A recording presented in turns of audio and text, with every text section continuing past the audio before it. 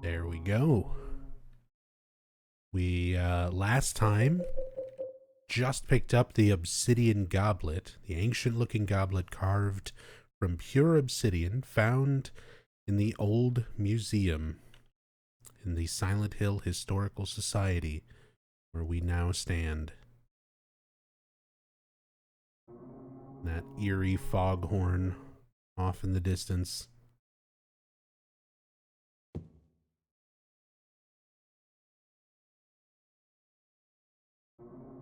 Mirage asks, do you believe Laura's a real person drawn into Silent Hill like Angela and Eddie? Or like Maria created there? She's real. The developers have said flat out, like Masahiro Ito has stated very bluntly. Angela, Eddie, Laura, James, they are all real people. They are not aspects of James or manifestations. Maria is the only manifested person. At least that's confirmed. So, Laura also was not drawn there. Ito confirms that she's not drawn there. She hasn't killed anybody. She doesn't see anything wrong with the town. People don't have to be drawn to the town. It is a physical location. You can just go there. You can literally just visit it, and people do. Laura, she read a letter from Mary, one that was stolen, and she misinterpreted Mary saying that she's going far away to a quiet, beautiful place. Laura, being a little kid, thought that she was talking about her favorite vacation spot, not heaven. She thought she was talking about Silent Hill, so she went there to look for Mary. She's a naive little child. But she's real. And she was not called here.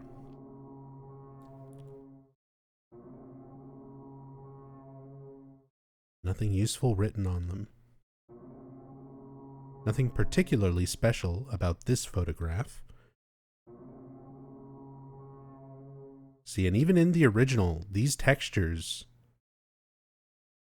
are here, but not in this good of quality as in the enhanced edition. And you definitely don't really get to see them this straight on as we do with the camera mod.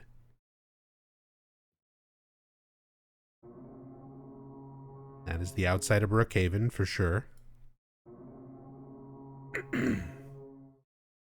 A photo is hanging here. Brookhaven Hospital, 1880.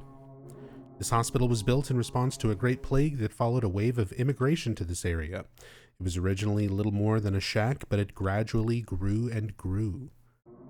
It's mentioned in, I think it's a Rosewater Park.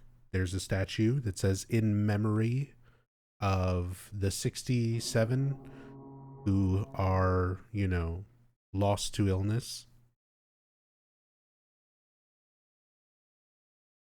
And then we have this, the hospital being built in response to a great plague, where these potentially people lost before the hospital was there to start intervening, staving off those losses.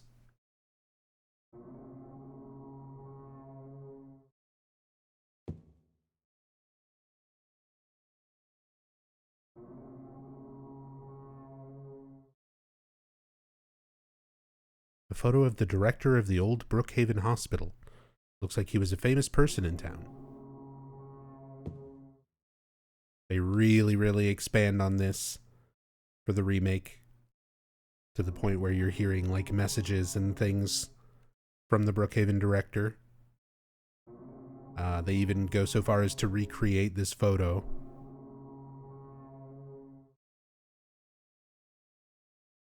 You don't remember this one, Kabi-sama? Yeah. No, that was not added for the remake. This guy, the Brookhaven director, this painting of him is here in the original.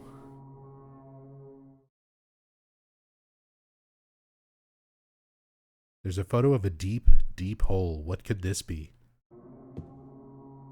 reference this same room, recreate this room very faithfully for the remake.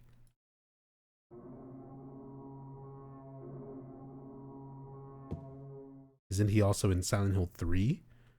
The director, the Brookhaven director? I mean, there's various different hospital directors. I don't know if it's the same old one, this particular one, because we don't really get names and faces to make that connection.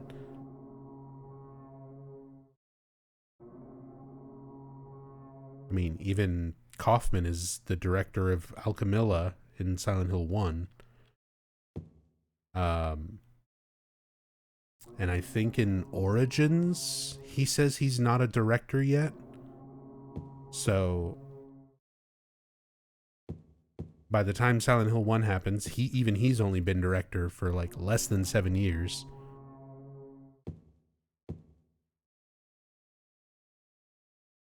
Not that Origins is really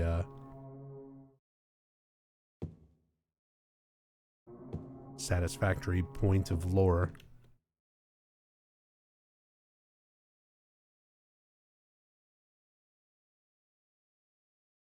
You can almost read the words and names and stuff on that, like Sarah L. J. But it's the same texture cut in half and flipped horizontally. It's just the L backwards. It's Sarah. I think it says Sarah backwards.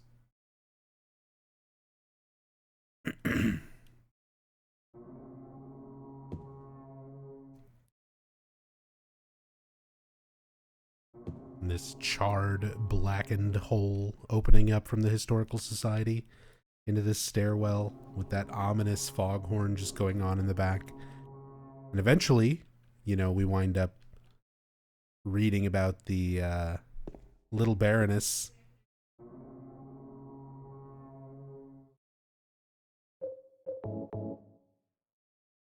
Get a little bit more meaning to that foghorn.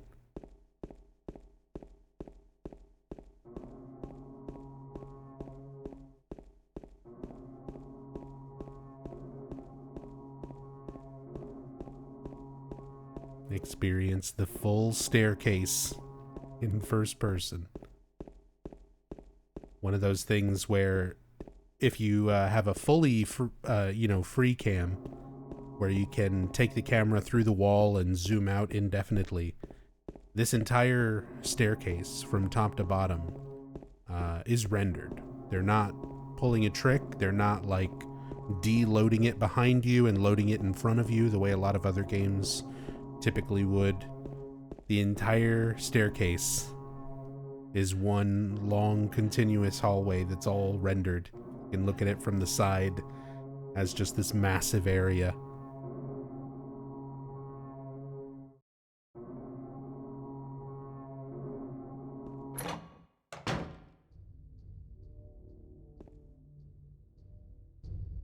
Some kind of document is lying here.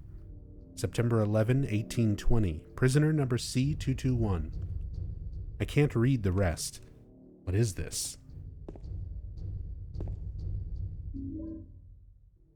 First aid kit.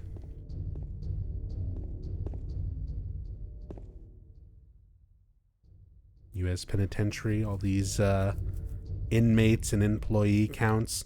All of this stuff, again, was recreated. All of that was recreated for the remake.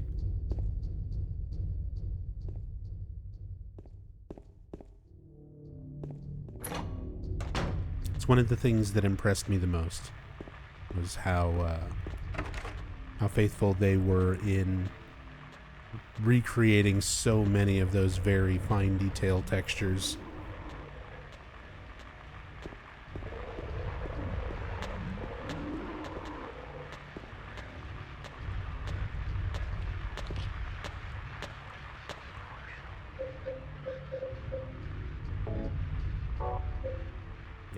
I was going to say, I know we've got plenty of all ammo. so funny how the camera perspective moves, because when James aims the shotgun, he sort of squats down. It's very funny to see the camera has to, like, first person move with him when he readies the shotgun. Here we go. I actually had someone message me and ask about this one specifically. So for those who missed it, as soon as you come through the stairwell and first enter into the prison, wrap around this way, first door on the right. This room right here is where you can find these images. Obviously, being in first person, we get a nice close look at them.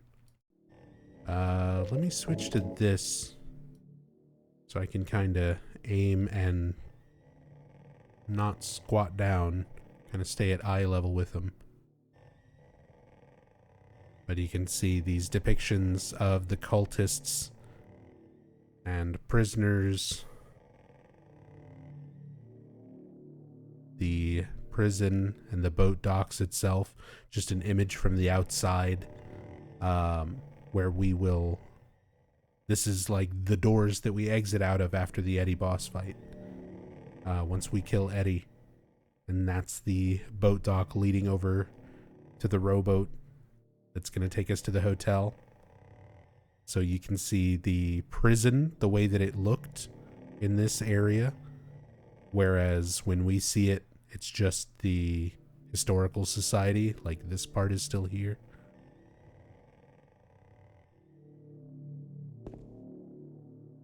So is the prison rooted in reality? The prison itself is rooted in reality. It's part of the history of the town. It was a penal colony that was eventually grown into a full-on prison, that was in this spot, like where the historical society actually is, but all of that was so long ago by the time all of the current town came to be that none of this realistically should exist. This is kind of, to me, I sort of equate this area, the prison and the labyrinth, very much to be like nowhere of this game. In Silent Hill 1, the last area, it's referred to as nowhere, where it's just kind of a labyrinth and a mashup of the hospital and Midwich and like all of these locations, like everything that's important to Alessa, all these locations sort of mashed up and combined. That's sort of how I see the prison and the labyrinth, where it's based on real world things that existed at some point, but it's just taking bits and pieces of these locations, random hallways, random ladders, random sewers, random prison pieces, like all of this stuff that's just sort of here, and rearranging it for James to go through. But yeah, just like nowhere in Silent Hill 1, it's a very illogical, like nonsensical type of place. It doesn't make any sense the way that it physically exists. But I like that stuff. I like the really bizarre aspects. The painting is hanging here. Crimson and white banquet for the gods. So it's also a little bit of a hint for the Rebirth items. The crimson ceremony and the white chrism. But this is also where we get Pyramid Head from. This is the origin of that. Pyramid Head was based on these executioners of the cult's history in the town's past that wore these pointed hoods with these flat fronts. Very, very pyramid-like. And that image is why Pyramid Head sort of takes on, part of the reason why he takes on that image, that form.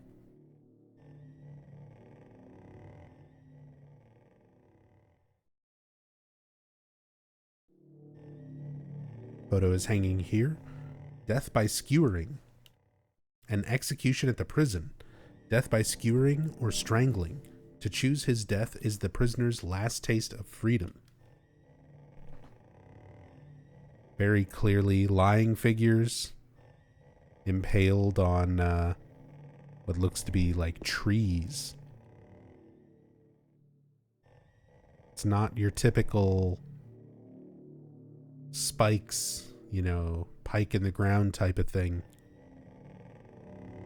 It's almost like stuck up on tree branches. Photo is hanging here. Toluca prison camp. Built during the Civil War, later became Toluca prison. So a little history there. Was originally just that prison camp. Grew into the full-on Toluca prison. But that was during the Civil War.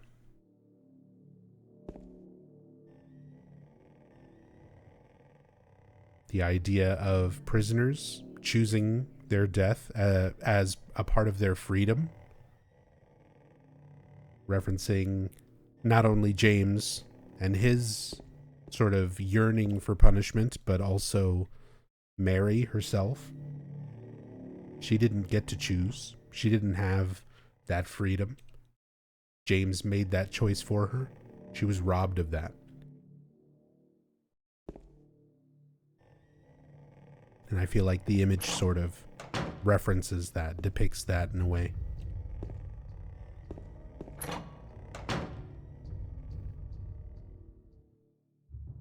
Same room that we saw in the painting when we first entered the Historical Society, the deep, deep hole.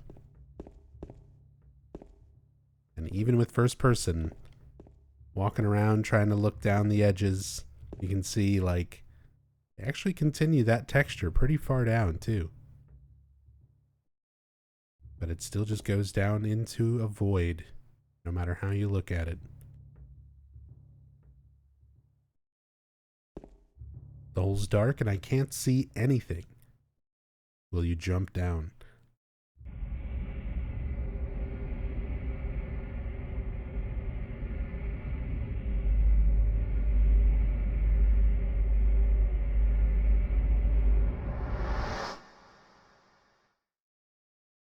They really, really emphasize these parts in the remake.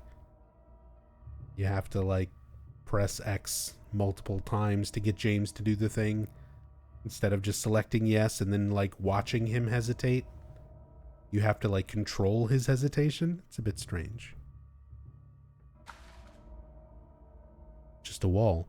It would be impossible to climb this. Just a wall. Impossible to climb this. Wall. Impossible. Wall. Impossible. Impossible wall. Wall's impossible. Be impossible. Climb this wall. It would be impossible to do that. Climbing the wall, I mean. Huh. This is different. Just this spot here feels different than the rest of the wall. I wonder if I could somehow break it.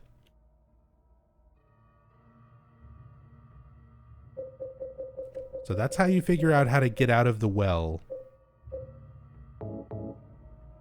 in the original game.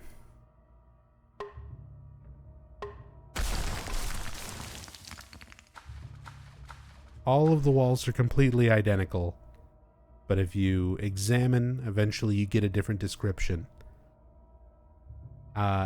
In the remake, they just put fake ones.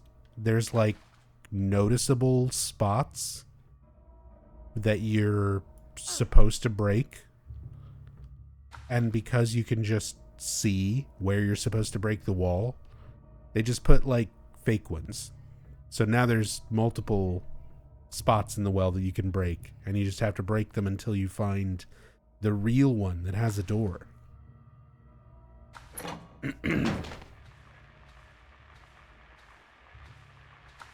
Sorry, my voice has been really, really struggling lately. I apologize for all the poor vocal quality, coughing and cleared and all that.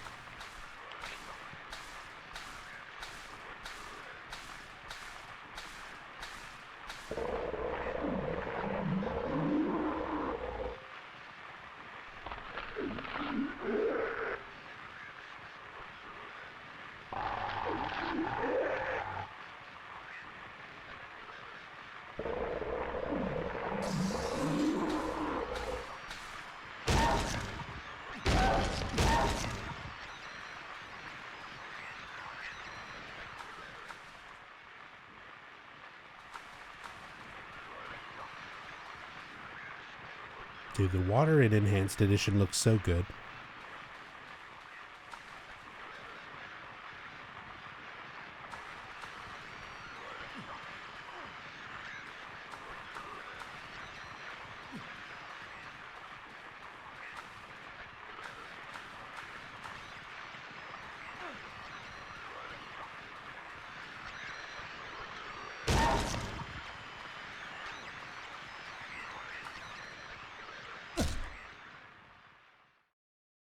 Got him.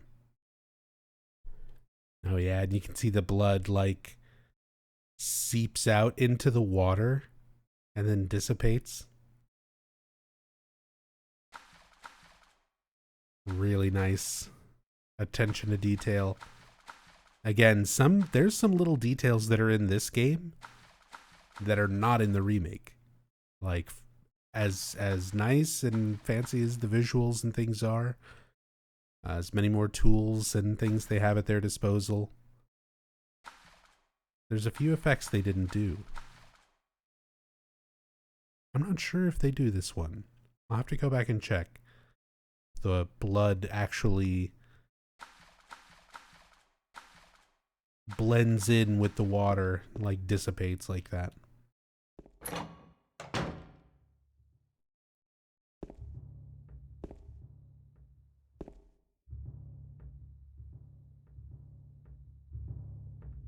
Love this area. It's so cool seeing it in first person. So trippy. So that way, if I look up in first person, you can see the way this is supposed to be oriented. Like, it should be this way. There's the doors. There's the floor. There's the light. But you see, that's where I just walked in from.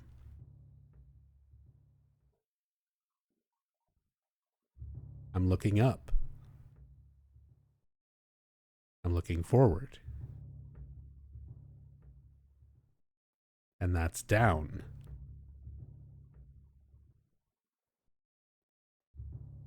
Again, you can see the doors on either side. So that's a hallway. There's the light that's on the ceiling. We're walking up to the ceiling.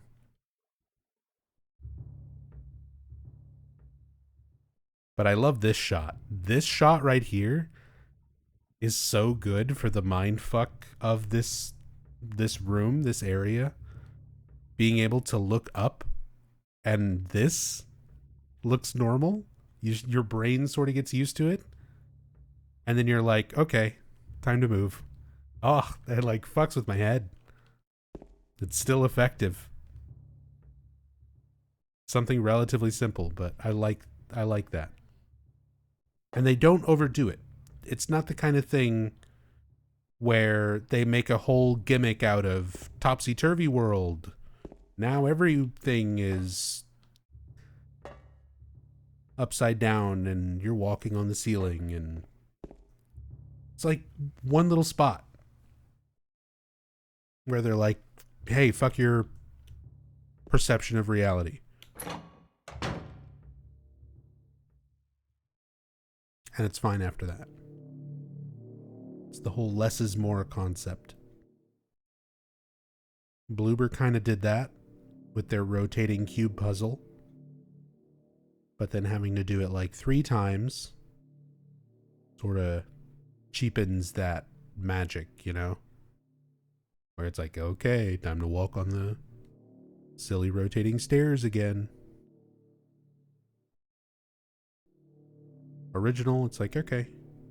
It's just a set piece. Something that a lot of people don't even notice. I see so many people play this game for the first time, get to that hallway, that room, and open it up and just move on like nothing and not even realize the perspective being completely topsy-turvy.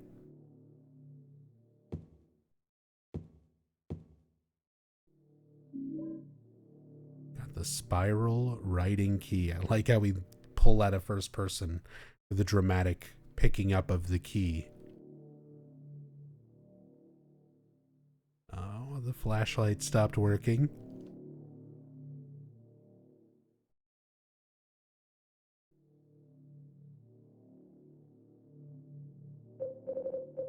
I'm pretty sure the description changes. Is this thing out of batteries? It won't light up when I press the switch.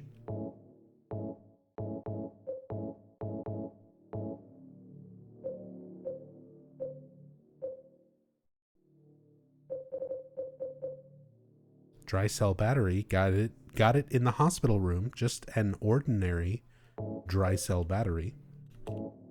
Looks like it's the same type of battery that the flashlight uses. I can read. Goodly.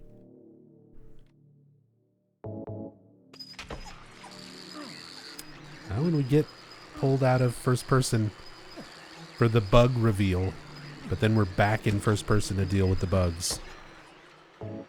That's okay. We have the best thing for bugs, the hyper spray.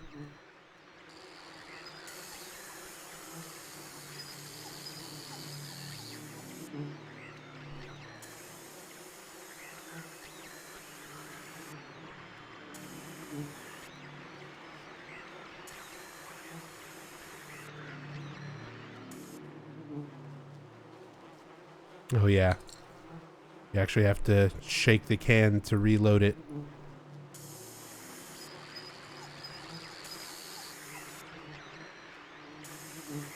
So this is the weakest possible hyper spray, where even the creepers just get stunned.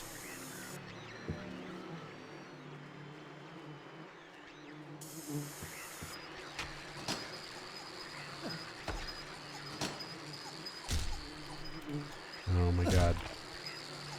First person. I'm trying. There it is. Okay. So, 235. This code, it's random every single time you play the game. And it's just going to be either 2 numbers or 3 numbers that are worn off. And you just have to keep trying combinations of those 3. Let's try 5, 2, 3. Damn. 5, 3, 2. First try. First try every time. Can you kill the ones on the walls, or are they kind of just decoration? I mean, they're just kind of decoration. New ones will keep spawning out of the walls if you keep killing them. If you have the green hyperspray where you're killing them like instantly, you can actually see like a big train of them form as they're spawning out of the walls. But the ones that are just like one big moving texture, those you can never get rid of. That was pretty much the remake experience, trying to interact with things. No, they redid this part pretty faithfully, like in remake.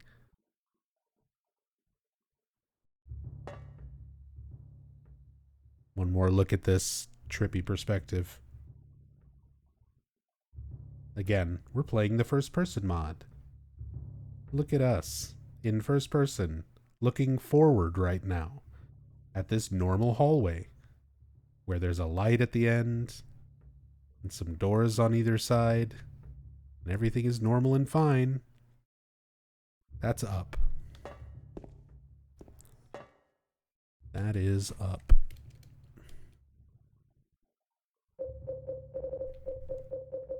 Spiral writing key. Key with a slim 3-inch long cylinder attached. The cylinder is engraved with spiral writing. It says, "'Tis doubt which leadeth thee to purgatory," and they recreated this key right down to this spiral design for the remake very well.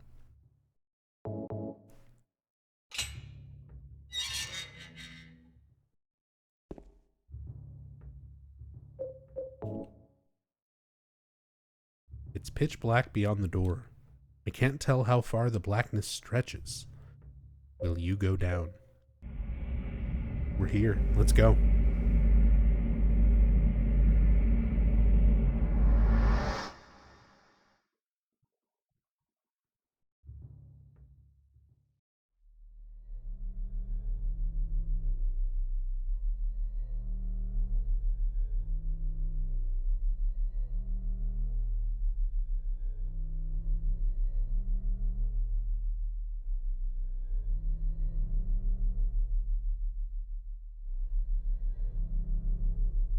Killing a person ain't no big deal.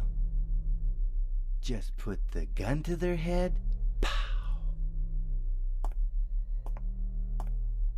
You killed him? But it wasn't my fault. He made me do it. Calm down, Eddie. Tell me what happened. That guy, he had it coming. I didn't do anything. He just came after me. Besides, he was making fun of me with his eyes, like that other one. Just for that, you killed him? What do you mean, just for that? Eddie, you can't just kill someone because of the way they looked at you. Oh yeah? Why not? Till now I always let people walk all over me. Just like that stupid dog. He had it coming too. Eddie. I was just joking, James. He was dead when I got here, honest. Anyway, I gotta run. You're going out there alone? Yeah. Eddie!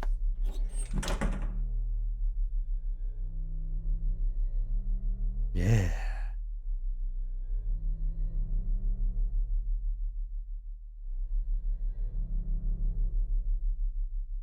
Again, I still love the original performances. Don't get me wrong, the remake did this scene very well, but there's certain things about these original performances too. I know they're not as professional, as polished, but there is some genuinely creepy stuff behind Eddie's voice. It's not just silly sounding. And again, it's so hard to paint a picture for people who weren't really there. If you weren't a horror fan leading up to 2001, where your standard for like scary villain in horror game, you know, here's the bad guy. They weren't really portrayed the way Eddie was portrayed. It was like Wesker, you know. Something more, I guess, obvious. Remake still does that very well, though. They make you kind of feel Eddie more as a person first. I like the way they slowly build on that, and they add in some little cues to show like Eddie turning against James early on. But anyway, it's a corpse. The body is marked with bullet holes. It's specifically a corpse that is not James. There are many, many corpses in this game, most of which belong, or not belong to, but resemble James. Manifestations from the town. James is here to kill himself. It was his reason for coming to the town, but he was afraid to do it. He's unsure of himself. He doesn't want to confront that side of him, to think about death, not only for his own sake, but also to not be reminded of Mary. So seeing that corpse of him resembling himself over and over, That's the town projecting that aspect of his subconscious. Here, this is where we start seeing those glimpses of Eddie's Otherworld. Things that are not here just for James.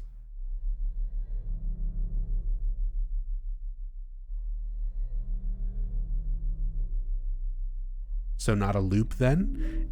No, and it's funny because, again, the loop theory, it's not a new thing with the remake. That was what a lot of fans back in the early, first few years after Silent Hill 2 released, that was a very common fan theory about those corpses, was that they're all James' previous attempts trying to get through the town's trials. He would die, the town just brings him back and wouldn't let him escape. But developers themselves sort of painted a more clear picture of their intentions. Things like the Lost Memories Silent Hill Chronicle and developer commentary made more clear the idea of manifestations, nightmares, subconscious elements being projected and manifested into reality, not just dreams, not just hallucinations, not just and not just James looping like a video game character with unlimited lives, but a specific reason for seeing these corpses around was painted by the developers. So the idea of loop theory, it's not unique. It's not a new thing with the remake. It was part of one of those theories with the original as well. But yeah, that's the thing. The idea of Silent Hill being a purgatory and doing that whole thing was sort of debunked by the original developers. That was not their intention. It was not meant to be a purgatory or a hell where people can't escape and it just keeps bringing them back over and over. Like resurrecting people, bringing people back like Alessa, that is supposed to be something extremely rare, exceptionally unique. That is not the normal thing, even within the town's capabilities.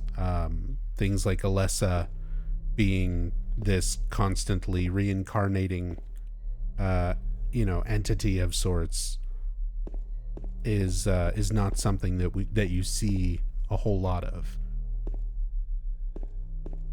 A lot of people mistakenly sort of take that idea of purgatory as a theory from this game and then ran with it because it was also a commonly accepted theory among developers for the Western games after Team Silent was disbanded.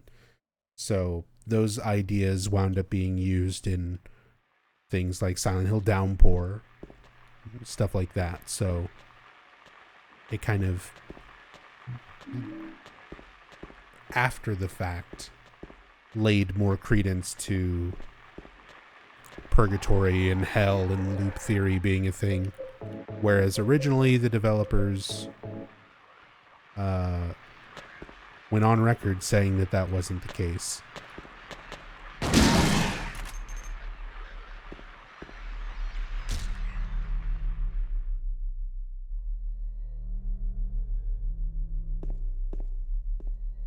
Personally, the only part of the loop theory that I believe would be the Maria ending.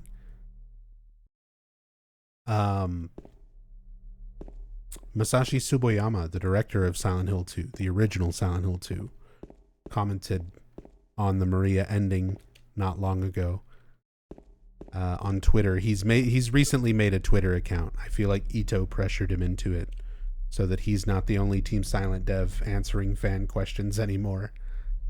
But Tsuboyama on Twitter said that he believes Maria would continue to exist as long as there is still love, which some people thought was really sweet. I think that could be interpreted kind of sad in some ways, but That's what the director of this game said. Like, yeah, she's real. As long as love is real, then she's real. Like, okay. Sure. Kind of feel like that's a non-answer. And here's the thing, Jonathan. I'm totally fine with that. I'm 100% fine with developers giving us non-answers for certain things in this series. I'm okay with things being ambiguous. Hell, we've straight up gotten wrong answers and conflicting answers depending on certain devs and certain interpretations. And, how recent an interview is. Developers have said different things in some interviews that are like from 2003, 2004 compared to when they were interviewed again in 2019 or something. So, to a certain level, the devs themselves don't know and or don't remember. And even their intentions have likely sort of changed. Their reason for doing things is probably morphed somewhat. It's been justified differently for different reasons in their minds differently for 23 years. Like, imagine what you do for a living. Imagine if I asked you a very specific question of like how you felt and what your intentions were for a decision that you made that was basically to you at the time just kind of like another work day. And then 23 years later, like a little piece of your work that you contributed during that work day is like revered as part of this big achievement, you know? And people are like, what is it like? How did you come up with this? What does it mean? And I mean, clearly they watched tons of horror movies. They read both fiction and non-fiction and everything in between when it came to occult knowledge and books, and very well versed in various different religions, like super nerdy about horror and the occult and things in general. But at the same time, sometimes, some days, those nerds had to just like show up and do their job, make a sound or a texture or whatever, and so they can call it a day. And I don't doubt that there's a lot of passion and artistry that goes into all of it, considering how much detail there is, as we've been discovering in first person, more detail than the player would even normally see. So clearly there's a lot of work and effort and passion that goes into it, but I also feel like more fans need to come to the realization that not everything needs a direct answer. Not everything has a definitive answer, and some definitive answers are just non-existent. Like, the developers who made the choices for things to be that way literally don't remember. So they come up with new reasons and things over the years, and it's fine too. There's a certain sort of interest in that as well. Like, when I'm going through interviews and asking questions from devs and stuff, it's not just for necessarily direct information and accurate answers. It's just to get their perspective, how they remember things, even if they remember things incorrectly, because that in itself is interesting to me. I don't know. I'm kind of rambling and not discussing things about the prison in great detail I am stopping and looking at stuff, which is kind of the point.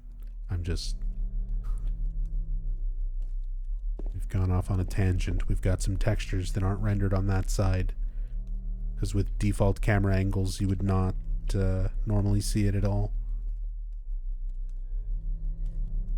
Blood-stained clothes here.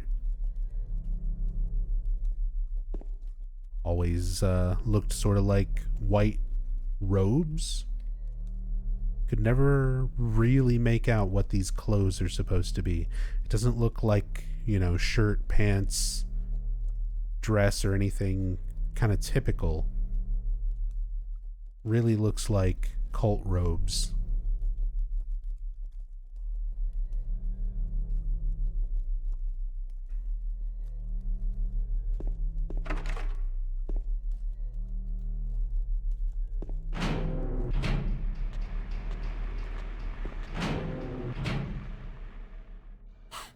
Developers like them still making passionate commentary and such on games and whatnot on Twitter is one part of why I really can't abandon the site until it literally becomes unusable, non-existent, and forces everyone to move elsewhere.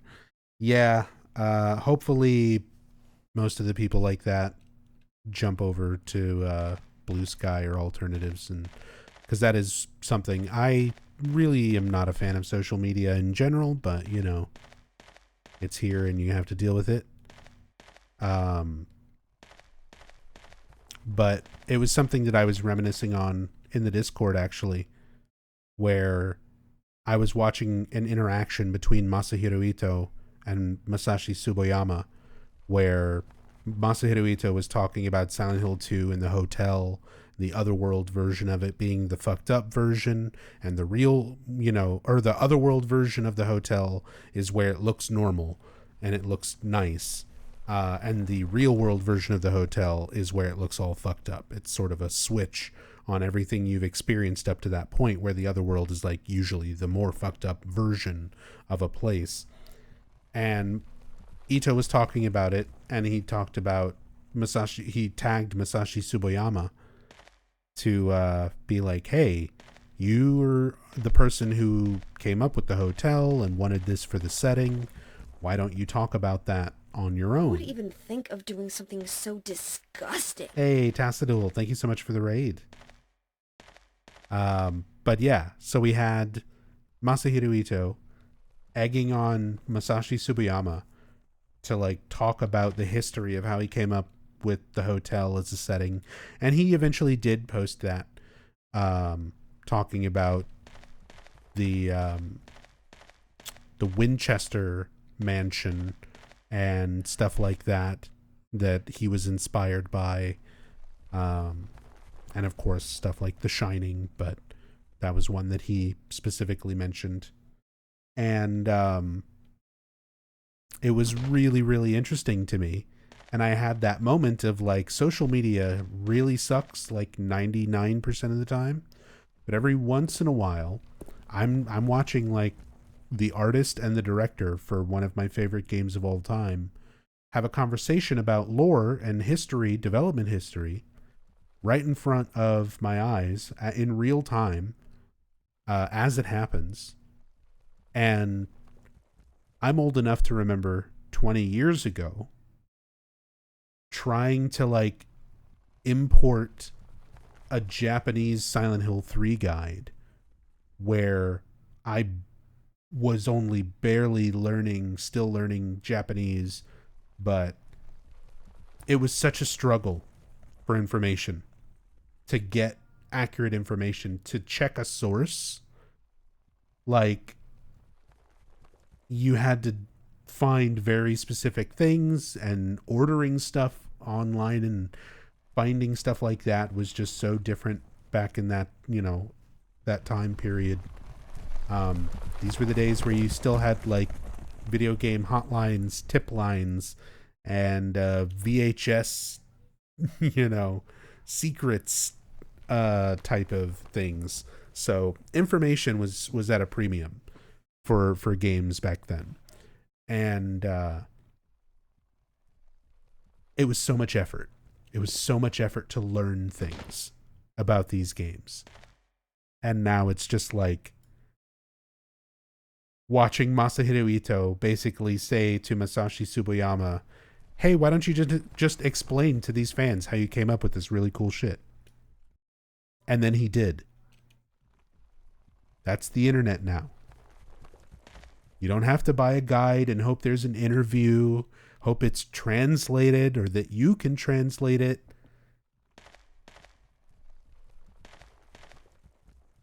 They just say it on Twitter. It's fucking amazing. Sorry. Hey Nub, did I miss anything cool? Me being old. Me reminiscing. Instead of playing the game. I give you blood to atone for the 3 sins is written on top of the engraving. Beneath the engraving are 3 square depressions. Yeah. Again, there's things like this in the remake where this is like such a big set piece with this whole thing in the remake. Sometimes less is more. Something is creepier about it being like the sound of the horse, the creepy, simple little gallows with the nooses, 3 ropes hanging from the scaffold.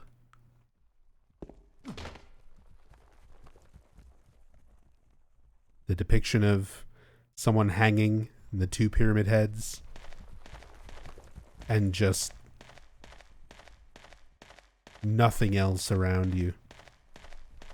Something is still really eerie about this in a different way than the big stage set piece in the remake.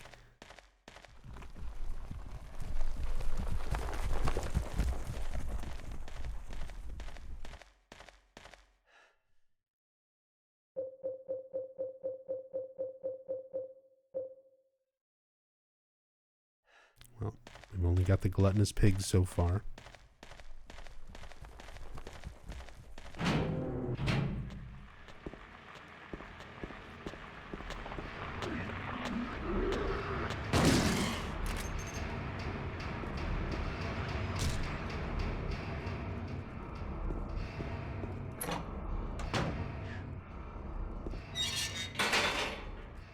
Yeah, first person we can see all the paintings, all the things in these cells a little bit more clearly.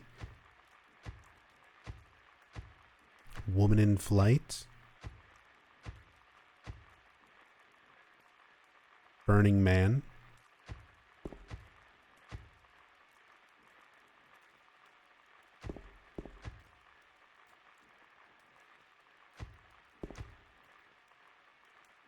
$436 people at a recital.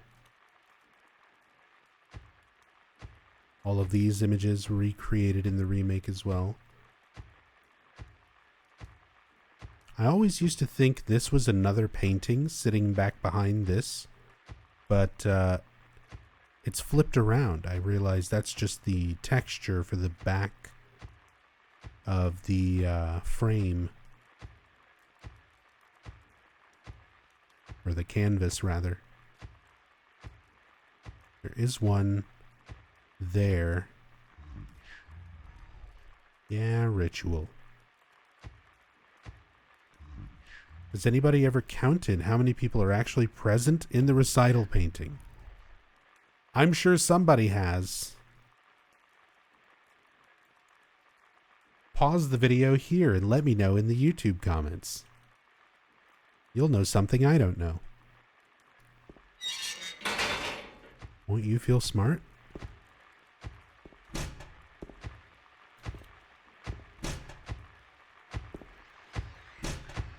Someone will sit there and count it for me now.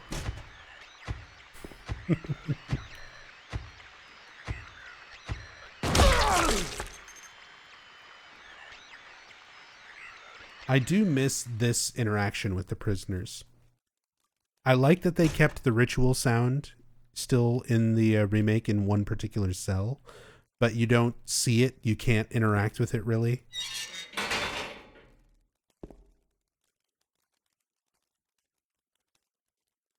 It's just kind of a sound effect. Little underwhelming.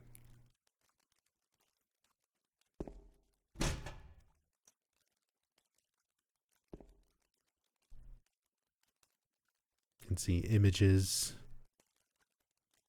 Jesus and the cross, all of that recreated in the remake as well. All the religious paintings and references, iconography. And according to the statue in Rosewater Park, Jennifer Carroll was described as being persecuted by the Christians. So we do see the cell with all of the cult stuff in it. Makes sense that we would also see the cells of Christian prisoners as well.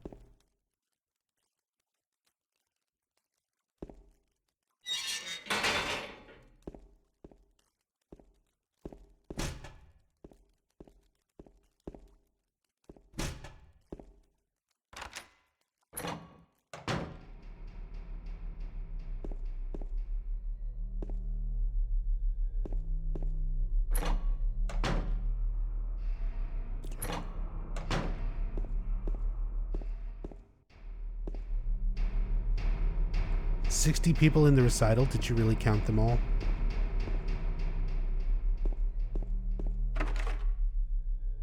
I honestly would have guessed way more than 60.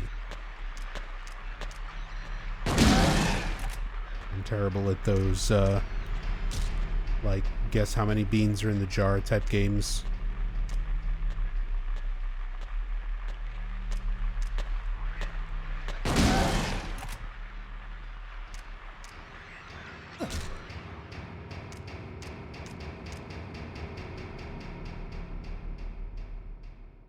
People hate on the prison section in Remake, but it was your favorite part. People hate on that section? I mean, I'm sure there's people who hate on every section of the Remake, so what am I saying? Got the Tablet of the Seductress.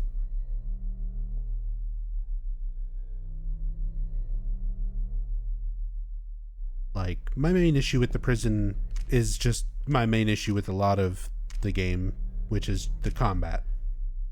There's a little too much of it. But otherwise, I thought it was okay.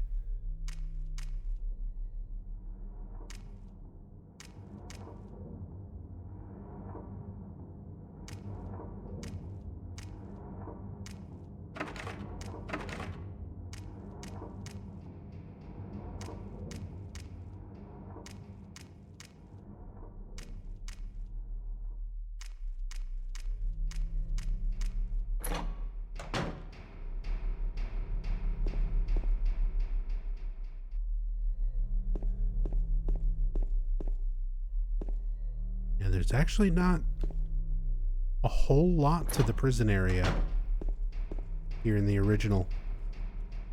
And they even sort of like emphasize this area in one of the little snippets of cutscene in the intro, where you see James holding Mary, like walking down one of these hallways. Stuff that is never seen anywhere else outside of that intro.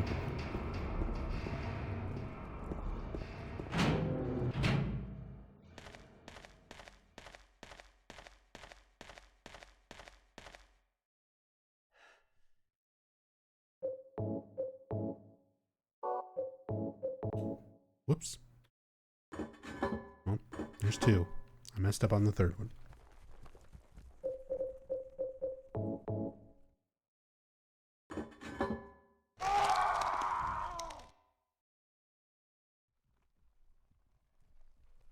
I give you blood to atone for the 3 sins. That scream.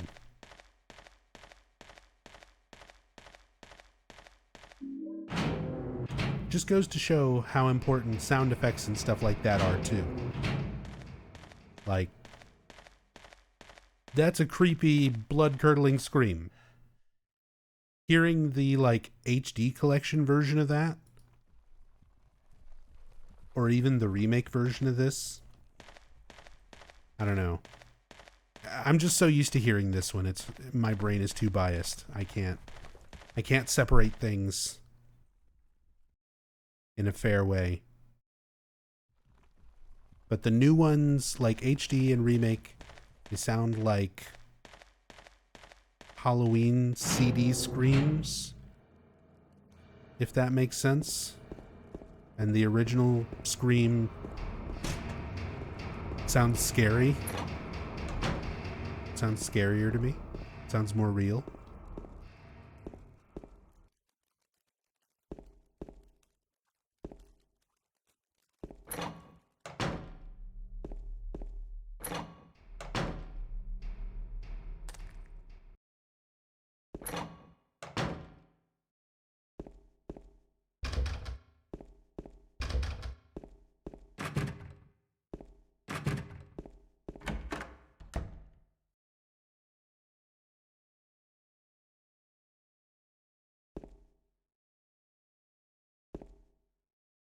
I love how the prison also goes from being very oppressive and loud, metallic banging, but then you get these quiet areas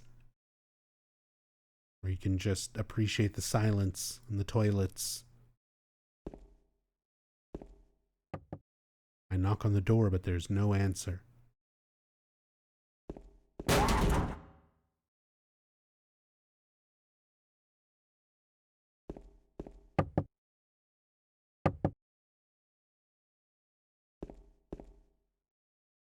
Yeah. Stuff like that scare there. It's recreated for the remake, but I don't know. Certain ways, certain things are emphasized. It's not bad, but it definitely doesn't hit the same. Now, whether you prefer one or the other just comes down to opinion.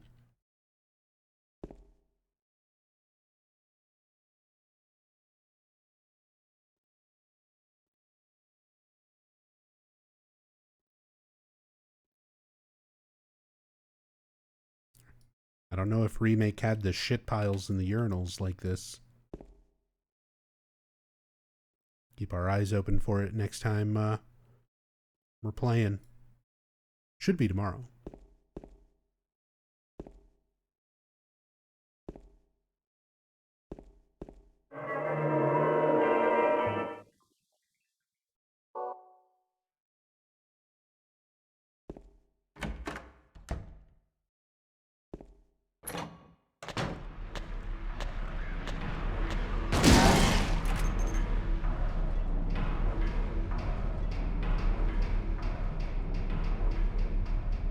Warden's office.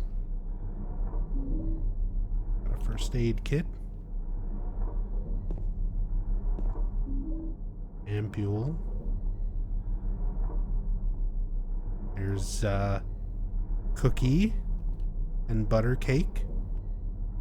A lot of people saw me like getting all excited when I see these kinds of things in the environment in the remake. Like, this is why. It's stuff that's all over Silent Hill 2 and 3.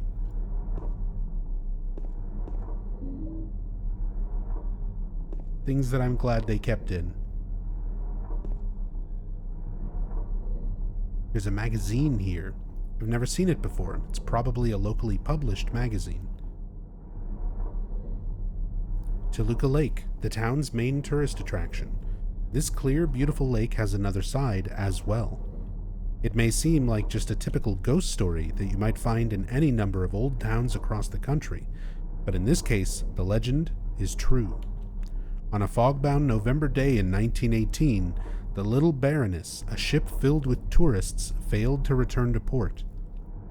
A newspaper article from back then simply says it most likely sunk for some reason. Despite an extensive police search, not a single fragment of the ship, nor any of the 14 bodies of passengers or crew, has ever been recovered to this day. In 1939, an even stranger incident occurred. There are many pages torn out. Many corpses rest at the bottom of this lake. Their bony hands reach up towards the boats that pass overhead. Perhaps they reach for their comrades. So that lore and that concept got expanded into the Silent Hill arcade game.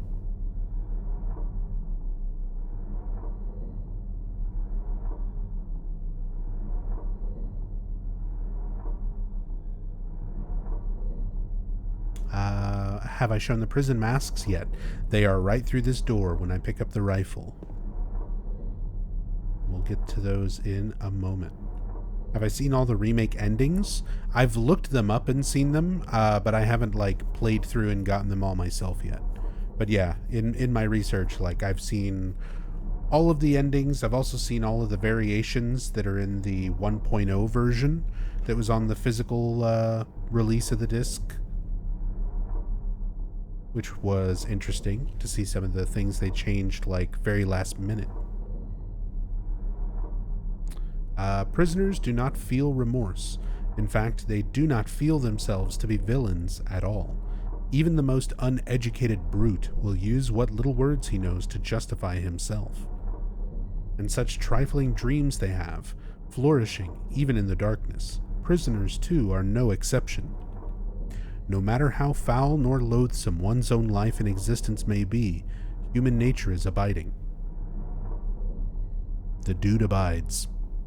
That is the very cold note from the warden. One of those that's very, very much changed. They sort of still do similar things in the remake, but yeah. Favorite new ending?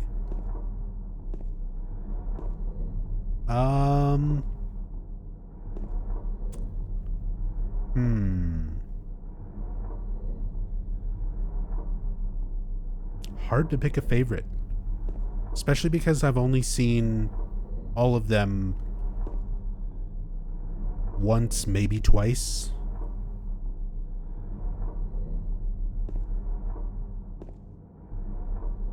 In Water is still nice. Like, I always appreciate that one just for what it represents.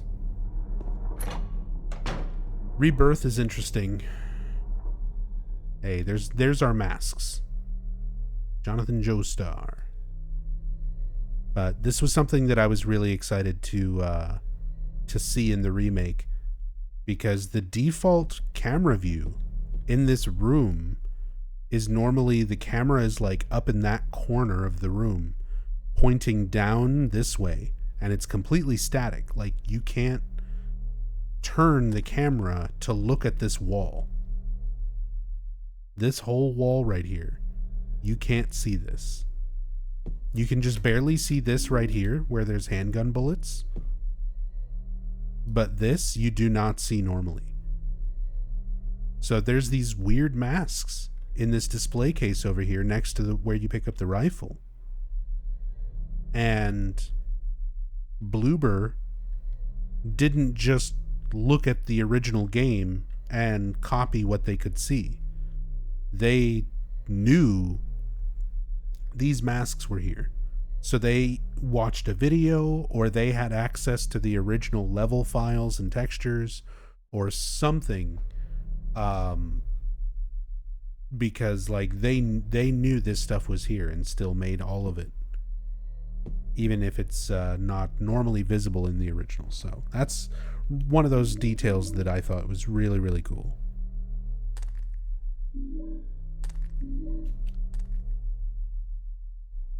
I also appreciate Bloober for making the rifle good.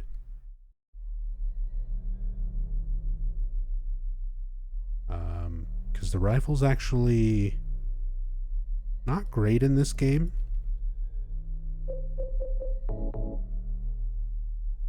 You're locked into place. You can't move while aiming it. And if you're too close to something, or if something walks too close to you, you see how the very tip of the rifle, where it is, and how it's kind of clipping into this shelf? If an enemy clips into the tip of the rifle like this, you can miss them. You can miss them point blank.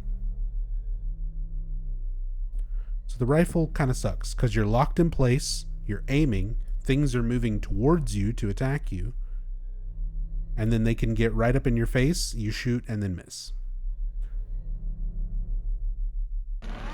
Remake, overhauled it, you can move with it. It's much better.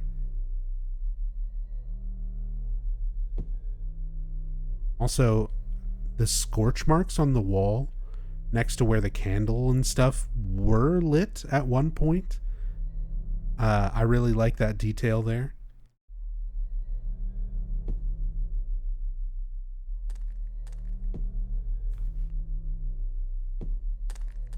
This is something that I noticed was lacking in the remake, actually. James's footsteps. You hear the change when you step onto the tile where there's glass. And you actually start hearing it crunch under his feet. There's a lot of parts in the remake where visually there's stuff on the ground that should be making a different footstep sound. And it's just like the normal one. Like I said, small nitpick type of stuff. But still, they're so careful with so many other details. It seems strange to overlook things like that. Nothing that ruins the experience for me or anything.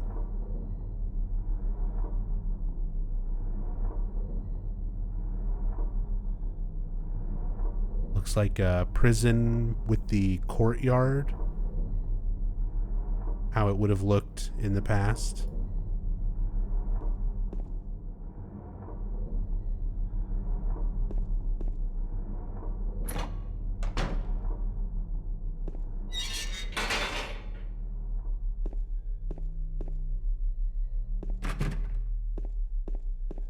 I will admit, I really liked the callback to this.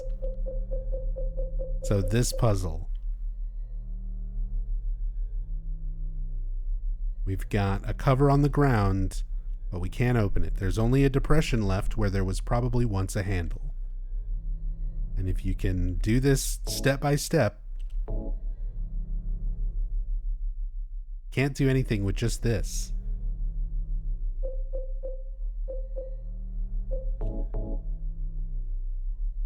If I want to put this wax into the hole, I'll have to melt it first.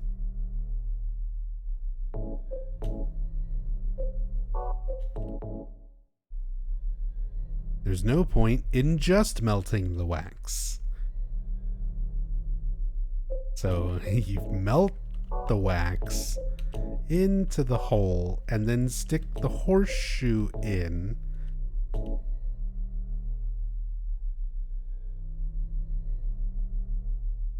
To make a handle. And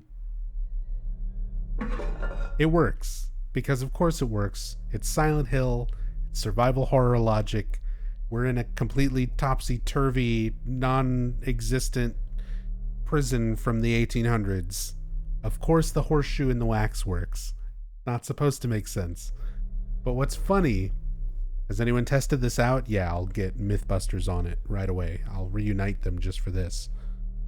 But like in the remake, they put the callback to this where you find the hatch on the ground and the horseshoe is just laying there with little puddles of wax everywhere. And it's like, yeah, this wouldn't fucking work. This would not work like this. The fact that they sort of referenced it in that way in the remake, I thought was really funny. How heavy do you think that trapdoor is? I mean, based on the sound and everything, I'm guessing it's heavy and rusted and probably doesn't open easily. It would be a lot of resistance. I think there would be a lot of pounds of resistance. Not just from the weight of the door, but also just... It's like rusted shut, like everything else.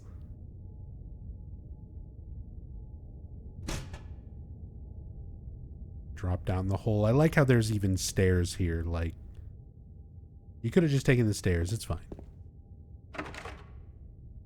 As I approach the door, I get a whiff of some rotten smell coming from inside.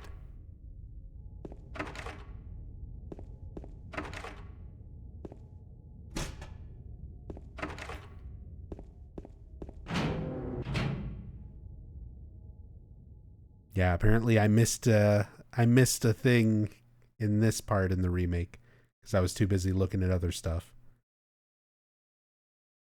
Did that just move, or was it only my imagination? In the original, in this game, nothing here moves. It is just your imagination.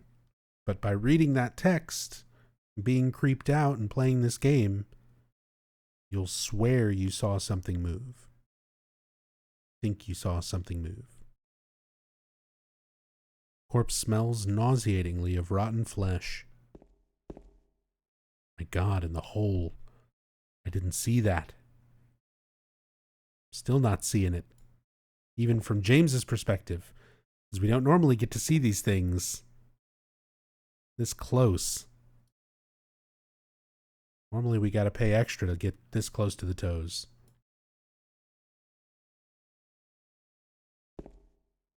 But first person mod.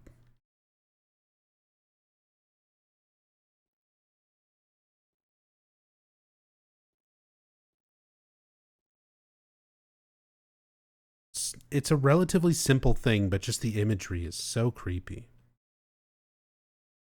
So effective. Even better in first person. Like, some of these things, it's crazy how effective they are in first person, even without the cinematic camera. Oh, look at that. The floor is mirrored onto the ceiling. You can see the stains from where the stretcher was wheeled over and that blood pool. Same as this.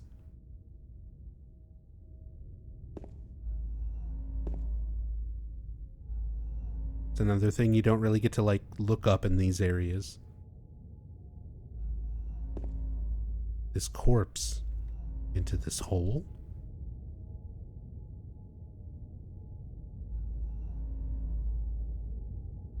There's a hole in the floor. I can't see the bottom. How far does this thing go?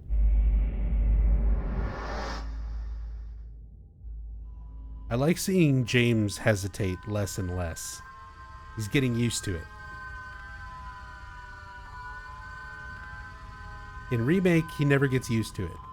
You gotta keep pressing the button like 3 times for everything.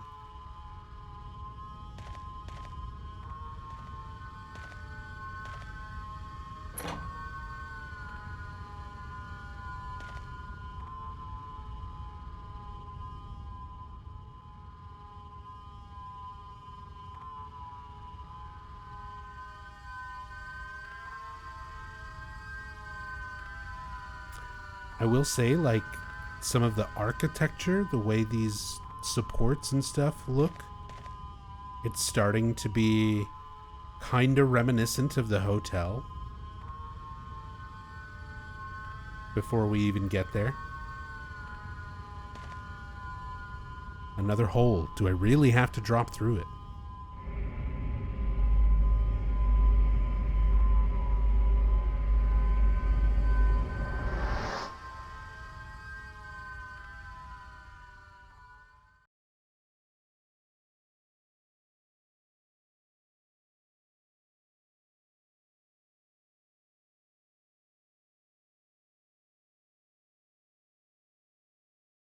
Look up just to see this pitch black void stretching out above us. Looks like the lock is broken. Can't open it.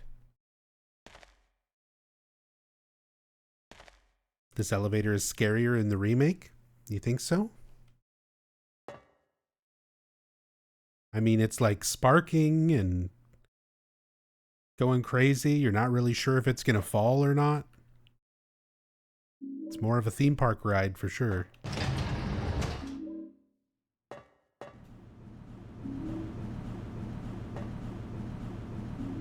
Again, I maybe it's because I'm just super biased and nostalgia and all of that, but I'm part of the less is more camp. I think it's creepy where it just sort of works uneventfully. It just takes a long time, longer than you'd expect.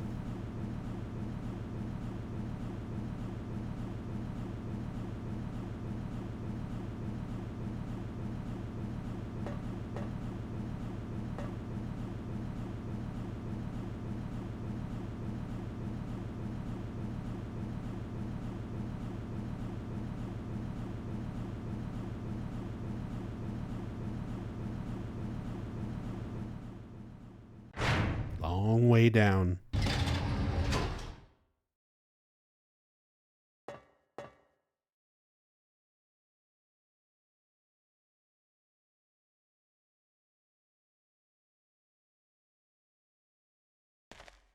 And just the start of this labyrinth area.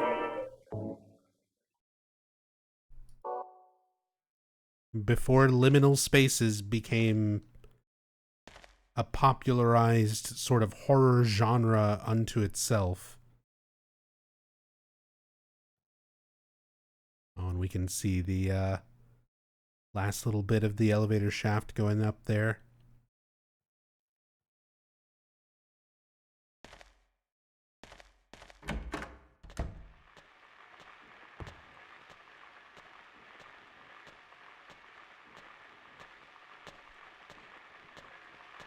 I can't get through here because of the wires stretched across the path. Yeah, my chainsaw definitely couldn't do it.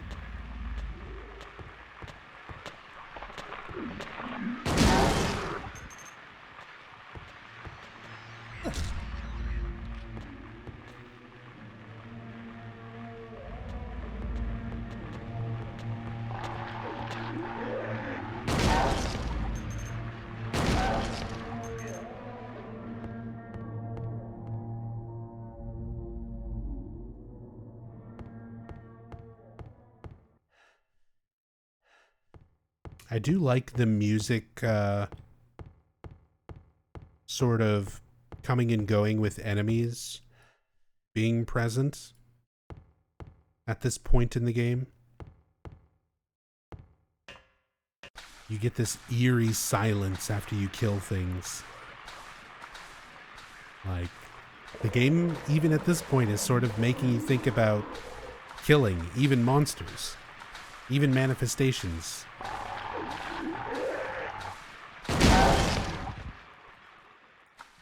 Remake, I will say, surprised me with how well they conveyed that at the end.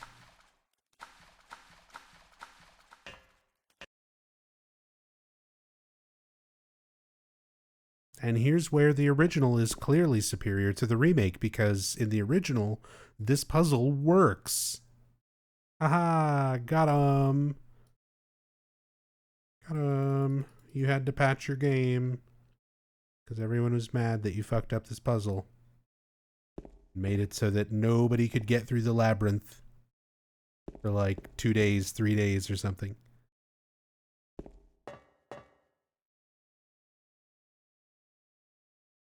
But yeah, same general concept for this in the remake, just expanded to be more confusing. Staircases and fake doorways and places where you can drop down, that you have to try to rotate and line up with other things in the environment, as opposed to just lining up the door here. Whoa, we can cheat if we use first person and look down in the doorway. We can see all the doors separate from the rest of the texture. Also, I love just the design of this puzzle.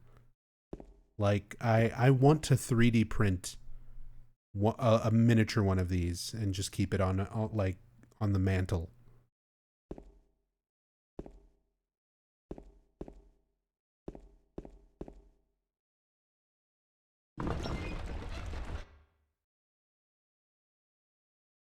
Oh, I can move the camera while I'm rotating the thing, so I can turn and look in the room while we rotate it. So I know how this works, but a lot of you guys might not have seen this.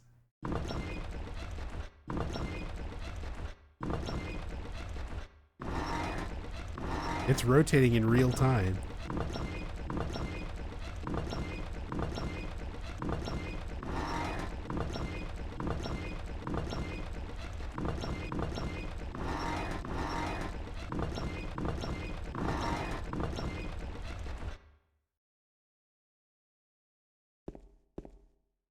It's bugged. We gotta wait for the patch. But yeah, just showing that as you rotate that, the entire room, even though it's not visible to the player normally, is rotating in real time as you move that, as you manipulate it. One of those really cool things with this puzzle that they didn't have to make it that way. But they did. They just made it work very practically.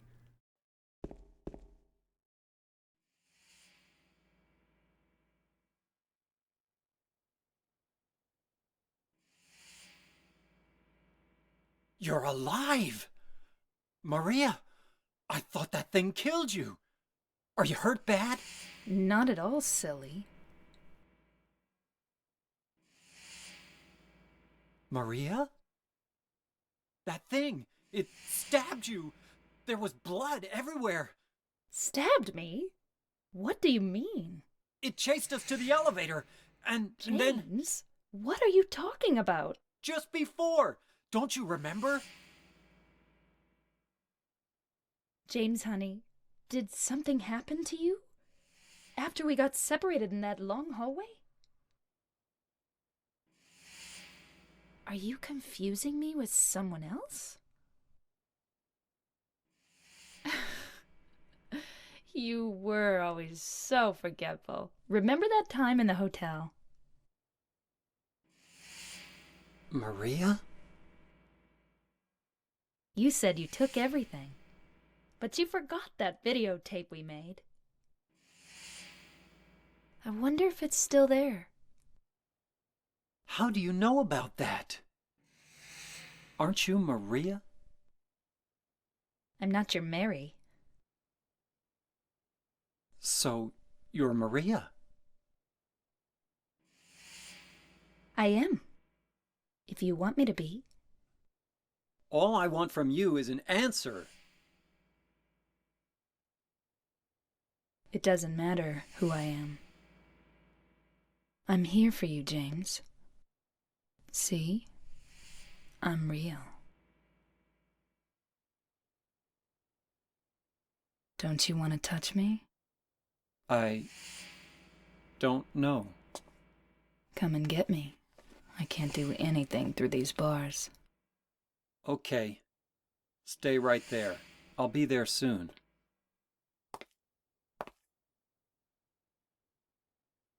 Whoa. Then it snaps up to the ceiling.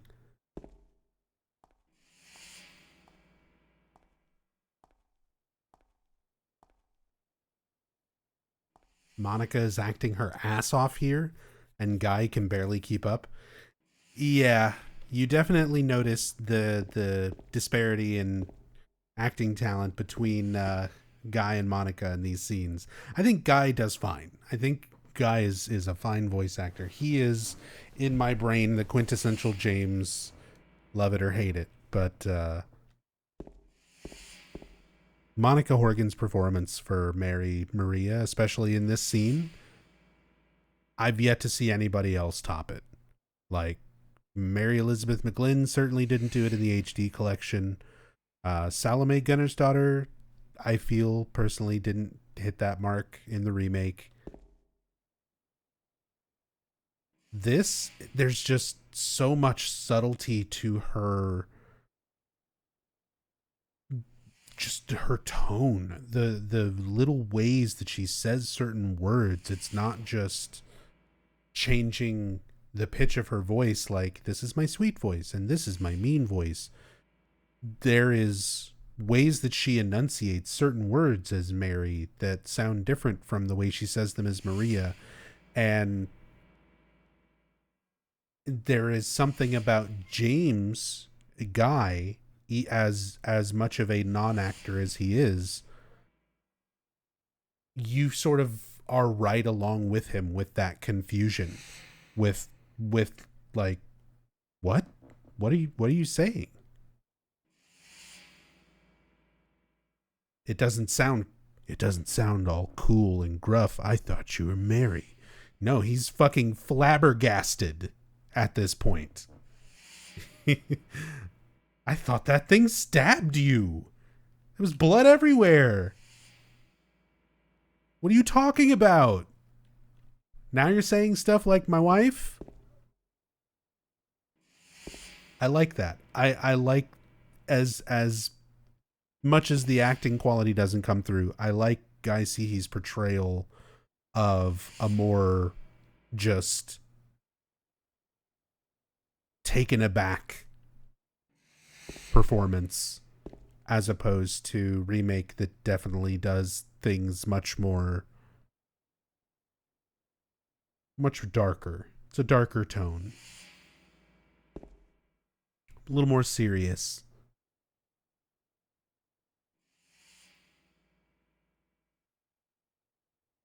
But even just stuff like this, when and where the player has control over these scenes being different, was really interesting to me. How much that changes the feeling of some of these interactions. Oh, you can see the rebar like poking out of the walls on this side, but not in there.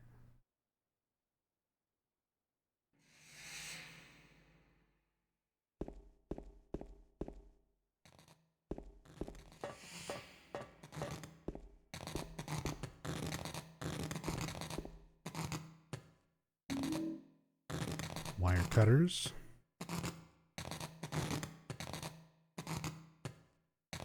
Little string of lights. And that electricity just buzzing with no other sound. Very David Lynch. David Lynch likes his electricity buzz and crackle as ambience.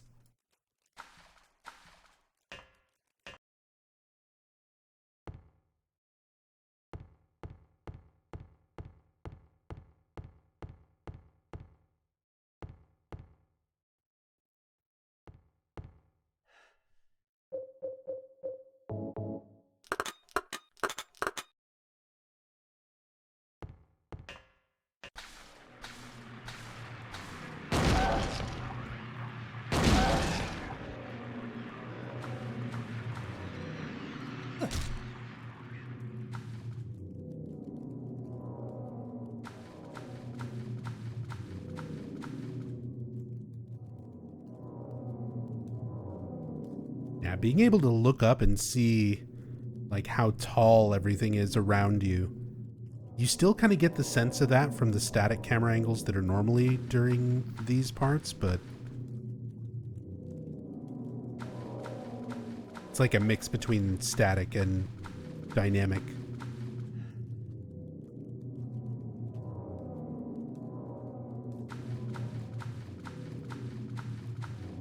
But being able to just kind of like stop and look really gives scale to everything.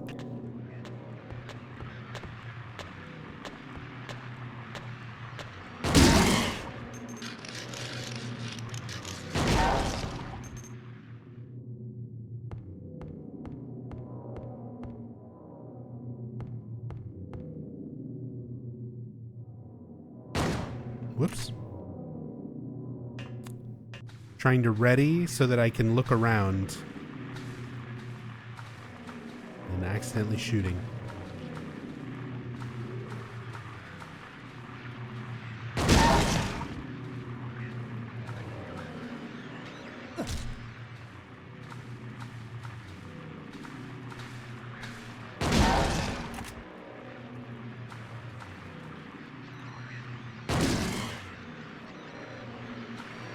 You got back up. Did they bring this ambient music back in the remake? I feel like I didn't hear it. I always found this track very creepy. I'm pretty sure they did.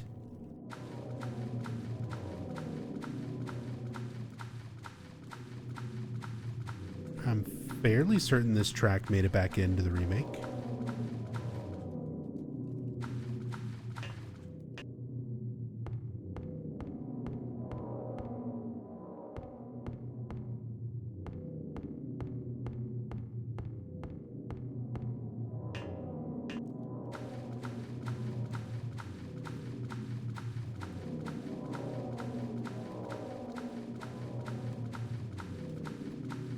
Might be deaf then. I mean, I could also just equally be misremembering.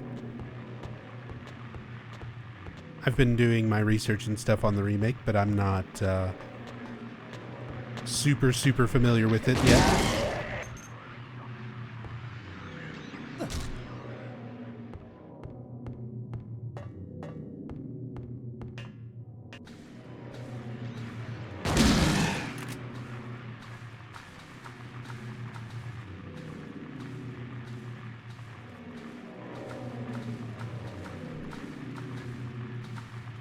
And honestly, I would say in a lot of the areas where the music was changed or different, a lot of the situations, they still managed to keep the correct, like, tone. Like, the feeling of each area still felt familiar, even if they were new music tracks or altered remixes.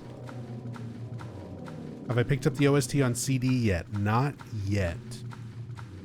Not yet. Hopefully can pick that up at some point. Hopefully they do a vinyl release as well. Rachel and I recently inherited a whole lot of vinyl, and we've also had a small collection of our own, but we never got a player after moving in to this house, so we finally got a new record player. I've been listening to the Silent Hill 4 soundtrack on vinyl, and there is definitely something to be said about having it just on and playing in the living room, hearing it throughout the house, all the little imperfections of a vinyl record, you know, the sort of little crackles and things. There's a newspaper on the ground. It's stained with something that looks like blood and is partially illegible.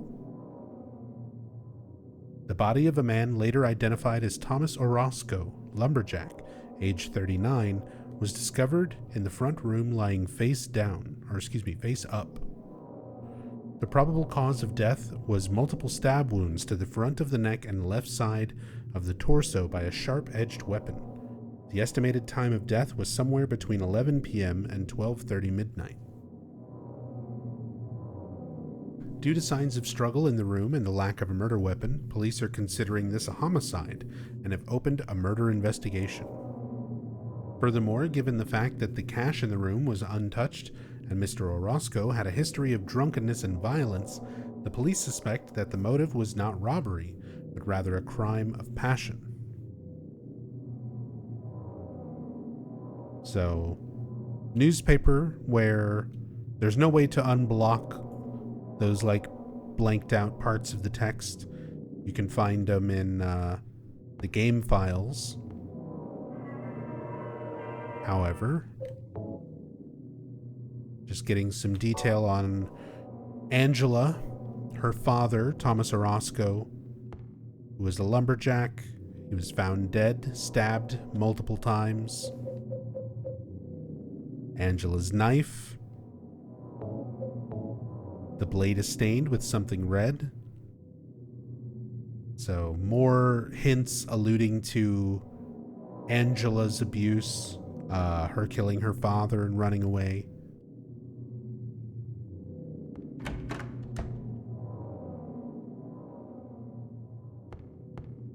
Newspapers are scattered all over the walls and floor. There seems to be nothing of interest, but this one has today's date. That's kind of strange. So I feel like the implication here is that the part of the newspaper that we just read about Thomas is part of this newspaper that is quote unquote dated today. So the idea that like Thomas's murder was relatively recent, where it's happened and it's been written about, it's been published in the local papers or whatever, but everything that happened with Angela and her father happened recently. The same way everything with James and Mary happened recently. And I feel like it's kind of something to corroborate that side of things. That's true, Rachel. We don't really... all we do here is just James saying this one has today's date. Do we really trust James to know accurately what day it is? That's a good point. Not really. Daddy, please don't!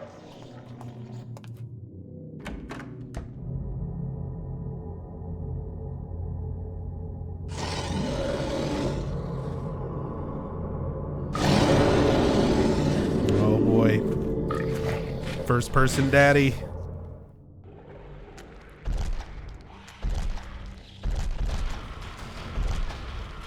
I mean, we gotta go inside the pouch. There it is. The abstract daddy.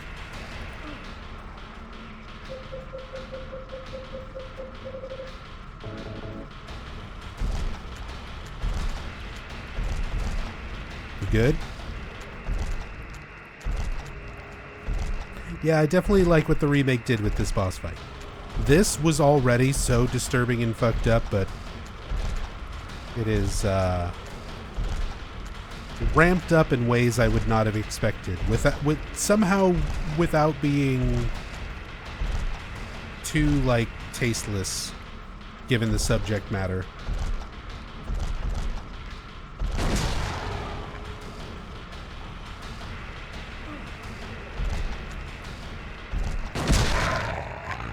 This boss was perfect. I wouldn't say perfect, but very good. Definitely handled way better than I would have expected Bloober to.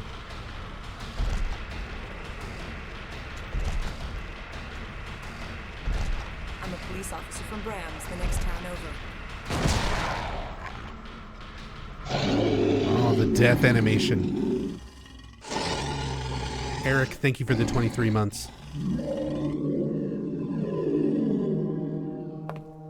Are you okay?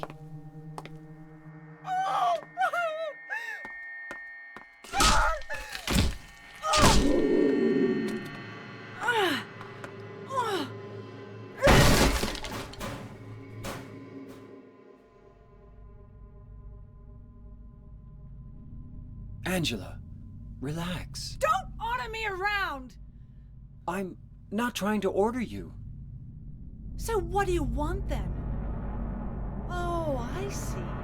You're trying to be nice to me, right? I know what you're up to. It's always the same. You're only after one thing. No, that's not true at all. You don't have to lie. Go ahead and say it. Or you could just force me. Beat me up like he always did. You only care about yourself anyway. You disgusting pig.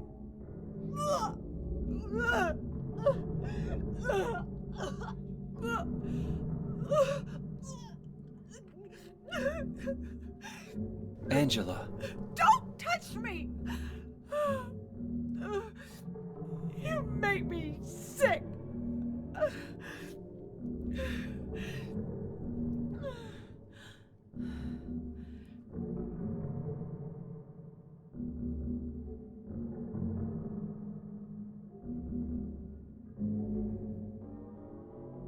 You said your wife Mary was dead, right?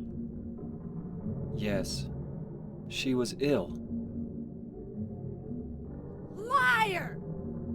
I know about you. You didn't want her around anymore. You probably found someone else.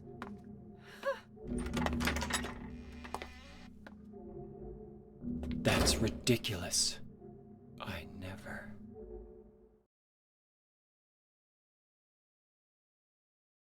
And then just trails off. It's interesting. I like that interaction with Angela so much. The way it sort of infers, like, the same way that James is finding notes and things that are relevant to Angela and Eddie and, like, the people around him. You can assume they are also finding little hints about James in their own realities and whatever they're experiencing.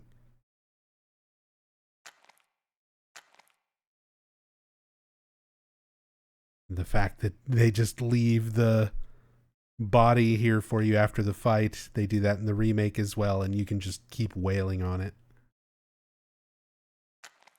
Yeah, much bigger, much bigger in the remake as well. But I still have, again, so much appreciation for this original depiction of this room.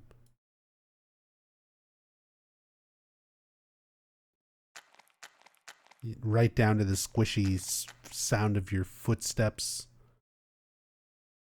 The way the pistons are not just flesh colored, they're also like red. They're like rubbed raw. Everything, it's more than just, you know, oh, like rotted flesh. It's more than that. It's more like scars, bruises.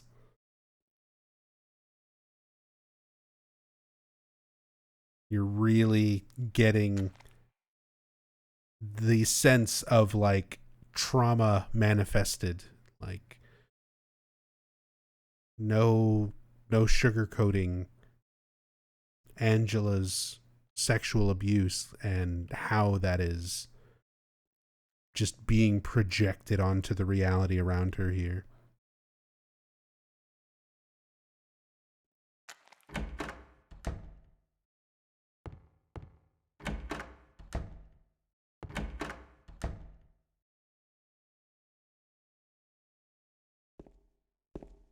And then we have the hanged prisoner puzzle,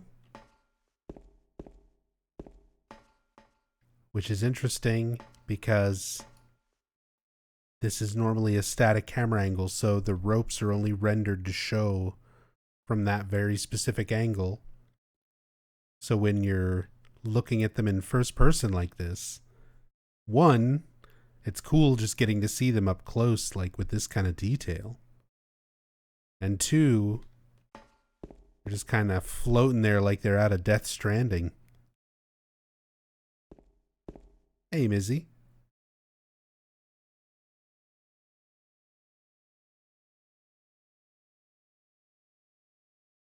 His face is covered with a piece of paper. There's something written on it. This man was hanged for the crime of thievery. Justice and revenge have been served. They also describe all the prisoners as men. Is it just me, or in first person do they seem very feminine in their shapes? They also kind of look like mandarins. In the coloration, the long extended arms.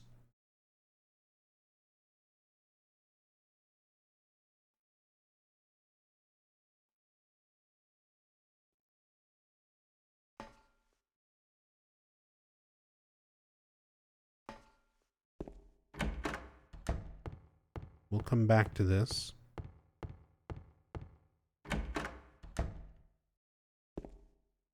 And here we've got the ropes.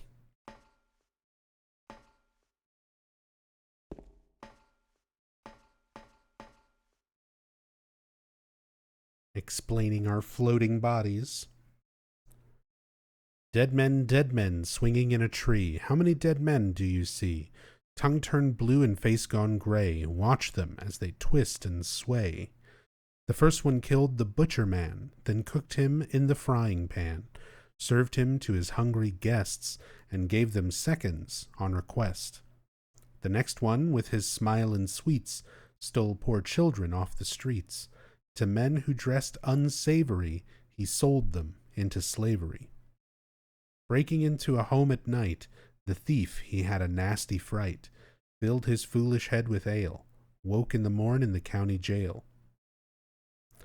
The artist, with his daunting skill, tried his hand at painting bills, but caught in rain he was undone when the ink he'd use did start to run. With promises of great return, taking gold he did not earn, bundled it up out of sight, quietly slipped off into the night. 3 houses into ashes burned. The sheriff, with no place to turn, did spy a stranger to his town, locked him up and beat him down. So out of all the stories, out of all the descriptions, the arsonist is the only one. This is on normal riddles. The arsonist is the only one who is not guilty of their crime. The sheriff had nowhere else to turn and locked up the stranger in town without evidence. Dead men, swinging in a tree. How many dead men do you see? 6 feet long and 6 men wide.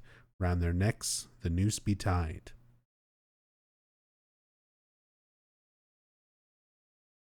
I feel like you'd read that in one of the Scary Stories books. It does feel very like young adult horror, grade school horror, rather. A Goosebumps book or a Scary Stories to tell in the dark. Dead men, swinging in a tree.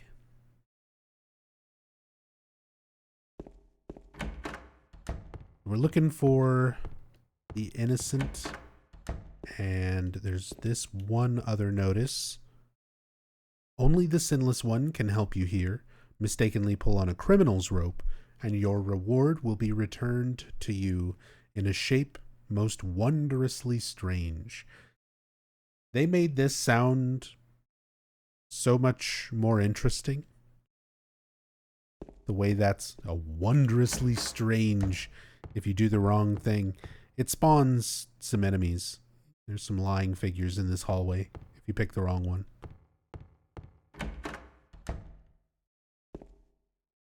How wondrously strange.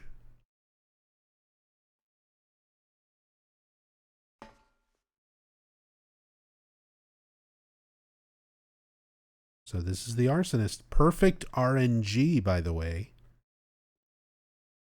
Back in the old days of speedrunning Silent Hill 2, now people can basically figure out the puzzle solutions from the very start of the game. Back then, before that method was discovered, we just had to guess and hope we were right to be as fast as possible. So you'd always want to pull the rope that's just the closest to the door. That was YOLO Blind Arsonist, because the game was typically run on normal difficulty back then, where the solution to this is the arsonist. So, little speedrunning history there as well. The old blind arsonist. 1 in 6? It's not exactly 1 in 6. It's not really random in that sense. Like, we've seen the charts. We can look at each seed and each possible orientation that the bodies can be in. And there are certain positions that are way more common than others. Like, this position is much more common than others. This position is much more common than others. This position is much more common than others. So like this one, and this one. If you run this game a ton of times, you'll see like much more than this or this. You'll see these other ones. So it seems like it's a 1 in 6, but it's kind of skewed to prefer certain spots.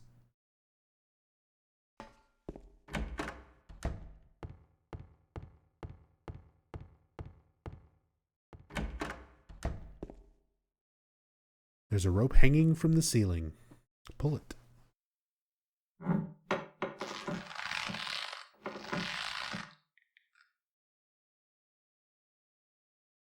And that view, like James is pulling it down for himself.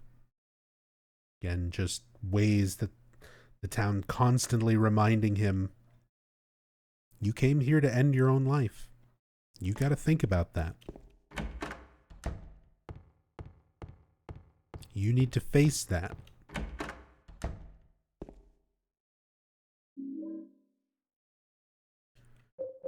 We get the key of the persecuted.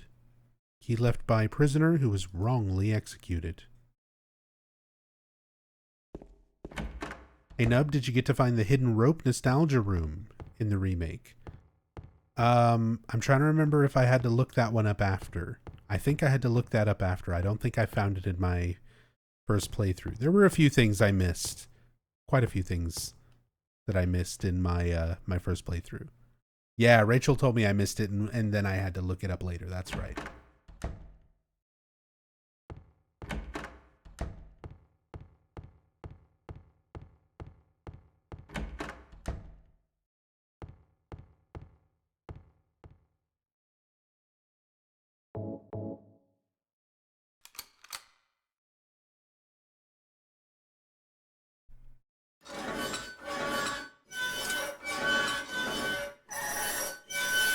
See, we don't have to mash the button. Make James turn the valve.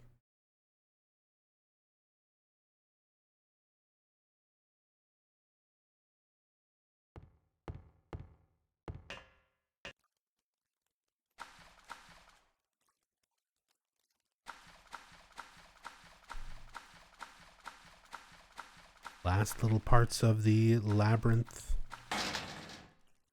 We have this door that's just mysteriously locked.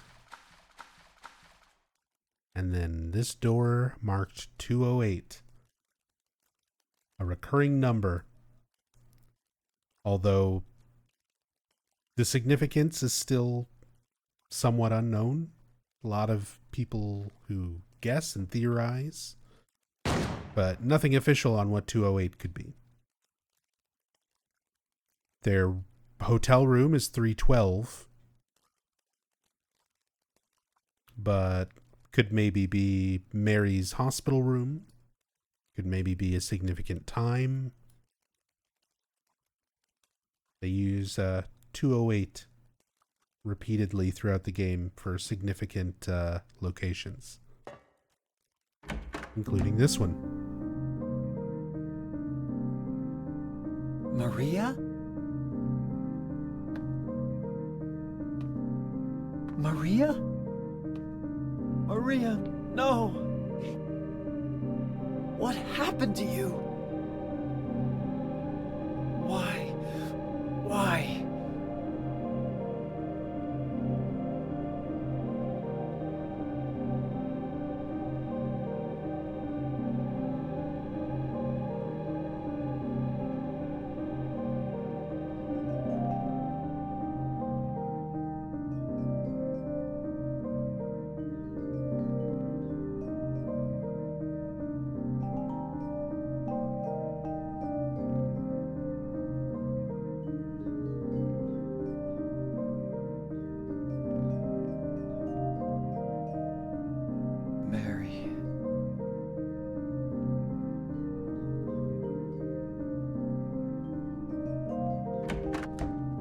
See, this was one thing that stood out to me very much in the remake.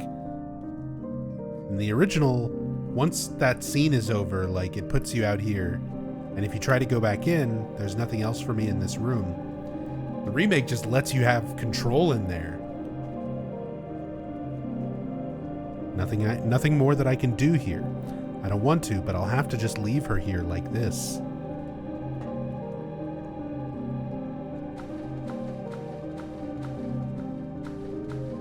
and trying to go back into that room. Both times, getting both dialogue choices there. Counts towards the Maria ending.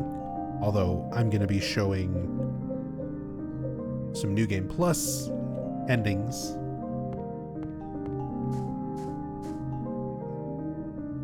So don't worry, I'll be showing multiple endings.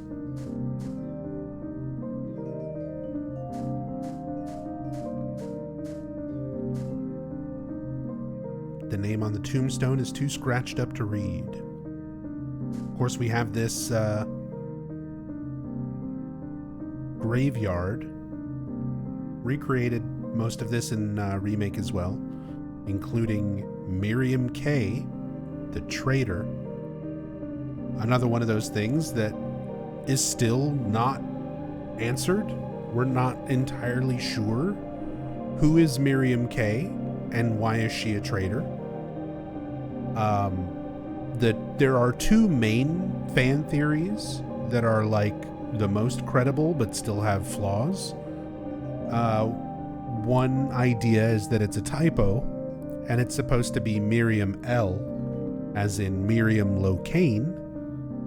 The only other Miriam that's mentioned in the game is Miriam Locane, one of Walter Sullivan's victims. But she was like a child and not really a traitor in any of the little bits of story that we know.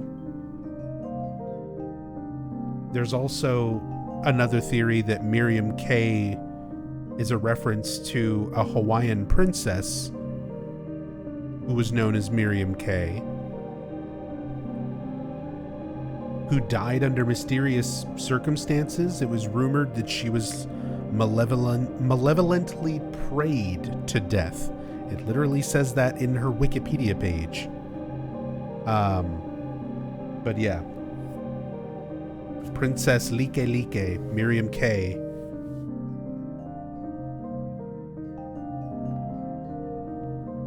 Traitor to the Hawaiian royal kingdom. But again, if this is a reference to that, what does that have to do with anything else? Like, why this? Why is this here?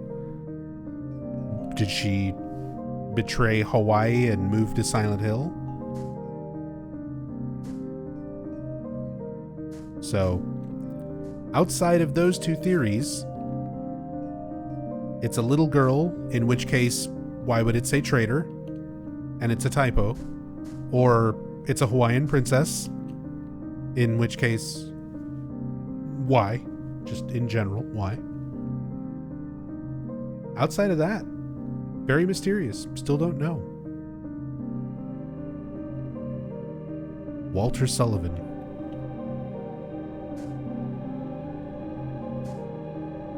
But as we know, his body's not here. His body moved around a little. Walter took his own life in his prison cell, so his body was in the cell first. Then it would have gotten moved and buried in the woods outside of the orphanage, in that little cemetery. Then Walter would have come back as a ghost, got his body, took it from Silent Hill to Ashfield, and put it in room 302's wall, like in the storage unit, and then walled it up.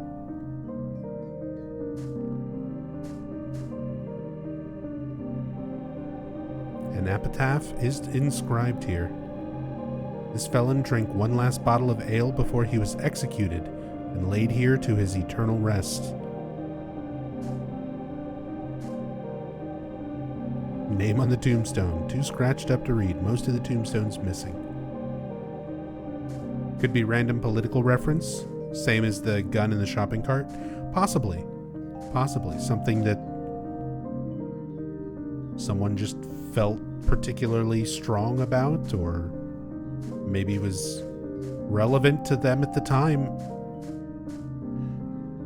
Maybe there's some deeper underlying meaning to it. Maybe Miriam K was part of the cult. Maybe she was the one who sold out Jennifer Carroll. Any number of things you could try to apply story and logic to it, but it's just one of those mysteries. I'm good with there still being some mysteries. Have Eddie Who even Dombrowski's think of doing grave. something so disgusting. Hey, Death Tropes, thank you so much for the raid, man. Welcome, everybody. We're examining all the tombstones in the Silent Hill 2 Nowhere Cemetery. Particularly these graves belonging to Eddie, Angela, and James himself. Really different feeling in first person. But it's amazing how well it works. All these things that are like not intended to be in first person, the game never was going to have that as like an option or a mode. But the environments and details and everything really work very well. It feels like almost intentional. That's always the sign of a really good mod and really good environment design, where you can drastically change up perspective and it still holds up. But I hope you're doing well. Hope you had a great stream.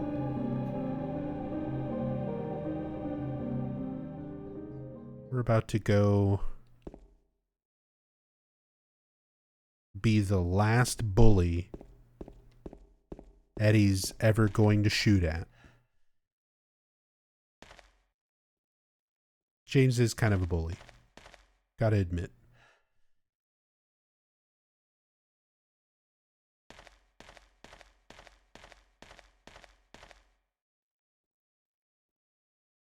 The fog, the first little specks of blood.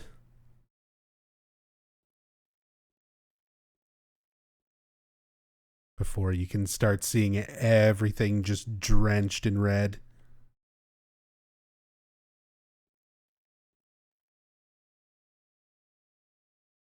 Bullet holes and everything as well.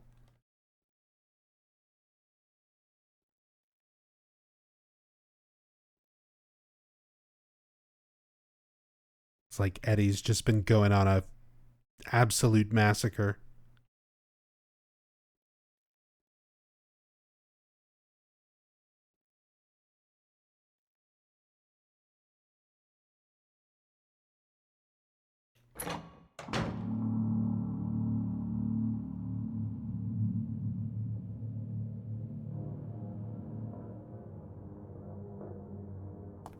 Eddie, what are you doing?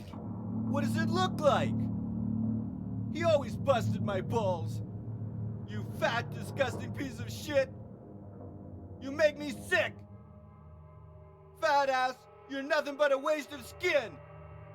You're so ugly, even your mama don't love you. Well, maybe he was right. Maybe I am nothing but a fat, disgusting piece of shit. But you know what? It doesn't matter if you're smart, dumb, ugly, pretty. It's all the same once you're dead. And the corpse can't laugh. From now on, if anyone makes fun of me, I'll kill him. Just like that.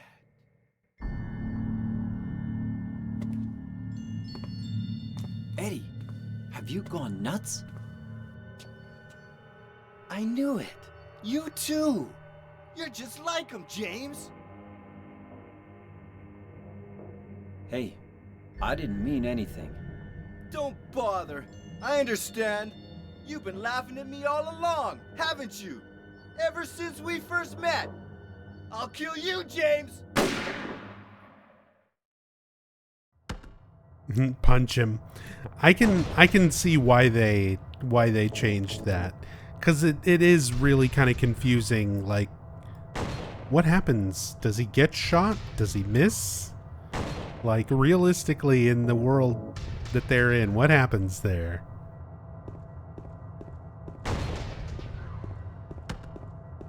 Yeah, come on, Eddie.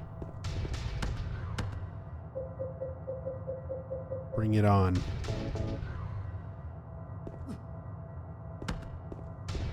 But I do like, I like how they handled it in the remake. I still love this original performance and everything, though. Gotta understand, this is like one of my absolute favorite games of all time. Look at the reload! Ocelot, eat your heart out. Did you see that?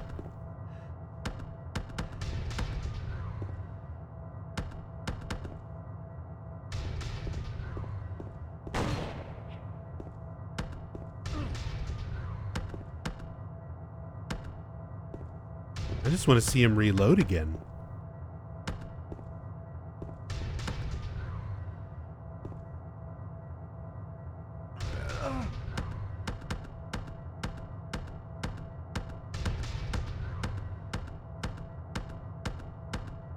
I broke him. I hit him once. Oh, he's fine. Don't worry, he's fine. I'm just gonna pick this stuff up, okay, Eddie?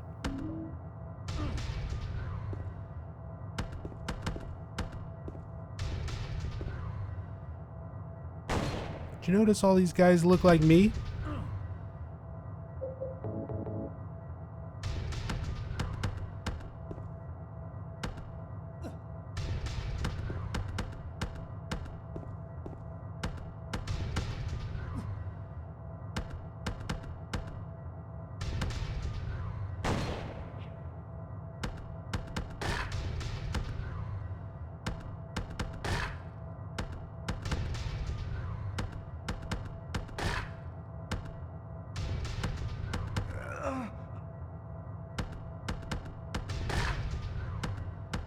Bad, Eddie. Bad. Bad, Eddie. Go to your room. Go to phase 2.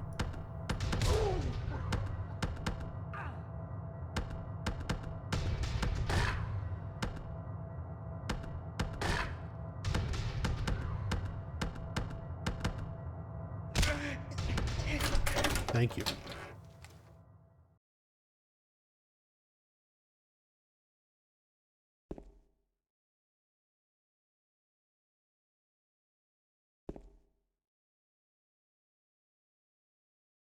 God, look how there's blood on the wooden plank itself. Like on the nails and stuff. The tips of them are red.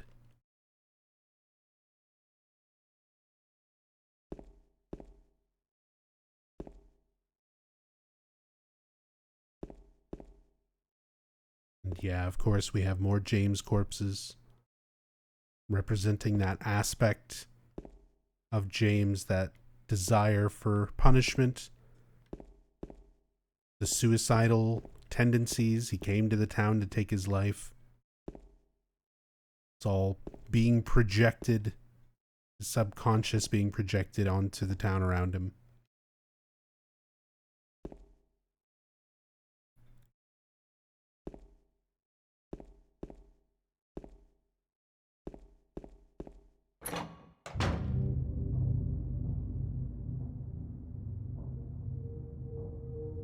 Do you know what it does to you, James?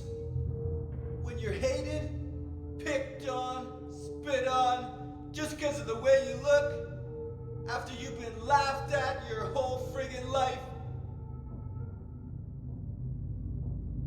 That's why I ran away after I killed the dog. Ran away like a scared little girl. Yeah, I killed that dog. It was fun. It tried to chew its own guts out. Finally died all curled up in a ball. Then he came after me. I shot him too, right in the leg. He cried more than the dog.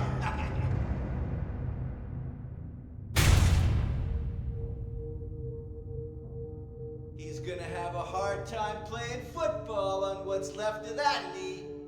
You think it's okay to kill people? You need help, Eddie.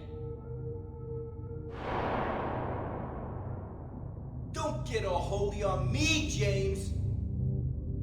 This town called you too. You and me are the same. We're not like other people. Don't you know that?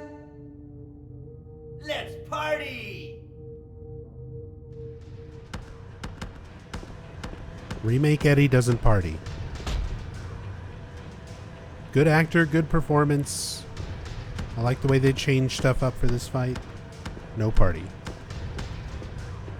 Lacking party.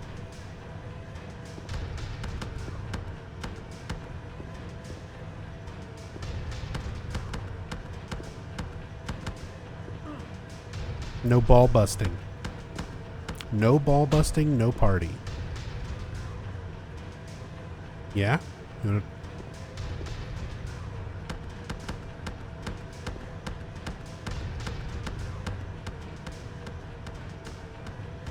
Haven't met too many people who hate on the remake. I mean, don't misconstrue what I'm saying as hating on it. I really enjoyed the remake. I'm not saying either is perfect. I enjoy both.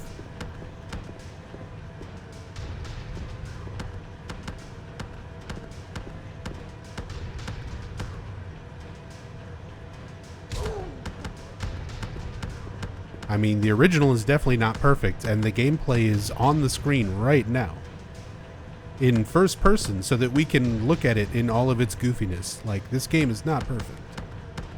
But I love it. I absolutely love it. And there's also just kind of the context of... I feel like the way people view things... Everybody forms their opinions differently, right?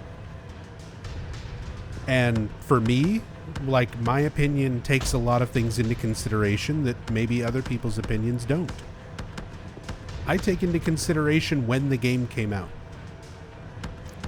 This game, right now in 2024, looking at it in first person like this, with like an absolute dog pile worth of mods applied to it and everything else,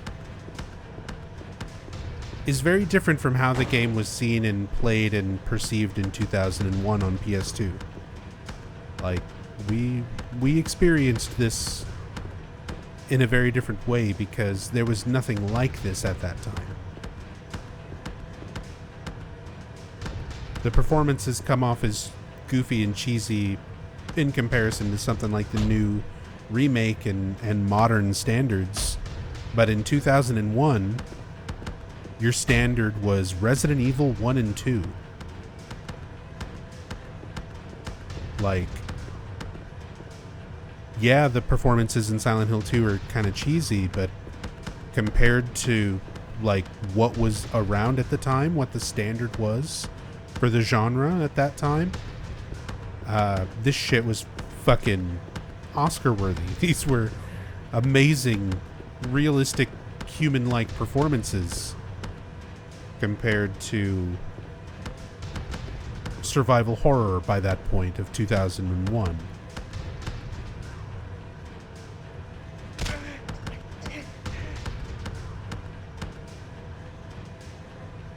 So, in the context of 2001, Silent Hill 2 original is absolutely fucking groundbreaking. It pushed boundaries. It went past the known limits for the genre in how well written a story could be, how many things could be animated, how much of a town could be open and explorable. Like, all of those things were pushed to new limits with this game in 2001. Silent Hill 2 Remake, releasing in the year of our Saint Alessa 2024, it's pretty good, but you know, it doesn't do anything that Resident Evil Remake or Death Stranding or shit, even some of their other games like Layers of Fear. It doesn't really do anything new. It does the things that it's trying to do well, but it stands out less in today's standards, if that makes sense. It just sort of feels like, you know, in a lot of ways, it is Silent Hill 2, and I like it. I like the way the game plays and feels, but when in 2001, when you're playing this, you're not going to confuse this for Resident Evil. You're not going to confuse this for Alone in the Dark. You know exactly what this is. There's moments in Silent Hill 2 Remake that you could easily confuse even me after playing the game and say, no, this is a Resident Evil 4 mod. This is an Alan Wake mod. Like, it's not hating on it. It's not trying to rag on it. It's just the visual style for the genre and for the medium, survival horror, you know, or psychological horror games have a very specific look about them now. So it follows those trends. Silent Hill 1 was a product of its time. It had tank controls and did things the way that it did because that was how Tomb Raider did stuff. That was how Resident Evil did stuff. It only had the tools and templates that were available to it at its time, you know? So sometimes that can wind up creating things that are very unique, that stand out from sort of the mold, the standard of when it came out. And sometimes you get things that just feel very samey. To me, the original 4 Silent Hill games, like, they stand out. They stand out for the time that they existed. Silent Hill 2 Remake doesn't stand out quite so clearly. It's not bad. It's good. I enjoy the game. Eddie? Eddie? I killed a human being. A human being.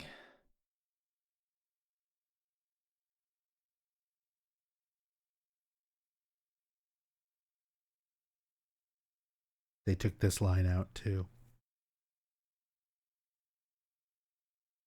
Mary. Did you really die 3 years ago?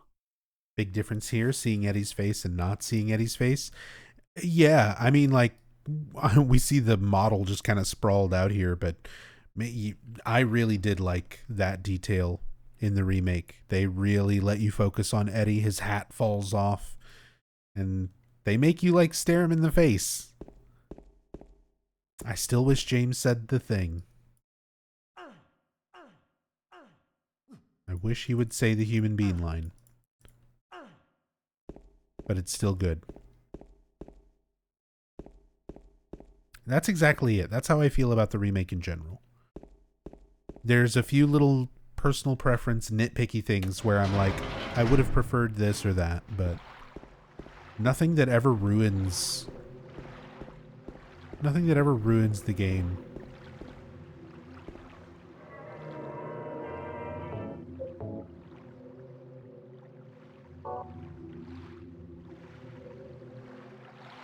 Why it's so heavy-handed? I mean, that's kind of the point. Like,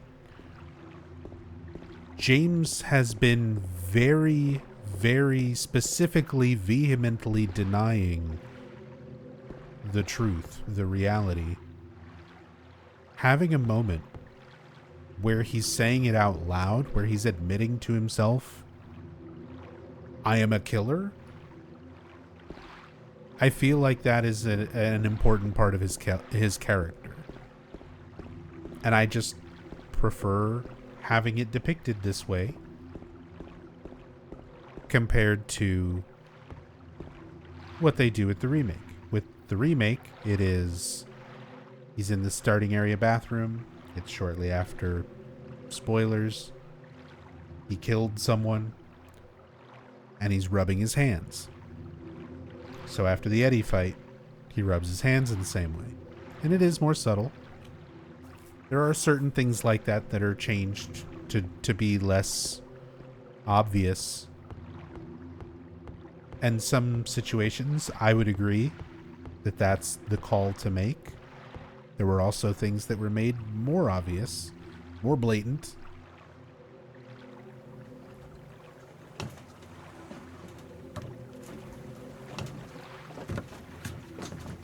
But again, nothing that I felt ever ruined the tone of the game. It just changed little things that make me feel different about the characters in the remake compared to the original. Same thing with like James in the tape, in the videotape scene. In this, he kisses Mary's forehead. He doesn't do that in remake. He doesn't have that little moment.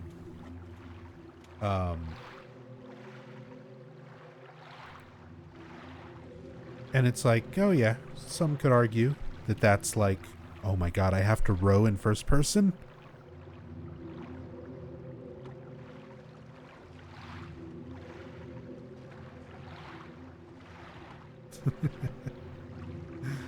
Oh, wow. But some would argue the subtlety is lost or things become too obvious. There were a lot of things that I thought felt more obvious that after bringing it up and talking with people about it, they're like, I had no idea. Stuff that only seems obvious to me.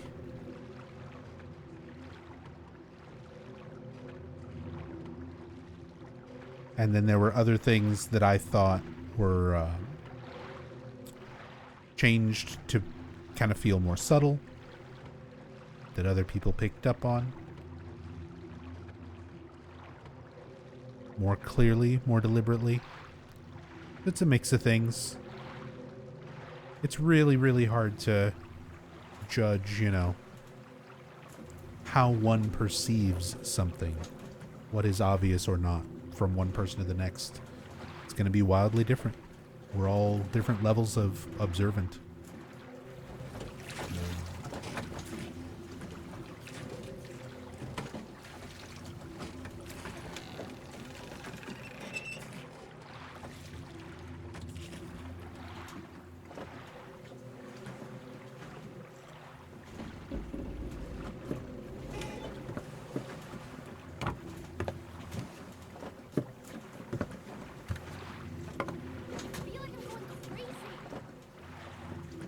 Loving missives, thank you for the 30 months.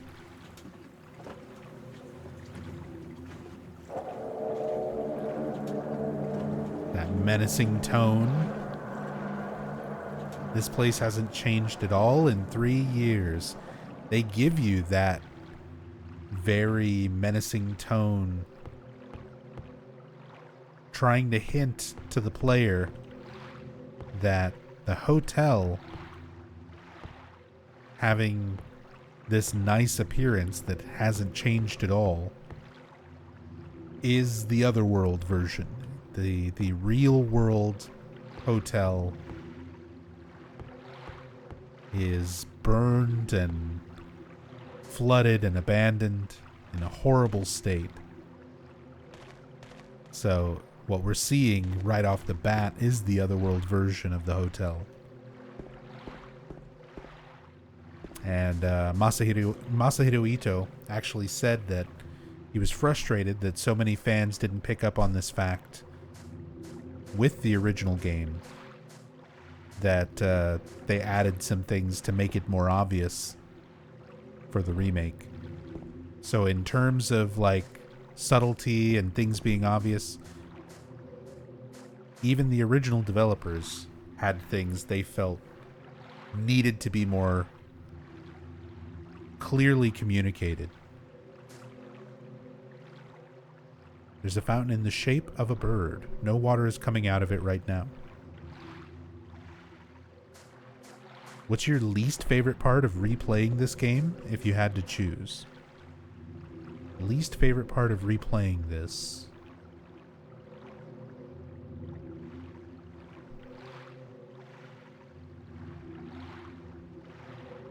I guess probably the town streets after Brookhaven, but even that, I still like walking around the town and seeing it at night, quote unquote, in the dark.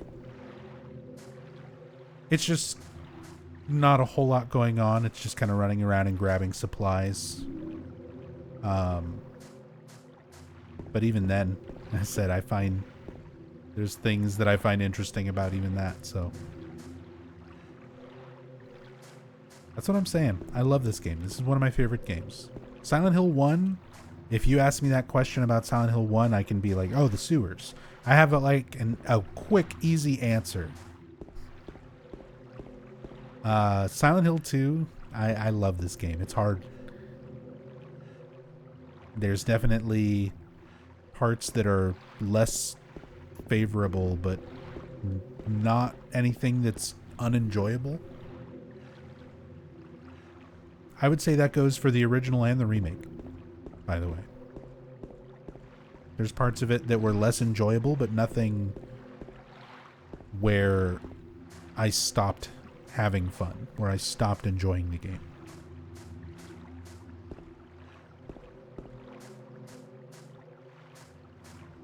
Do you like getting more of the gardens in the remake? Yeah, that's one of the things I'm looking around at, is just like this big area with the fountains, which they keep all of this. Like, all of this is still there, just like built over, which is a really interesting way to approach stuff for the remake, where it literally just looks expanded, like they did construction on the original locations.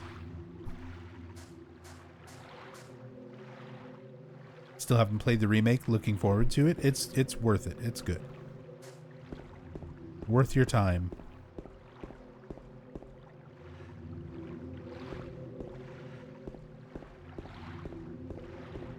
And I will be playing more of it tomorrow. Be doing a New Game Plus playthrough for Halloween. Here's our Lakeview Hotel map. Room 312, waiting for you.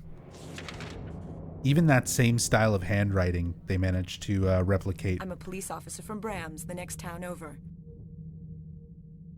Harakiri, thank you so much. Welcome back. Room 312, that's the room Mary and I stayed in. Mary, are you there? Or maybe. Again, he sort of has these half thoughts where he doesn't follow through with it. He sort of starts admitting a little bit too much to himself and stops just short.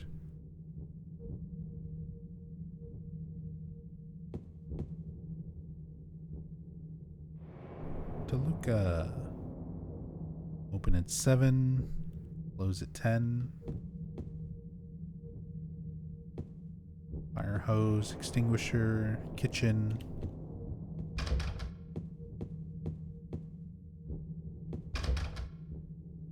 All the unique little bathroom signs and things.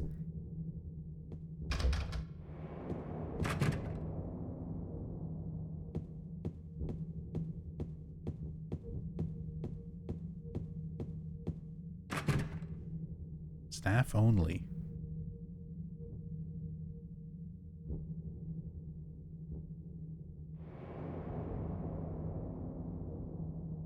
The something is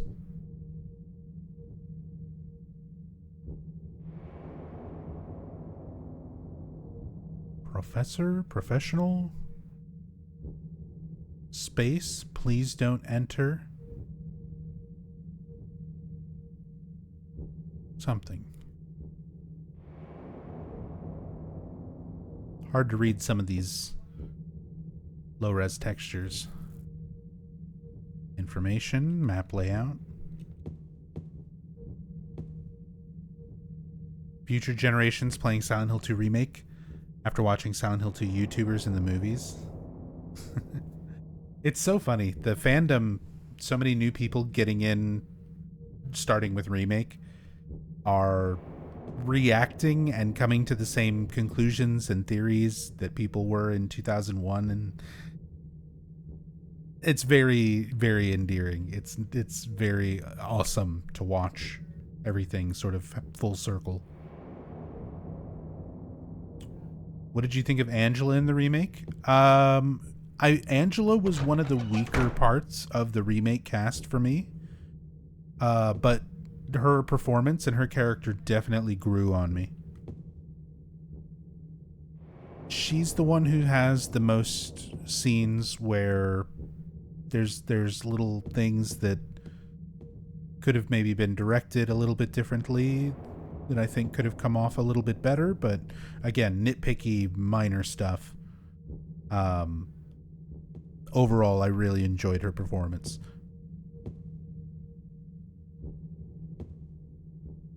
I liked the new stuff too. I like that they added more. We get more interactions with Angela, more expansion on her scenes. I was worried that was one of those things that Bloober would expand in the wrong way, but they handled it well. I liked what they did with Angela. Did I scare you? Yeah, you did.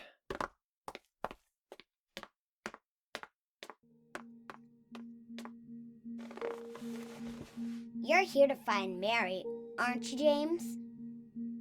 Well, have you? No. Is that why you're here too? She's here, isn't she? If you know where she is, tell me. I'm tired of walking. I wish I knew. But she said it in her letter. What letter? Wanna read it? But don't tell Rachel, okay? Who's Rachel? She was our nurse. I took it from her locker.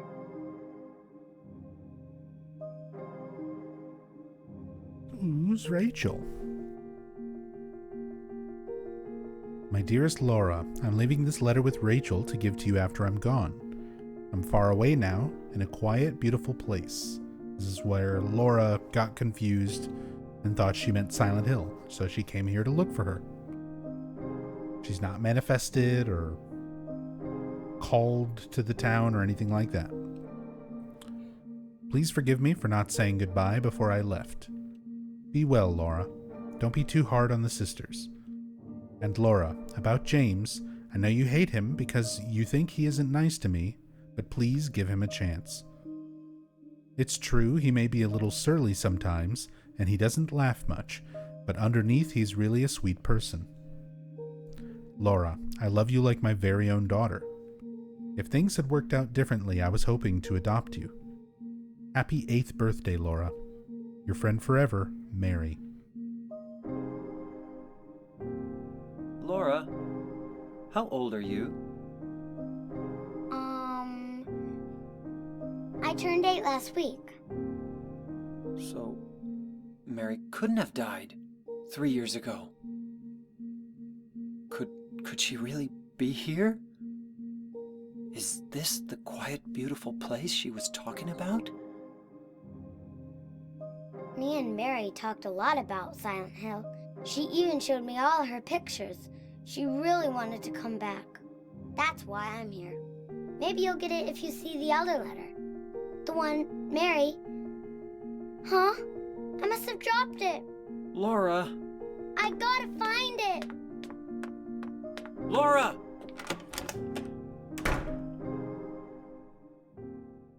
Laura. Crook, 86, you said, personally, I thought Laura's voiceover for Remake was the weakest one. But remake Laura was still good though. I mean, there were times all of the performers, all of the actors in the remake, I thought did really well, but definitely had their scenes and lines, certain deliveries that were stronger than others. No, like nobody was bad or inconsistent or anything like that. A drawing done by Laura. Cat.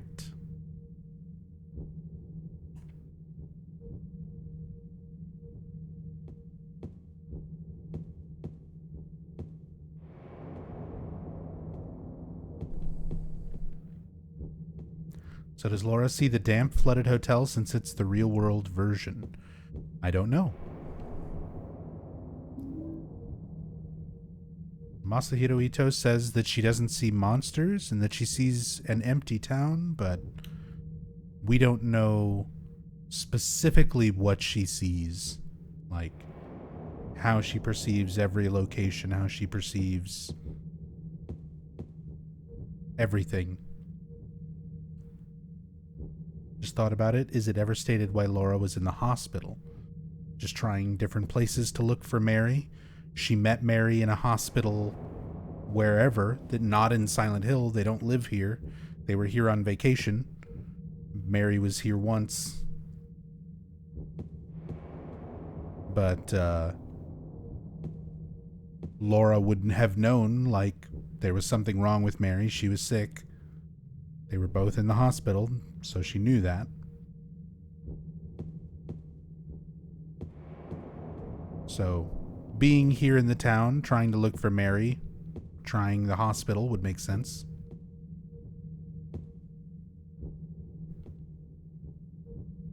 There's a piano here. I remember how much Mary liked to play the piano. She wasn't very good, but I still loved to hear her play. That was so long ago, before we were even married. Why am I thinking of that now? So that dialogue, you actually get a vocal dialogue in the remake, a little exchange between Maria and James, where he talks about her playing piano. And in remake, when you examine the piano here, you interact with it. You play it one note at a time. You play the song Magdalene.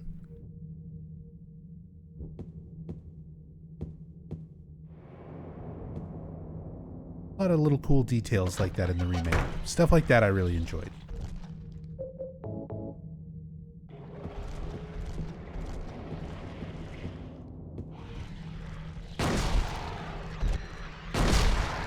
They also did away with this in the remake.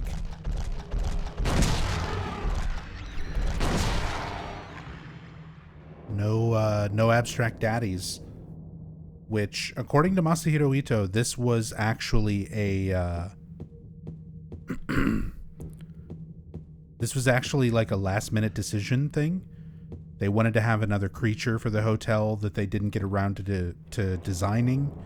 And then Ito wanted to have the mandarins play a bigger role here. They didn't get around to doing that. So they wound up just kind of using the abstract daddies as more of a time constraint, budget constraint.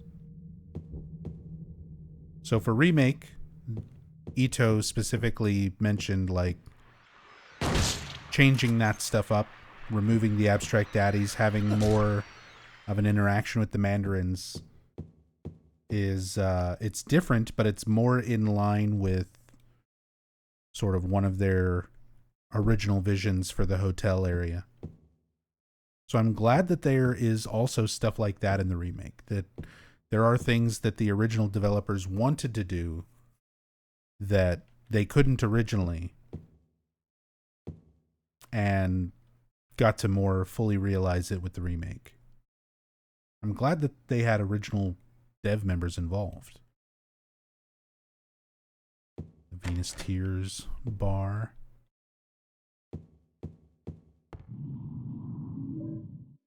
Can of thinner, and you hear some ominous breathing, that background sound just as you step into the elevator. Wish Owaku was involved. Yeah, same. I wish there were a few more of the core team. But hey, like I said, Silent Hill 2 Remake's doing well. Maybe if they decide to remake another one, it'll be easier based on the success of 2 Remake to convince somebody like Owaku or Sato to join the project.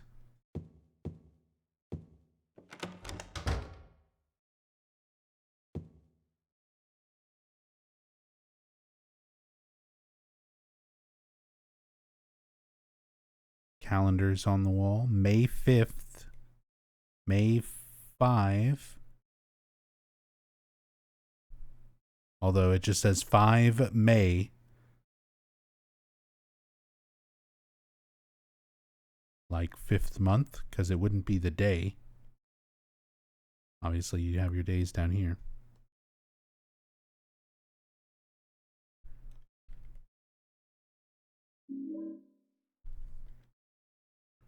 Sato just did the CGs if memory serves.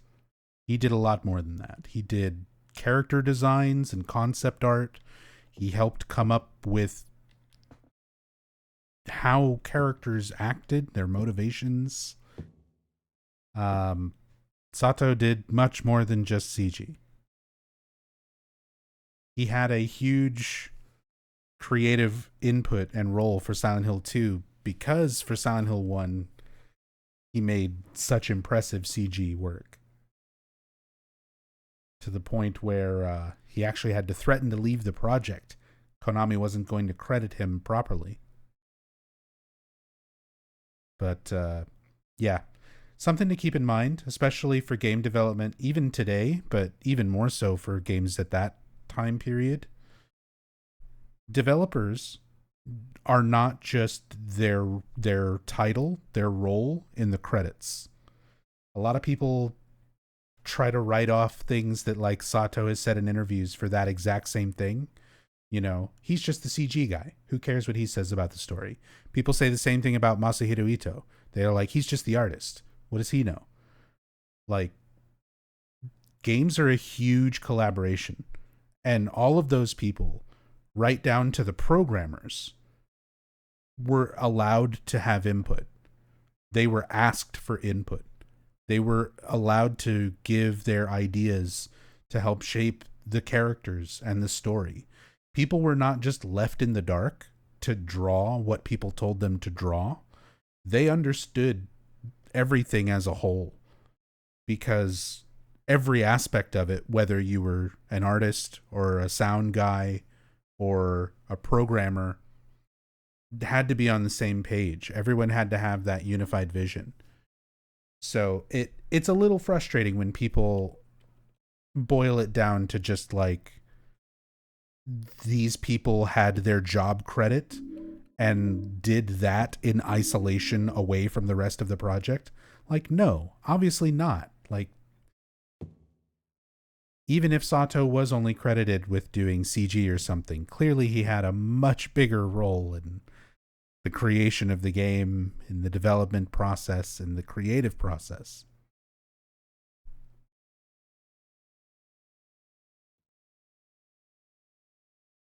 Definitely enough to where I would like him to be involved in future works.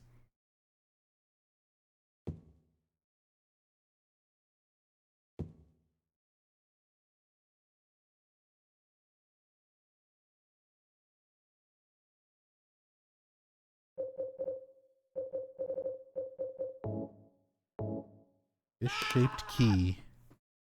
Anonymous, thank you for gifting a sub to Nomadic Jam. Thank you. Thank you, Anon. Key to room 204.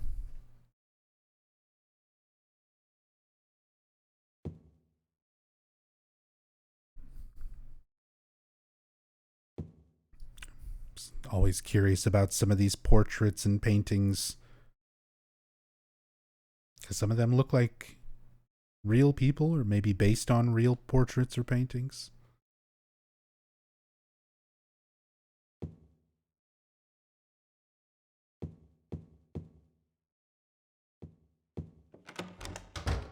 Hey, easy peasy. Have I gotten any New Game Plus endings in the remake yet? Not personally, not yet. I'll be doing that tomorrow.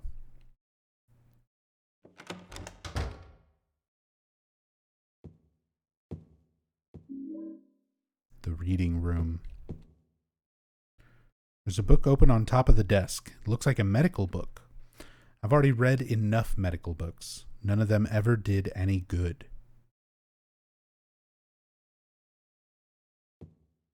See, this type of internal monologue, when you're like examining things, looking at stuff, really, really enjoy that aspect of the original. And it's missing. It's definitely missing a bit in the remake.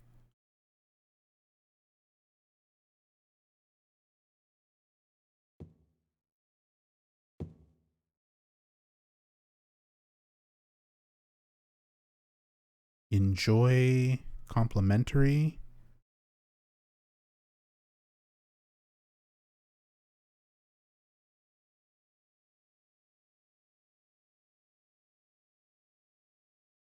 Something Jensen. Last name Jensen.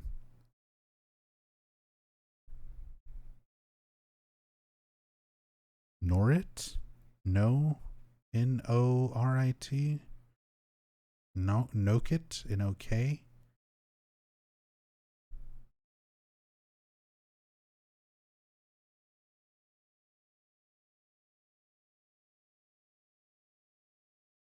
Something barren.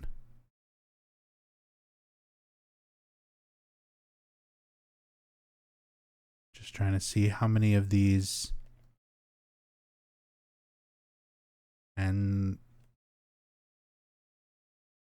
And Onya Lopez, Lopes. That one right there.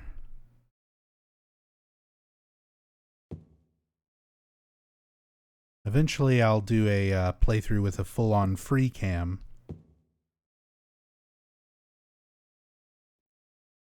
And possibly look at these even closer.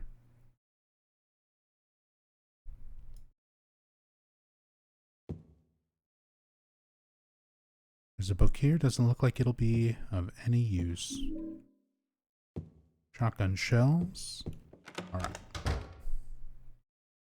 Nub, what kind of mic do you use? I use an AT2020 XLR and an Alesis Multimix mixer.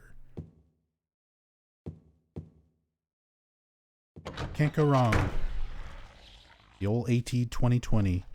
They also make a USB version of it. Exactly. Just what G said. It's a standard for a very good reason. Because, especially with an XLR mic, you run it through a cheap little mixer, and you can get some really good sound quality out of these.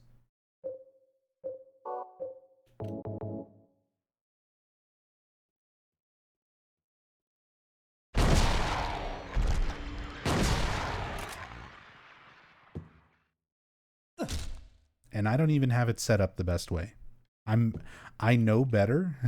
I did studio and session musician work for a long time and learned a lot of things that I should be doing instead. I've got like a very cheap clip-on pop filter. I could have a much better pop filter and set things up nicer, but for what I do, it is perfectly adequate.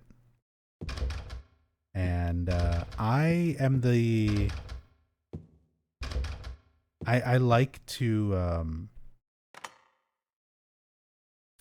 I like to mess with the settings and stuff. I mess with the setup itself, but if I can help it, I try not to swap out the actual equipment too much. This is actually like my third AT2020 that I've had. Where my previous ones broke, and I just keep getting the same thing because it works. It sounds good, and I don't want things to suddenly drastically sound different for everyone listening as well. So it's also just been good for consistent audio over the years. Because when you go back and listen to like my 2017 playthroughs, at that point, some of those earlier playthroughs and videos and stuff of mine, I was using like a Newer, which Newers, don't get me wrong, they've got their place. They're good, cheap little mics, but you can definitely hear that quality difference.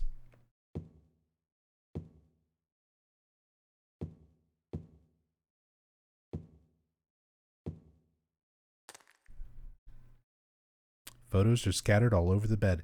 Every time something happens where the camera like gets yanked out of James's head and suddenly we see him again, it's so jarring. Part of the photo has been colored over with a marker. Let's see how well we can look at these in first person, because for anybody who doesn't know, these are photos of all of our main characters. So there's a photo of Mary. There's a photo of Eddie. There's Laura.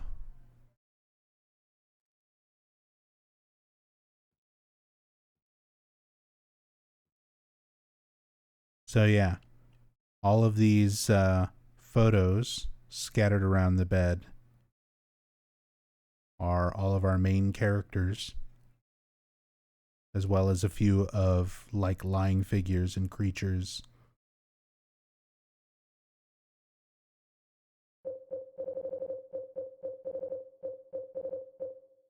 Small can filled with thinner lying inside the elevator. Open.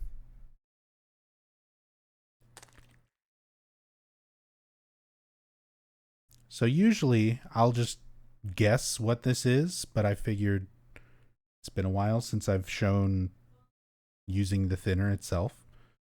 But just like earlier, I mentioned the speedrunner strategy like way back in the day. I started learning to speedrun this game in 2015, almost 10 years ago now. January will be 10 years. And back then, there was no RNG manipulation. People didn't know how to predict basically what the puzzle solutions are going to be. That eventually was discovered. So before that was discovered, things like the Hanged Man puzzle, you would just go for it. You just go for it and hope for the best. For this puzzle, instead of picking up the paint thinner, going downstairs and coming back up, that costs time. So what speedrunners learned was the fastest possible way to rotate from possible solution to possible solution in the least number of dial turns possible. So you memorize it all. Mama, damn, dark, dose, lose, love, so on and so forth. So you start with mama. Then you do 2 on 1 and 2 on 4. Or, 4 and 4. And you get damn. Then you can go to dark. Then you can go to dose. So fewest number of clicks, fewest number of dial turns from word to word is what we used to do speedrunning. And just cycle through and hope that it was like your first or second word. You'd hope that it was mama or damn or something like right off the bat. This time it's open. It's nose.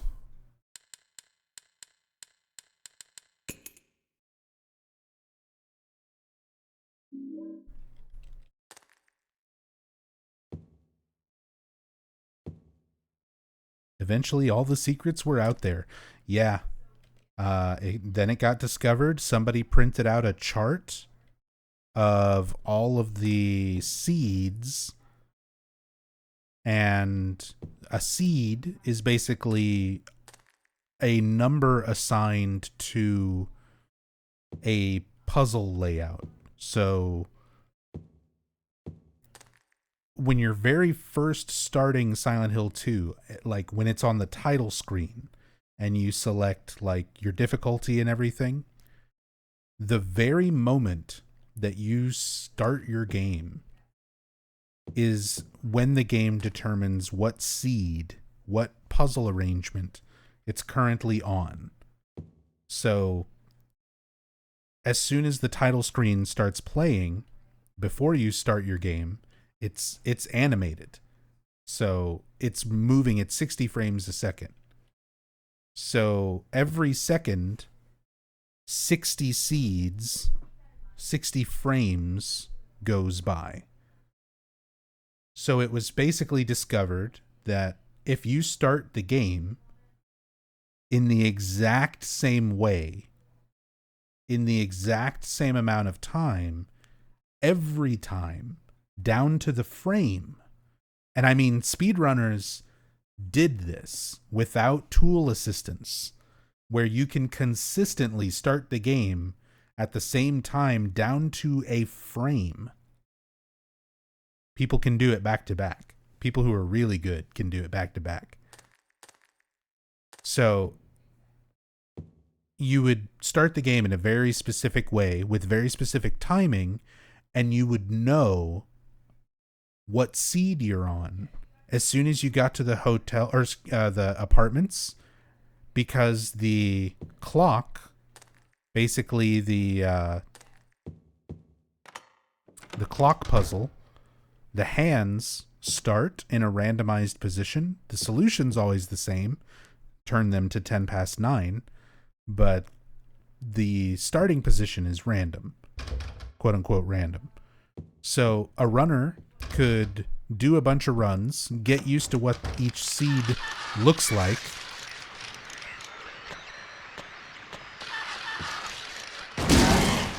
and then go up,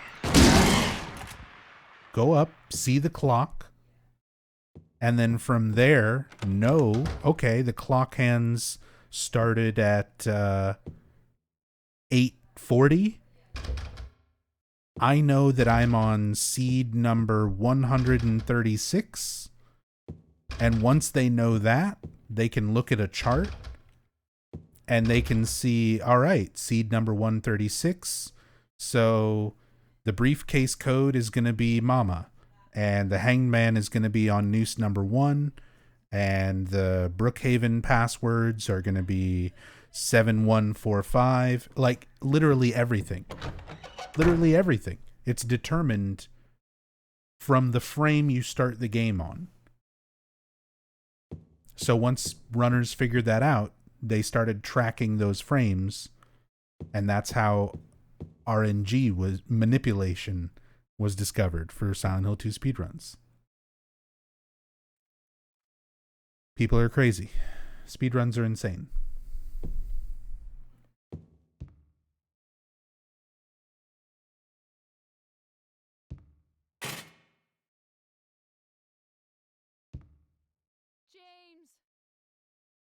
Very faintly there.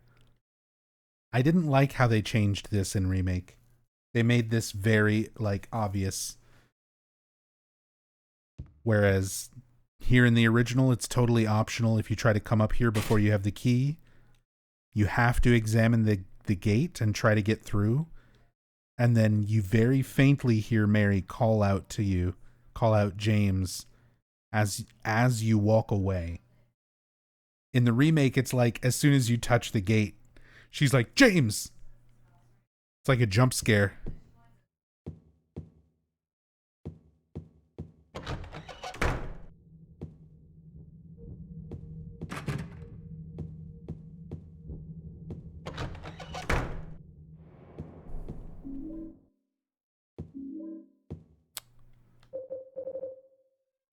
Employee elevator key.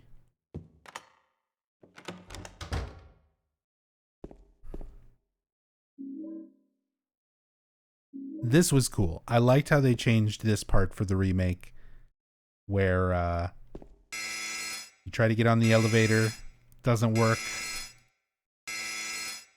And you have to put everything in the shelf. Because here in the original, you literally just have to go one by one and put all your things on the shelf. Remake, there's like 4 separate little buckets to just put all of your things as a group. So, photo of Mary, letter from Mary.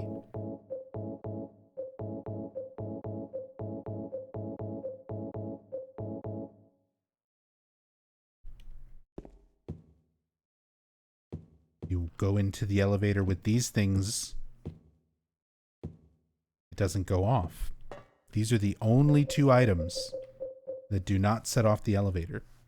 Now, this letter makes sense because this letter's not real. Over the course of the game, it completely fades away from your inventory. So, right now, up until killing Eddie, you can examine the letter and it looks normal. Once you kill Eddie, it turns into this. Nothing written on the stationery. Eventually, the stationery will be gone completely, and it'll just be the envelope. And then the envelope altogether is just gone from your inventory. So it makes sense that doesn't set off the elevator. The picture's supposed to be real. James even shows it to Angela. So, presumably this one's real. And it just lets you take it. But Remake, I didn't even think to try it on my first playthrough, but, you know, I want that first playthrough to be more natural. I'm not going to experiment and try everything. But yeah, apparently you can do the same thing in the remake. You can put everything away, but then keep these. Just like in the OG.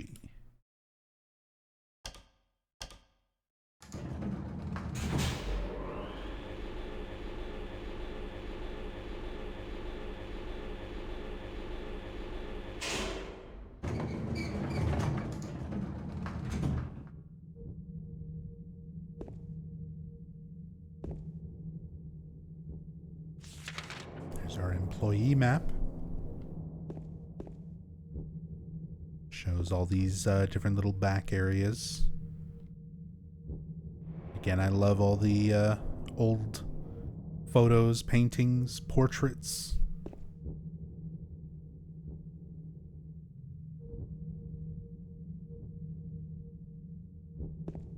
All these historical figures.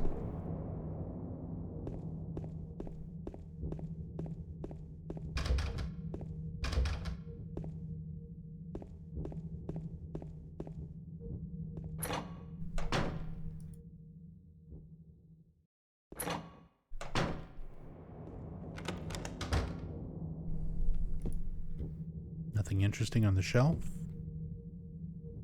Nothing useful written on the documents on top of the desk. Is it not known where James and Mary lived before all this? No, it's not confirmed. People speculate that James and Mary lived in Ashfield or South Ashfield, since that's where James's father, Frank Sunderland, lives. He's the superintendent of the South Ashfield Heights in Silent Hill 4. But there's no indication that he lived in those apartments or that he even talked to his dad, you know?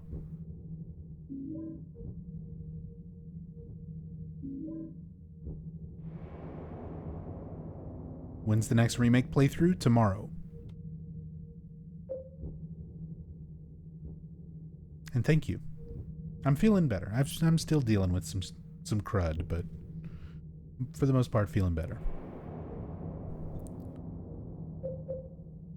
Videotape I forgot at the hotel 3 years ago. Silent Hill is written on the label in my handwriting. This is definitely the videotape I recorded back then.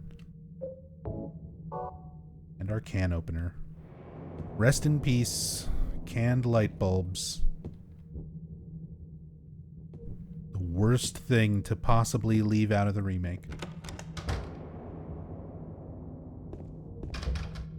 How do you feel about them changing this area to be a stealth section in the remake?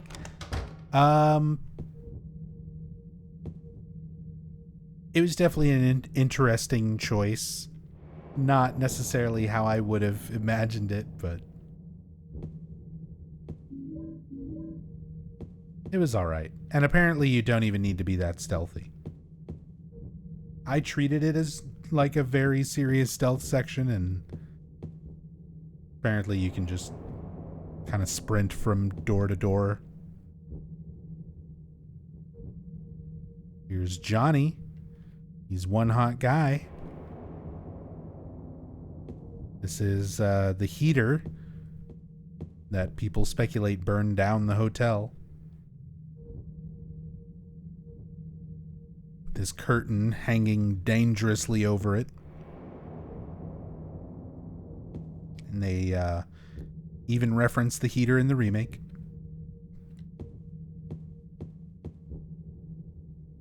And yes, its name is Johnny. You can't examine it right now because you don't have a flashlight, but once you get your flashlight, if you come back and examine it, you can read that there is writing on it.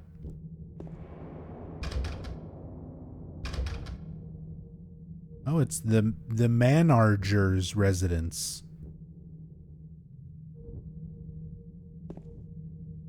In the woman's locker room.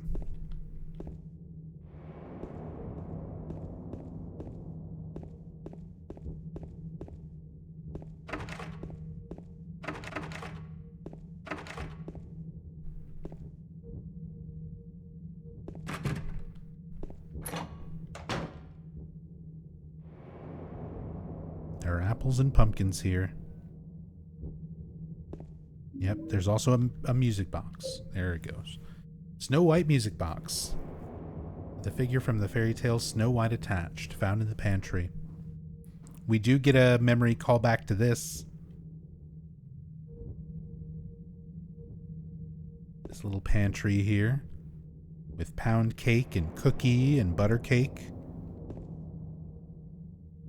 And the tea. All the tea boxes, the cheesecake, all these things that they recreate. All these little assets they recreate and stick them around in the remake. Again, a lot of appreciation for the detail. I might not agree with a lot of the dialogue changes and deliveries and stuff, but none of it was bad enough to ruin the game for me. And again, the attention to detail, like stuff like that, showed me how passionate, how respectful Bloober actually was.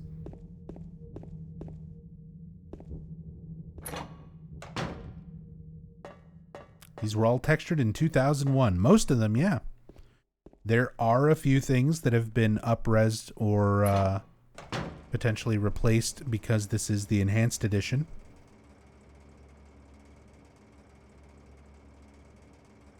But for the most part, it's all original textures and things.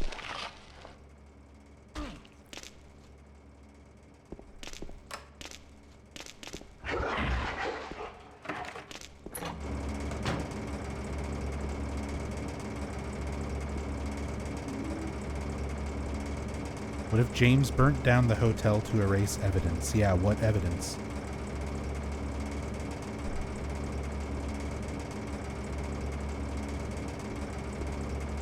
The videotape is not literally a snuff film recording the act of murder taking place in that hotel room.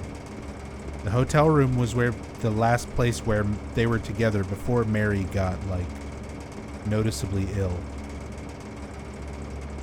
But then, you know, you promised you'd take me there again someday, but you never did. Never did. They came here for vacation, and then they never came back until after Mary was dead. Yeah, the tape is James's repressed memory in physical form. exactly.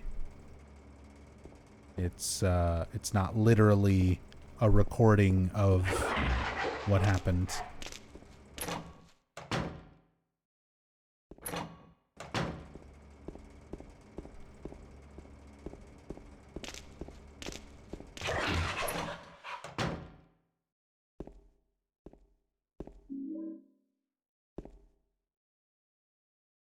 There's a can with no label on it. Fresh canned light bulbs.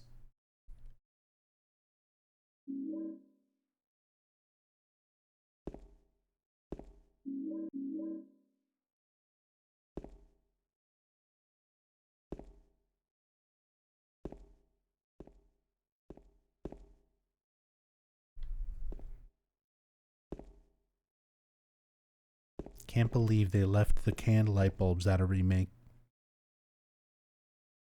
Perfectly recreated all of these little, like, cans of peaches and shit. But no, this was too silly.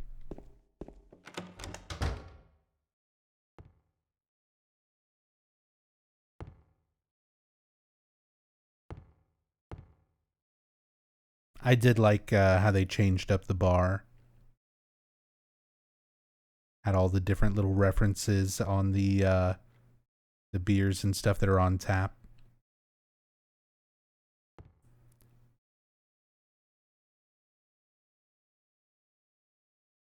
Here we've got woodpecker.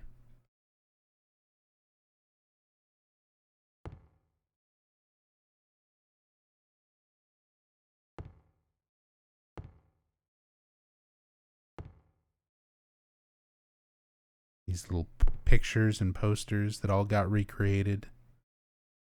Red Frash. Did the clock still say Red Frash Master?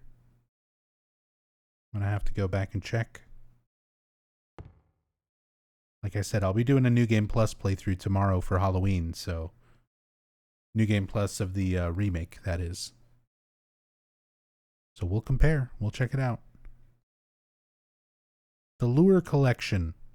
You can interact with this in the remake, and I still don't know why.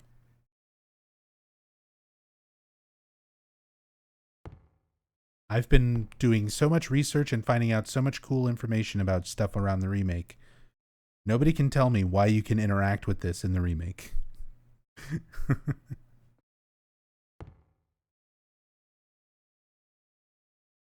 Outside of theories and stuff, nobody can tell me anything concrete.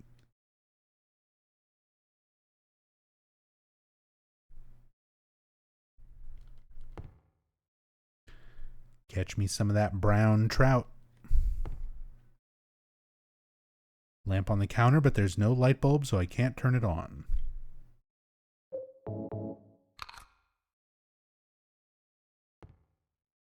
There's a jukebox here. It doesn't play, so it must be broken.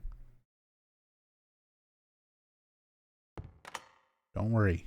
We'll find all the pieces to get it working again. We'll glue a record together.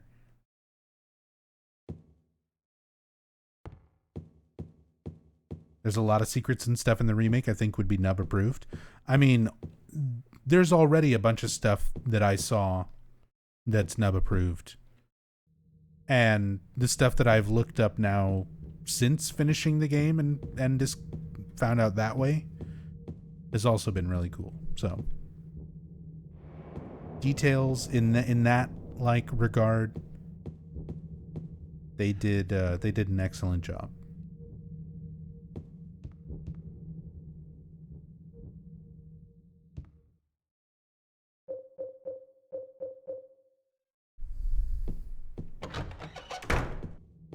Let's go pick everything back up.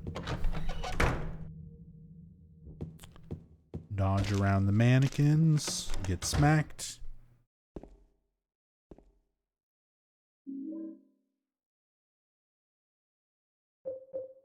Maybe because James was lured to the town by Mary. That is not correct. James was not lured here. James was not called here. People have that misconception very frequently. It is canonical, developer confirmed, part of the story. James killed Mary and drove to Silent Hill to kill himself. He had a mental break when he got here. He made up the 3-year timeline. He made up a letter that doesn't exist, that gradually fades out of your inventory. Like, all of that is part of the delusion. The truth is, James killed Mary, could not go on without her, drove here to kill himself, to commit Muri Shinju, to drive into the lake and drown himself with her body in the back seat so they could be together in death. Now, whether he goes through with that or not depends on how you play the game and how he experiences his time regaining his memories, learning the real truth, which is why the developers don't claim any particular canon ending. The in-water ending was their initial intended conclusion based on how they wrote the story, because James driving to the town to kill himself was part of that story.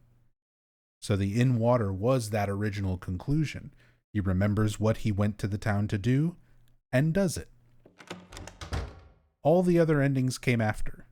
They're all different variations on, well, what if he felt this way about it instead? What if he felt that way about it instead? But James was not lured here by Mary. He was not lured here by the letter.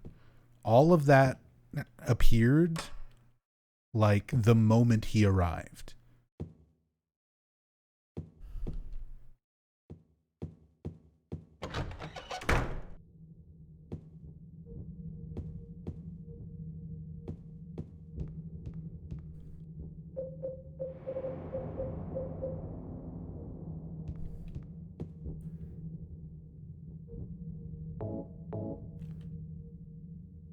What do you mean you can't use it here? It's a music box. It's where the music boxes go.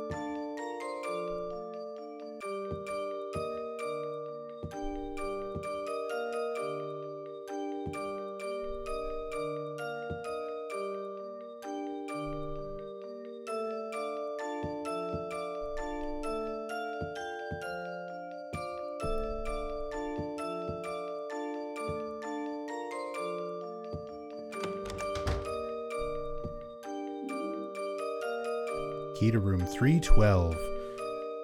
Key to the room where Mary and I stayed.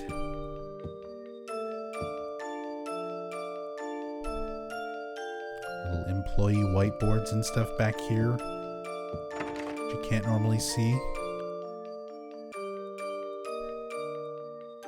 Nothing here that looks particularly useful. There's a note for James. Mr. James Sunderland, the videotape you forgot here is being kept in the office on the first floor. I kind of knew where it was already, so we just went straight there, but if you're playing this for the first time and didn't know, that's how you know.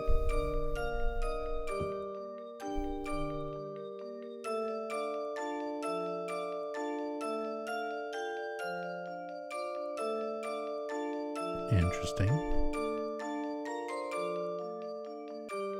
Looks like a shot of the hotel from the outside, but like an early render or concept art or something. Picture of someone in the bottom left, not sure who that is.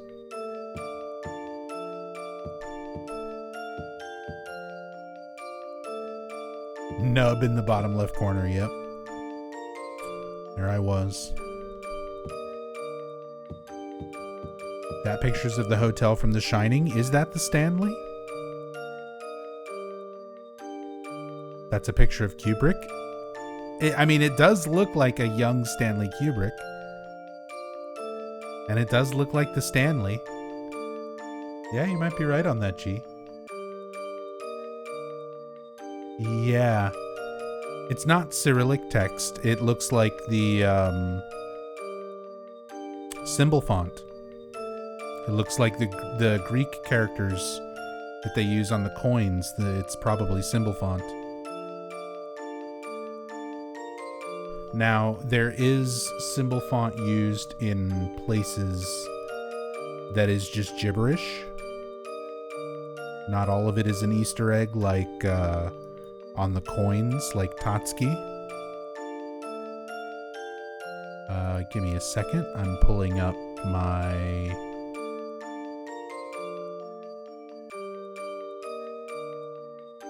Pulling up WordPad or Notepad.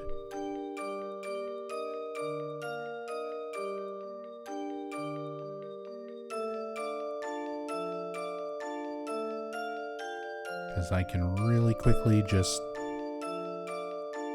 type it out and figure it out if it is an Easter egg.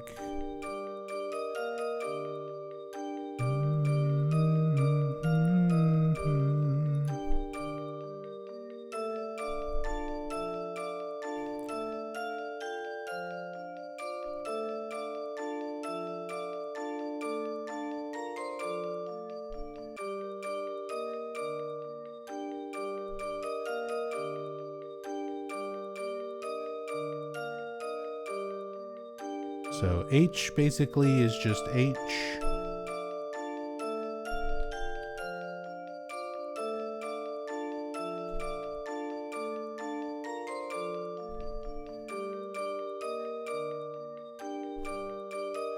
Yeah, that one's not particularly different. E, Q, R.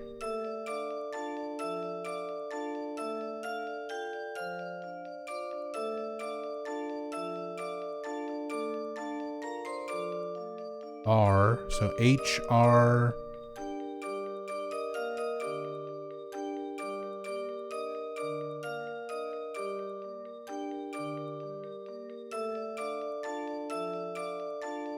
Hard to see that third character.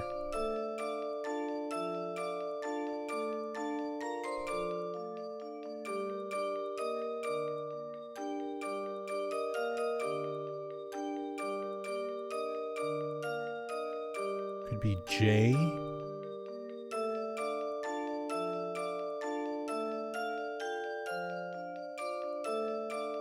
Could be U.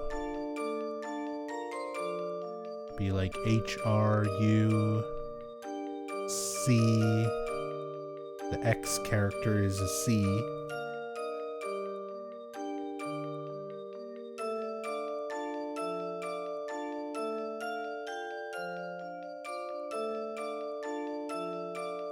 And then E.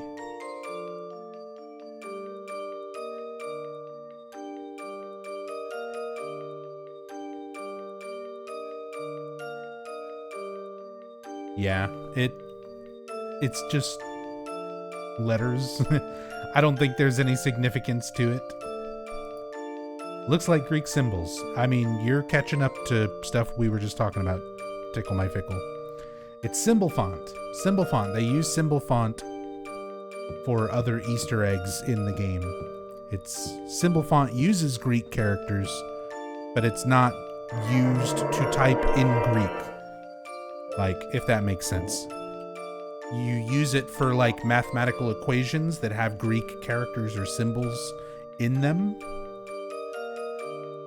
But you wouldn't use it to, like, write a letter, write an email to your friend in Greece. It's a very particular font. And it's common to Windows operating systems going back a long way, which is probably why it was used. Because it's not as obvious as like some of the other standard Windows symbol fonts, like Wingdings and shit. So I can understand them doing Easter eggs and things with it.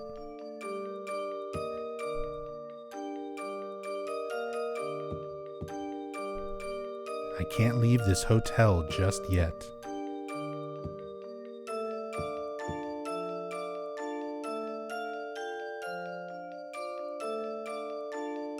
I feel like this one looks familiar. These are like famous paintings.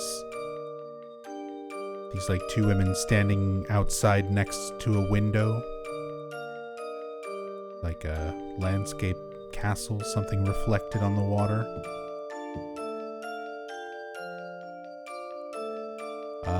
Another one of the Stanley.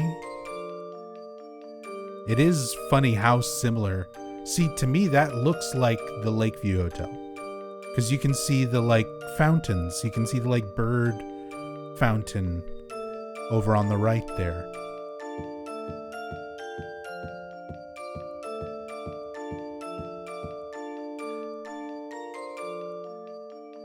Yeah, this one... It's the same, it's mirrored.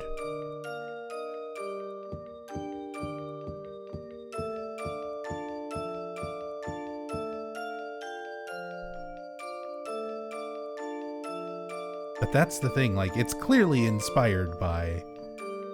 It's like a combination of... The Lakeview Hotel is basically just the Stanley Hotel mashed up with the Winchester Mansion.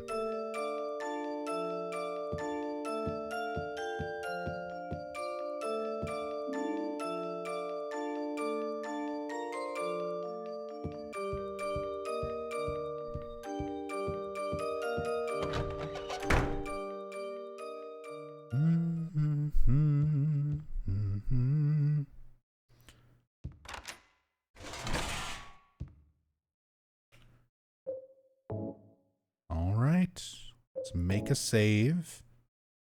And we're in the final stretch of the game. We're going to start seeing some endings.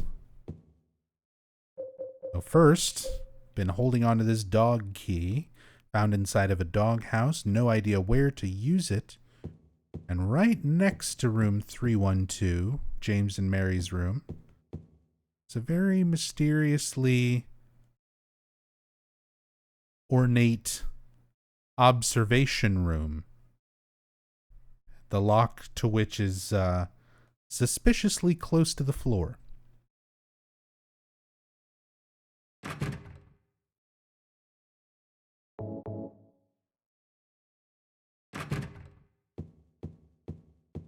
First, we got a tape to watch.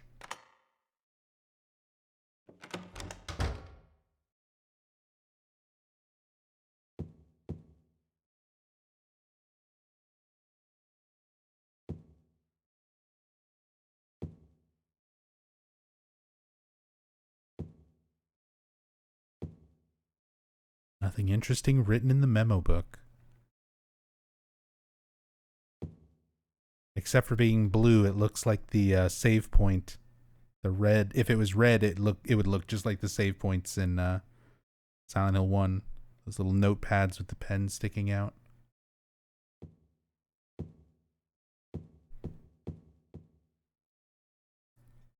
Never realized there's like a sheet over the vanity mirror.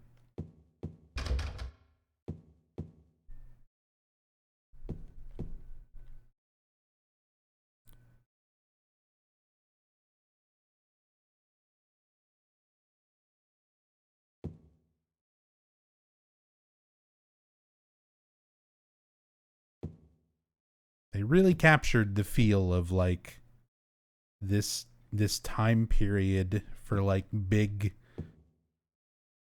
fancy Maine hotel. It's just like the Harriseket Inn. That's a real place. Shoutouts to the Hera Seekit.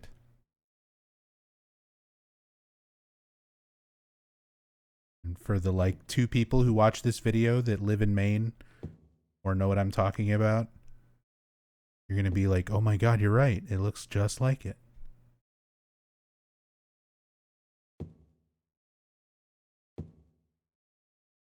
There's a television here. Even when it's plugged in, all I get is snow.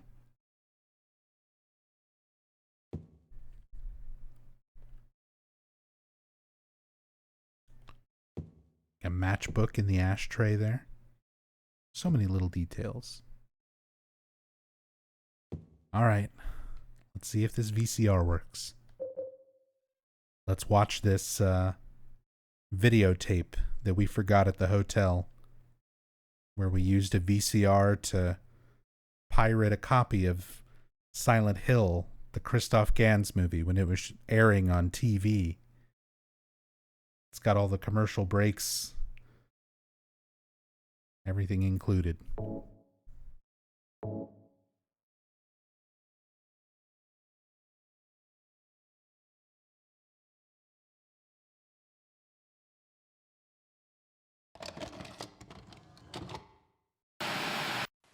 Are you taping again?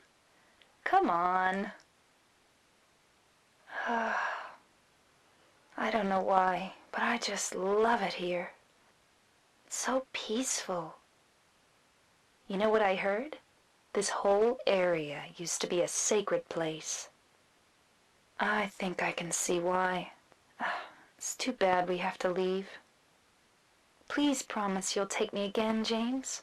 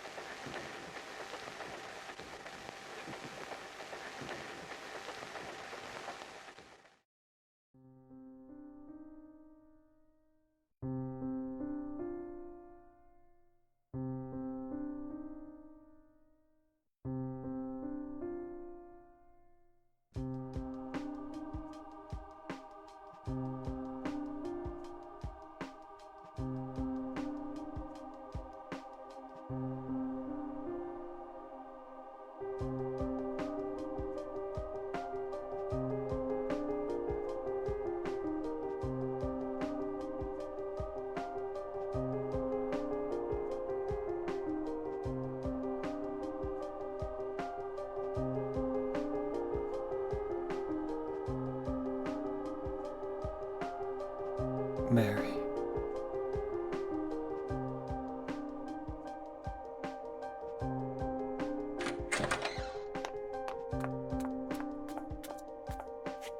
So there you are, James. Did you get the letter? Did you find Mary? If not, let's get going already, okay? Laura.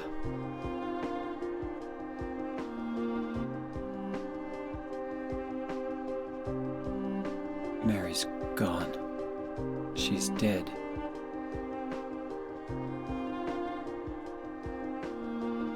Liar, that's a lie! No, that's not true. She died because she was sick? No, I killed her.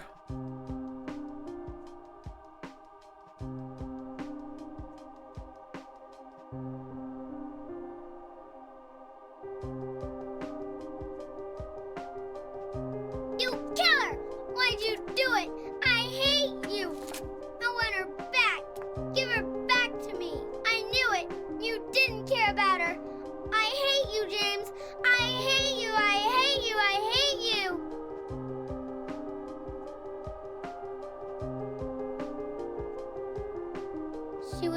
always waiting for you. Why? Why?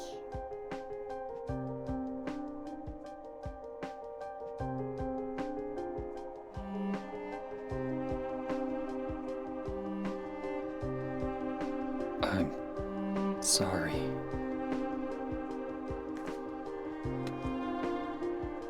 The Mary you know isn't here.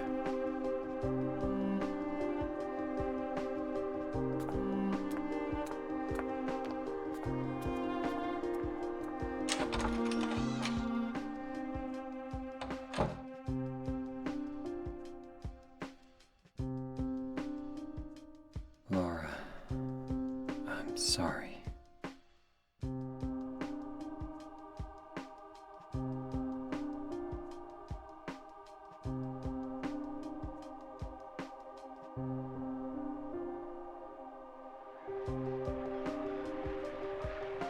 James, where are you?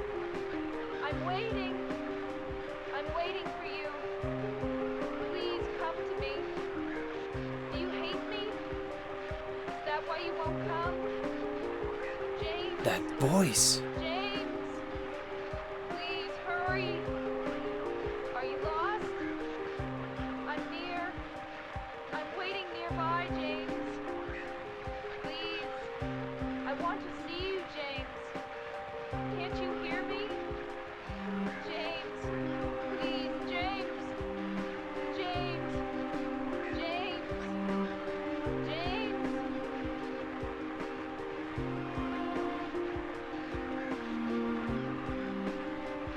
Well, she said she's nearby.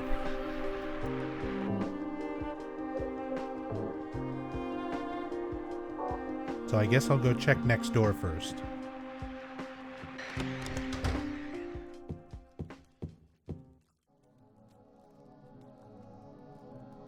In the observation room, where the dog key finally works.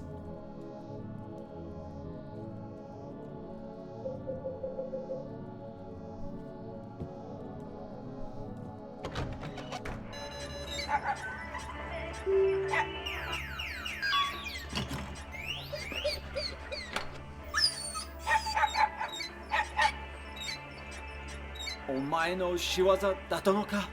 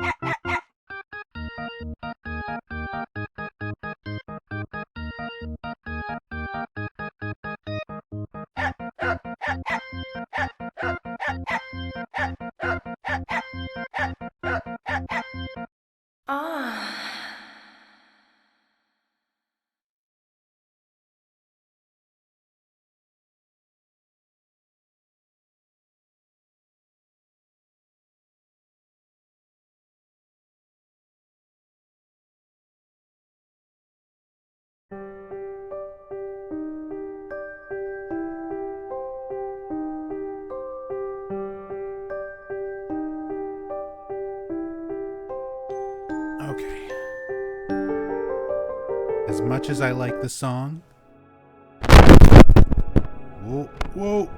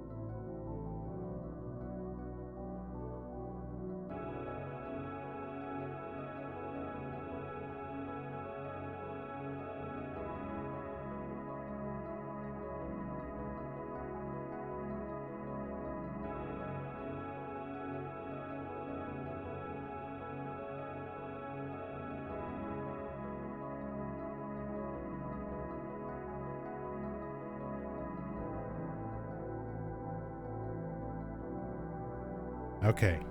Should be fine now. Sorry about that. Jump scare, rip eardrums, I'm sorry. It's Halloween. Happy Halloween. Everyone get scared.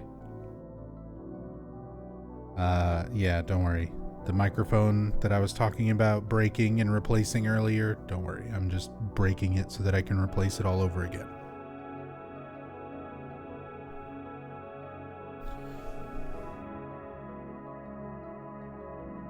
But yeah, that's the dog ending.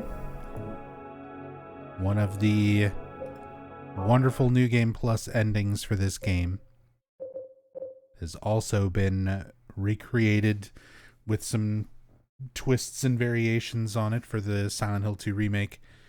There's actually like completely different versions of it for people who got the physical copy that can play the 1.0 build. It's got a very different dog ending compared to the one that's in the version everyone else played.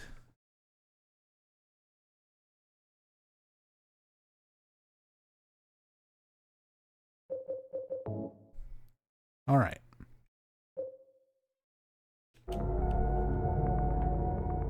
Going back to our save, we will not use the dog key. We will ignore, in fact, we can use the dog key, get it out of our inventory, and just not go through that door.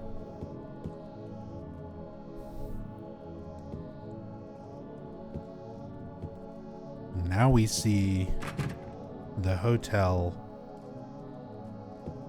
returning to its actual state. Flooded out, burned, and abandoned. Can't open it.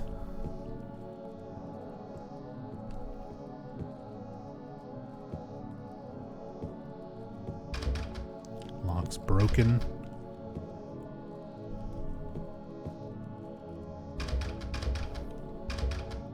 I love the ambient music, just these droning, dissonant tones during this part. So unsettling. So simple, but so unnerving. Combined especially with all the water dripping and everything.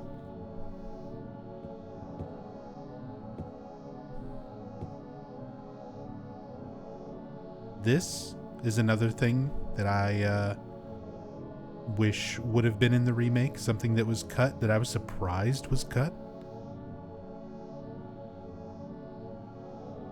There's a reference to it. There's a flashback, a little callback to it, but this audio, this scene is gone. To die? You must be joking. I'm very sorry. But you're a doctor. It's your job to heal people. How can you just let her die? Please, calm down. As her doctor, I promise I'll do what I can. But there's still no effective treatment for her condition. How long does she have? I'm afraid I'm not sure. 3 years at most. Perhaps 6 months. It's impossible to say with certainty.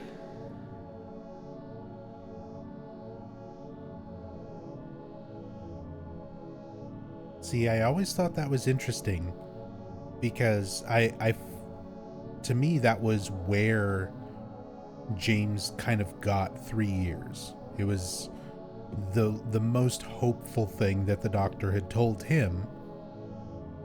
So when he was trying to convince himself, of the timeline, how long Mary has been dead, despite having just killed her, driven to the town within a week of killing her, no more than a week, that he got that 3-year timeline from somewhere, had this in the back of his mind. So I was surprised this scene was not there in the remake, that they call back to it. You find the headphones and the cassette player, but no audio, no scene. We also have a book. You can see this red book here on the shelf. Crimson Ceremony. Speak. I am the Crimson One. The lies in the mist are not they, but I. You all know that I am one, yes, and the one is I. Believers, hearken to me. 20 men and 7,000 beasts. Heed my words and speaketh them to all, that they shall ever be obeyed, even under the light of the proud and merciless sun. I shall bring down bitter vengeance upon thee, and thou shalt suffer my eternal wrath. The beauty of the withering flower and the last struggles of the dying man, they are my blessings. Thou shalt ever call upon me and all that is me in the place that is silent. O proud fragrance of life which flies towards the heart, O cup which brims with the whitest of wine, it is in thee that all begins. References to the Rebirth ending items, which we have all of them now. The obsidian goblet, the cup, the whitest of wine, the white chrism, this book, and the Book of Lost Memories.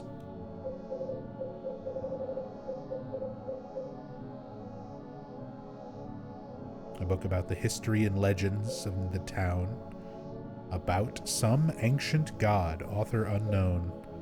Glass bottle containing milky white anointing oil, and an ancient-looking goblet carved from pure obsidian. So since we have all of those items, that's what we're getting. That is our ending.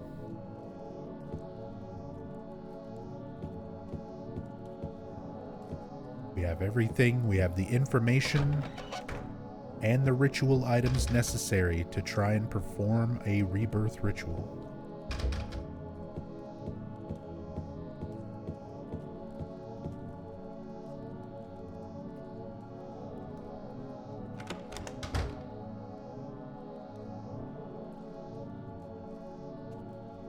$219, $220, $218, $217.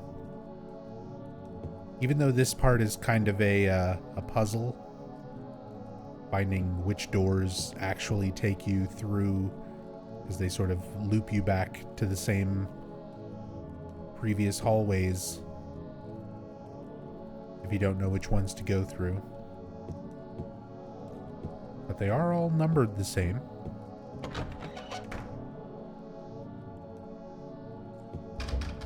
Like, there's not a clue or anything in how they're numbered, as far as I can tell.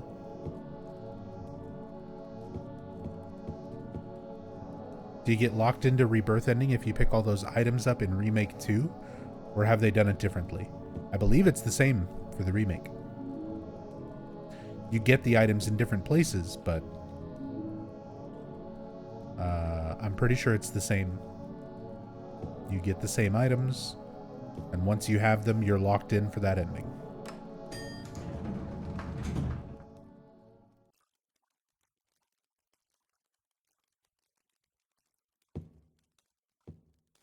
No roof on the elevator, because normally you're not in a position where you're looking up or anything here. It's just a static camera angle to look down.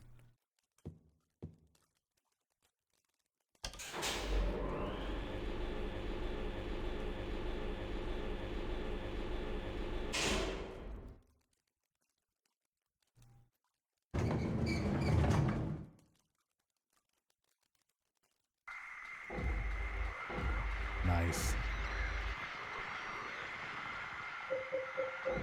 Like seeing the elevator open up, the water and everything raise up.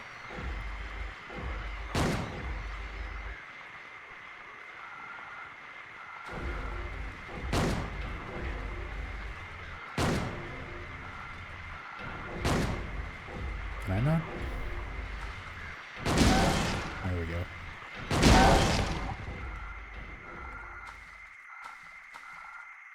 The waviness of the water was throwing me off.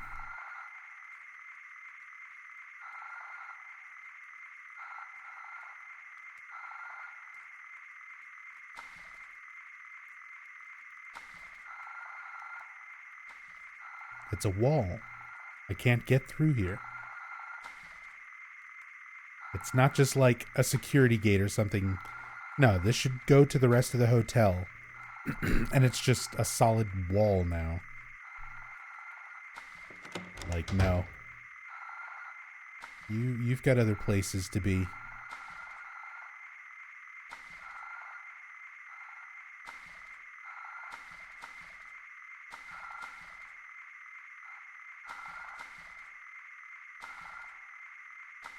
Last items in the hotel, so you can leave it alone before the final part if you want to get another ending.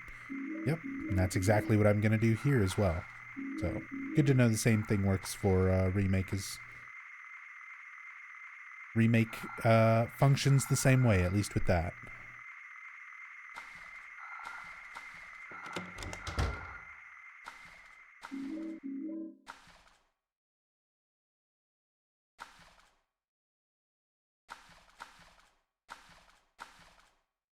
There's nothing useful here. Goodbye, canned light bulbs.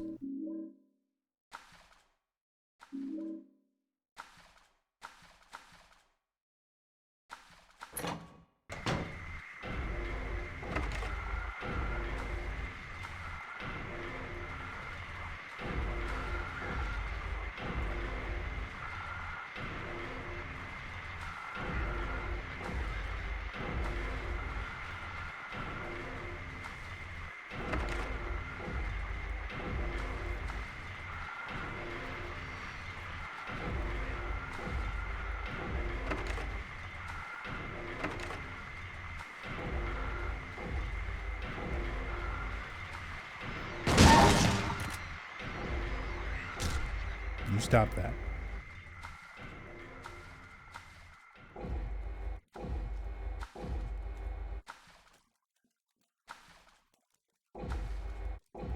Very prison-like. This little part here blocking off the way to the elevator.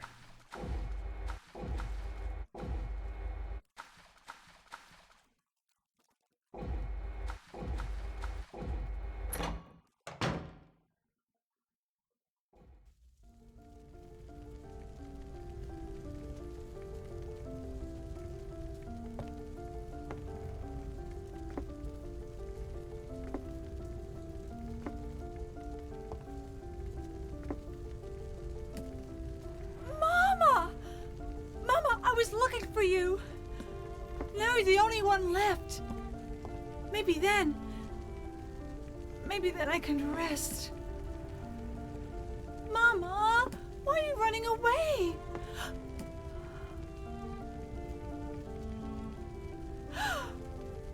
You're not my mama.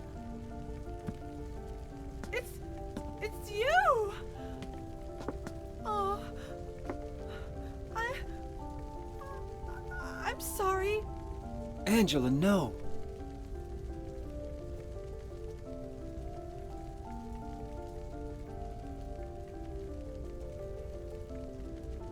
Thank you for saving me. But I wish you hadn't. Even Mama said it. I deserved what happened. No, Angela, that's wrong.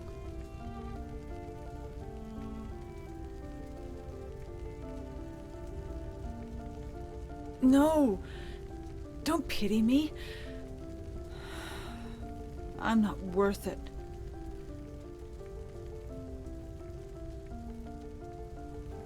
Or maybe you think you can save me.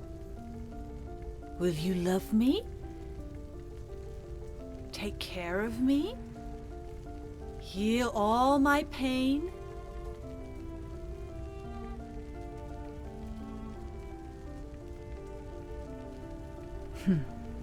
That's what I thought.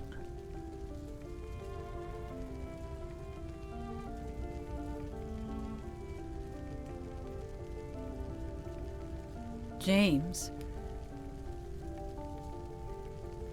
give me back that knife. No, I won't. Saving it for yourself? Me? No, I'd never kill myself.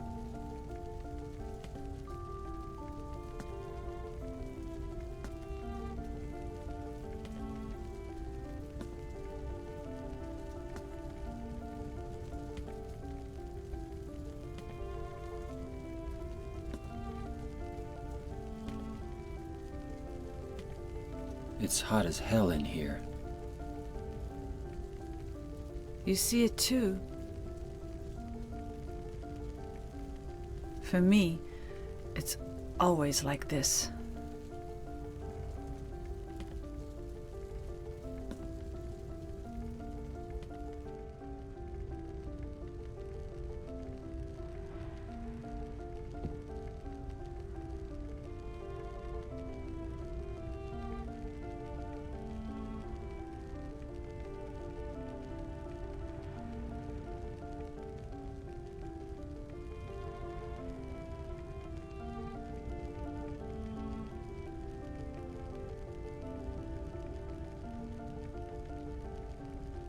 Even in first person. Just seeing her fade out into the flames there. So sad. Such a tragic end. This is kind of the point in a lot of other games where, like, usually things would be wrapping up in somewhat of a positive way, you know. And Silent Hill 2 is very much like hits you with that grounded reality. You're not always going to get a happy ending as a conclusion.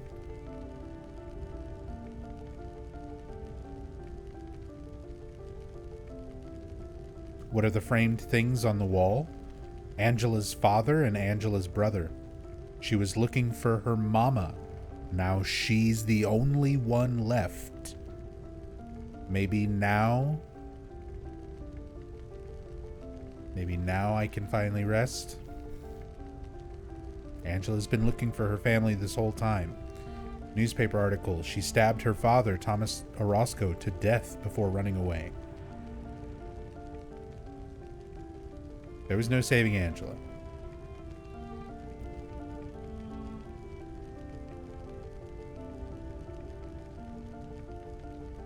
And they even go so far in the remake to distinguish these framed figures to make them not identical. Like here, they just copied the same model over because, you know, time, budget.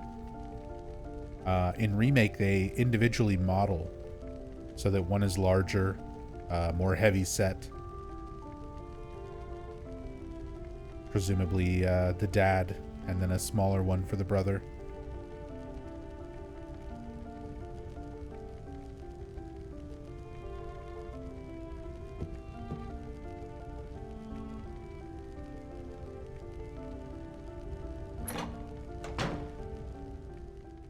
Go through the door, go right back through, and you realize the way this all connects. That staircase is not there.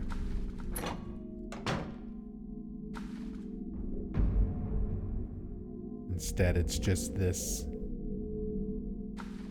filthy stairwell.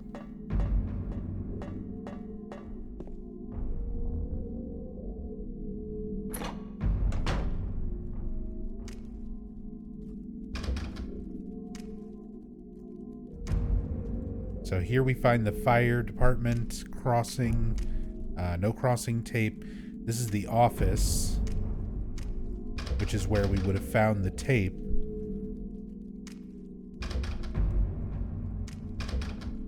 Woman's locker room. The men are Jar's residence. So this room in here would be where the heater was, where Johnny was. Supposedly the start of the hotel fire.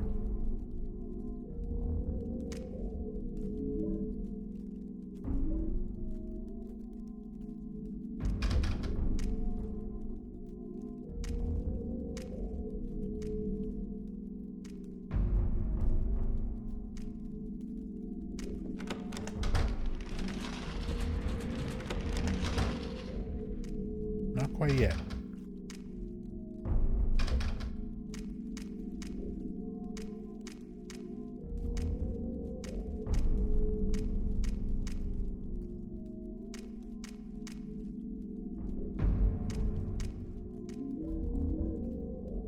Get some last minute supplies. You examine around these little corners, but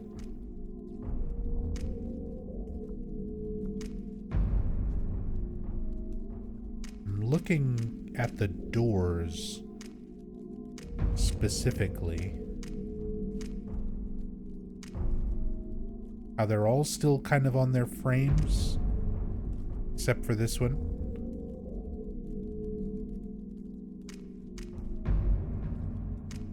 Where the heater would have been. Well, then you have these. Whole sections of the wall are gone, but how much of this is like how it's spread? You can see all the scorch marks around the doors. So much detail, and you have very limited vision here. Like it's pretty much just fixed cameras when you're walking through this little section of the hotel. So it can be really, really difficult to even see a lot of this part of the environment. That's why I love this mod.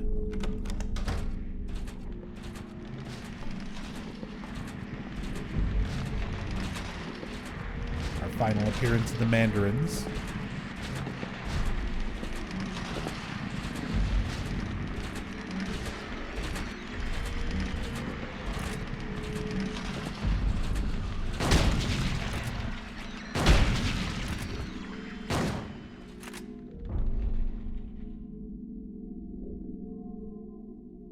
Don't have to specifically target their hands, but otherwise they do the same thing in the remake. Very similar animations where they weaken and let go, they fall.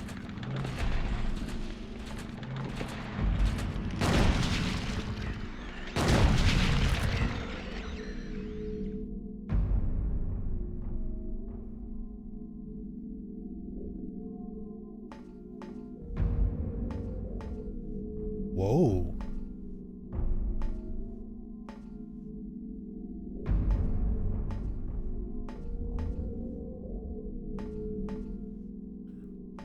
Is that just something going on with the mod?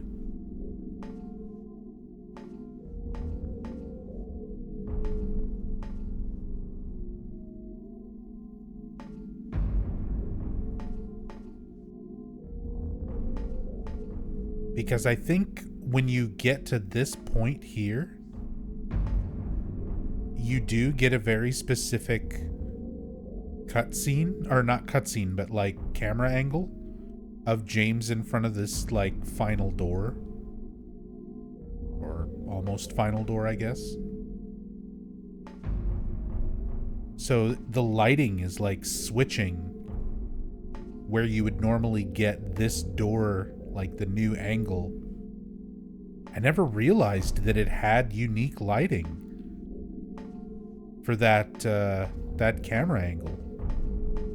It's the same the rest of the way through here. And then you get unique lighting when that last camera change happens. Huh.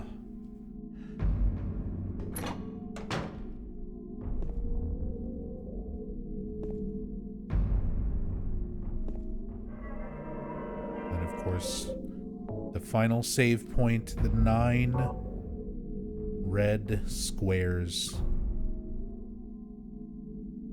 Right in our face.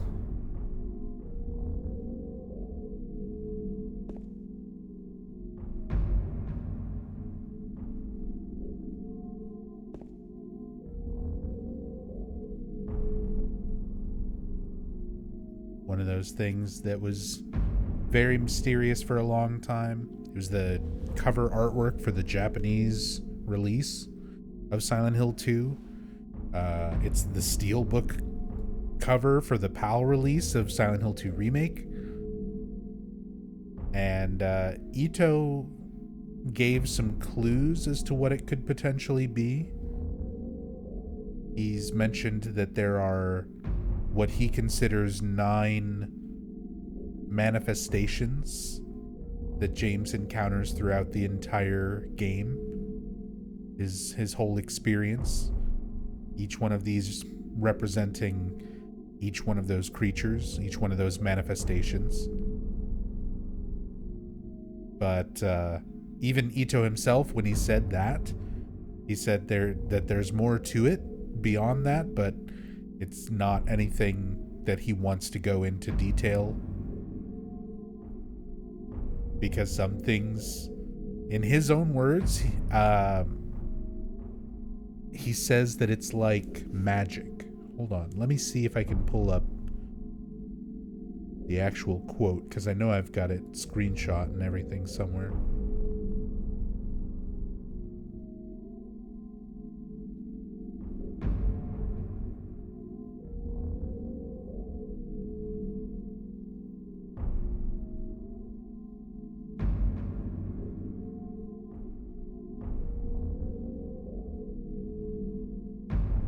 Here we go.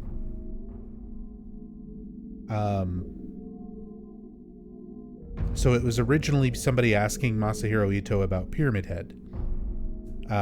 They ask, what's under the helmet?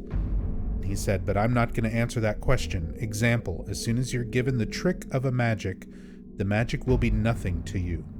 However, there is no way the helmet is the actual head of Pyramid Head. He then quote tweeted himself later and said, I'm often asked about the 9 red squares at the end of Silent Hill 2. I'm not going to answer because of the same reason. So, Ito answers a lot of things. He answers a lot of fan questions. He gives a lot of lore about not only the story and stuff, but the developer intentions behind things, the symbolism. And even with certain things like this, Ito's like, nah, I'll tell you a little bit, but some things, you just have to accept it. It's a striking image with many possible interpretations. And if the developers wanted you to have a correct one, they would tell you. And I know there's a lot of people who get very frustrated with the whole, like, death of the author, personal fan interpretations type of thing. And really, at the end of the day, whatever, enjoy yourself. It's fictional media. As long as you're enjoying it, I'm sure the creators are happy that you're enjoying it. Just don't tell Ito. Don't bother Ito with your headcanon.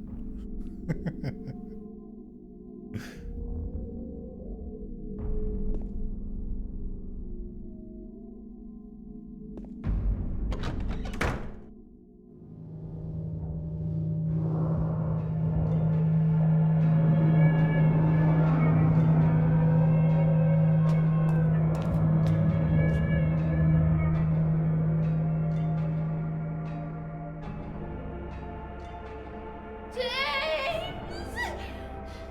Stop! Leave her alone! Leave us both the hell alone! Ah! Ah!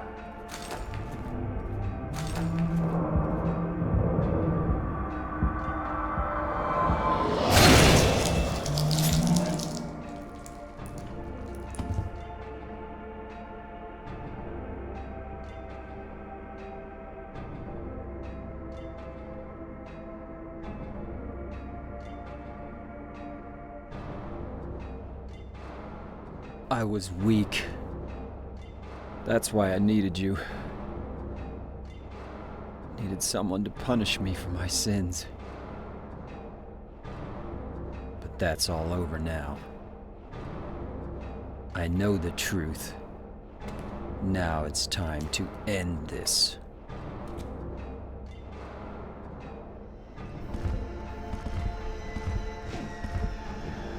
In first person.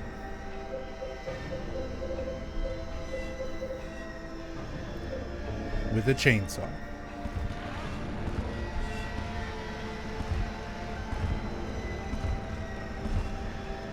There's your seal of Metatron symbols. Hidden on the floor here. Ito actually commented on this at one point and said that this was a mistake. This was supposed to be like a placeholder thing that was supposed to be replaced. That didn't get replaced in time for the final game, but hey, seal of the Metatron, little reference to Silent Hill 1, and it actually gets referenced in the remake as well. They have it in this same boss arena. It's a little more subtle in the middle, but still there.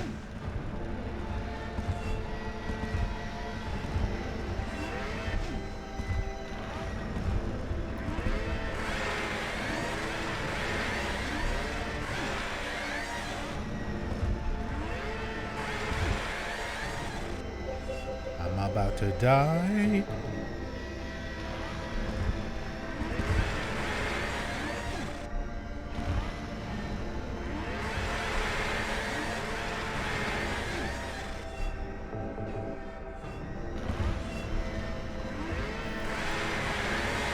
There we go.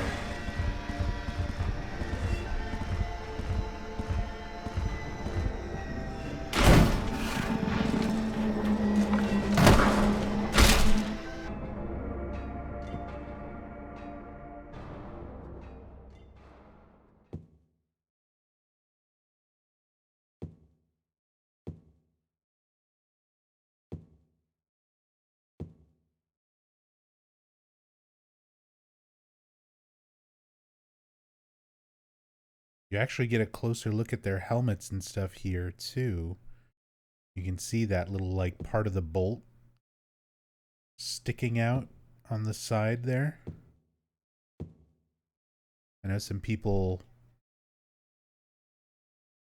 didn't like the little bolt being visible in Remake, and it's like, no, it's there. It's got weird little bits and pieces to his helmet. Little details that you can't really make out too well normally. Pyramid Head won't move anymore. They also got rid of this in the remake. All of the times where the creature is referred to as Pyramid Head in capital letters. That's a proper name. Not Red Pyramid Thing. That's just how he describes it to Eddie. But somewhere along the way, we dropped the proper name, and he's now Red Pyramid Thing.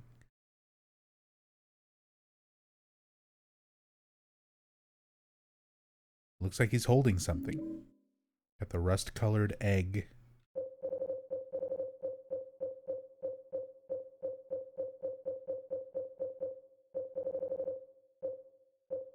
Oh, I never picked up the great knife.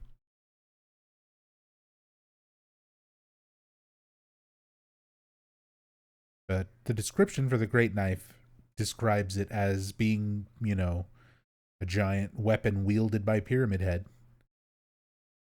James refers to them in the dialogue here as Pyramid Head. Don't need this anymore, it's just a corpse now. Very cold. But at the same time, James he's coming to terms with the truth now. It's about the size of a quail's egg. Pyramid Head, capital letters, was holding it. Proper name.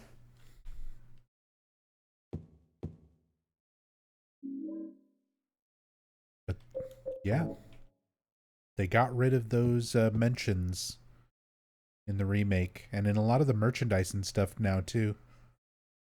They seem to prefer red pyramid thing.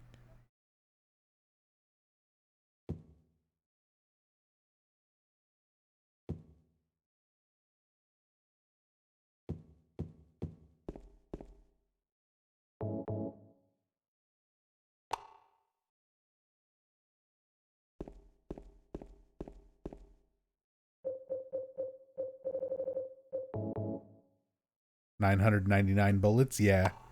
I've got the bullet multiplier and stuff on.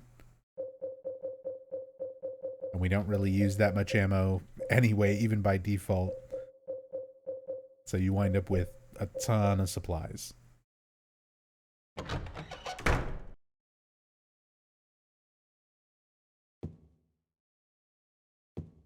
There's like the lighting fixture fell over there.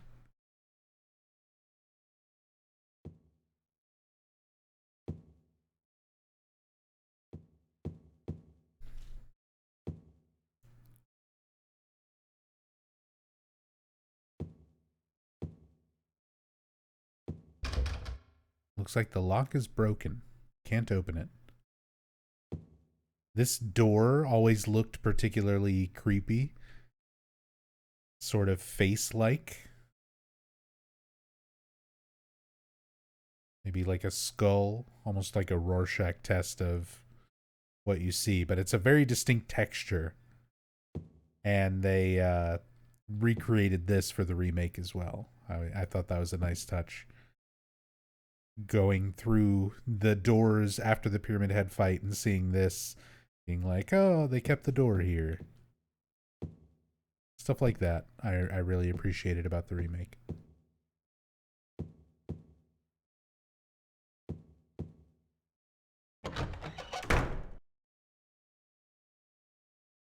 Mary? What do you want, James? Notice all the blood in this hallway as well. I brought you some flowers. Flowers?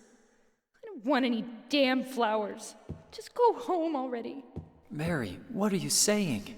Look, I'm disgusting. I don't deserve flowers. Between the disease and the drugs, I look like a monster. Well, what are you looking at? Get the hell out of here. Leave me alone already. I'm no use to anyone. I'll be dead soon anyway. Maybe today, maybe tomorrow. It'd be easier if they'd just kill me. But I guess the hospital is making a nice profit off me. They want to keep me alive. Are you still here? I told you to go. Are you deaf? Don't come back. James, wait. Please don't go. Stay with me. Don't leave me alone. I didn't mean what I said. Please, James. Tell me I'll be okay. Tell me I'm not going to die. Help me.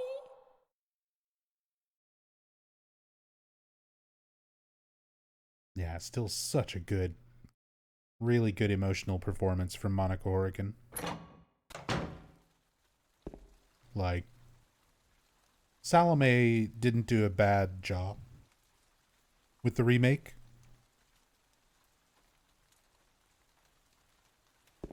But definitely not the same impact.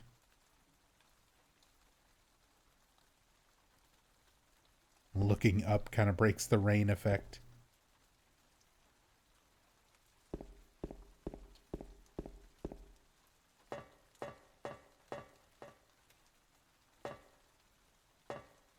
I like being able to see all this in first person.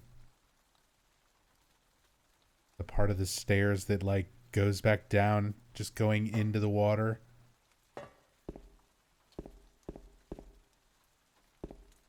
I love the idea that the water just feels like it's getting higher and higher. Like it's been getting closer this whole time. The lake itself is coming to claim you, James.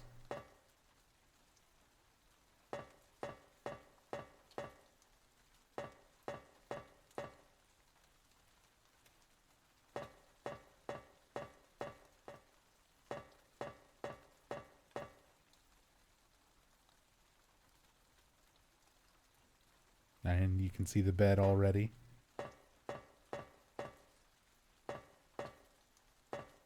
Again, we're locked into Rebirth endings, so we know what we're going to get. Lighting change. Yeah, I was going to say you should see lighting and stuff change as we get up to the top of this. And once you step away from this, you can see that segment of the stairs just completely breaks and falls apart, breaks away, no turning back. It's another thing that was missing in the remake.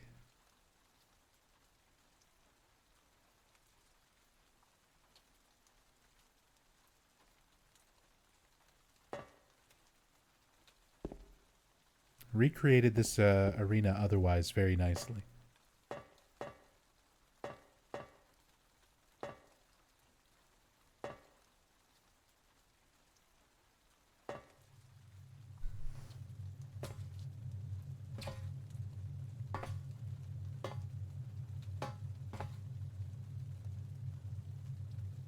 James. Maria, I'm finished with you. What? But I'm what you wanted. Mary's dead. Don't you understand? She's not coming back. But I can be yours. I'll be here for you forever. I'll never hurt you like she did. So why don't you want me? Because you're not Mary. Without Mary, I just can't go on. Oh, James. Come on, James. You must be joking.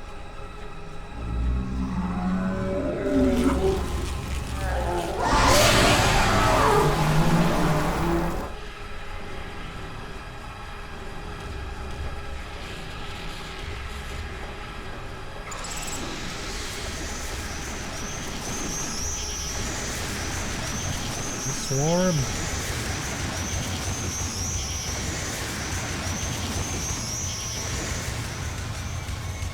I want to see what it looks like getting hit by all the attacks.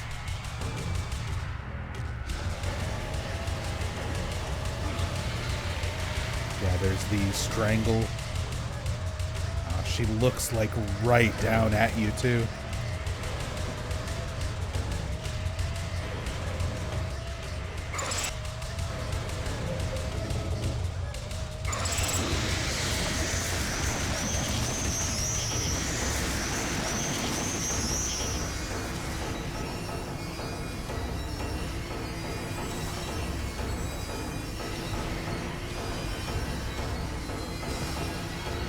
Bit of a visual glitch looking up too far.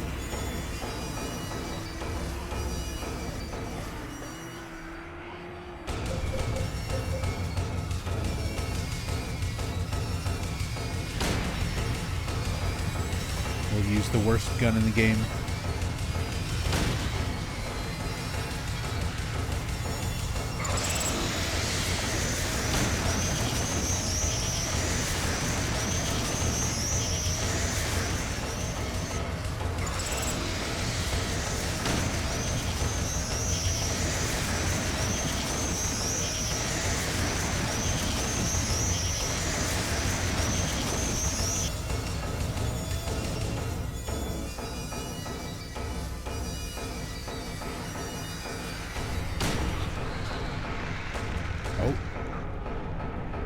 First person tentacle.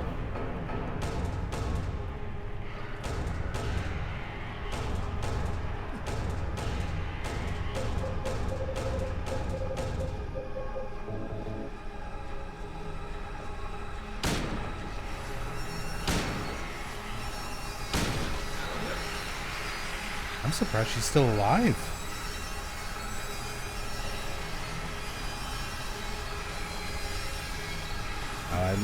You can really see the gloves and stuff on the hands. Very Pyramid Head, Vaultiel-esque.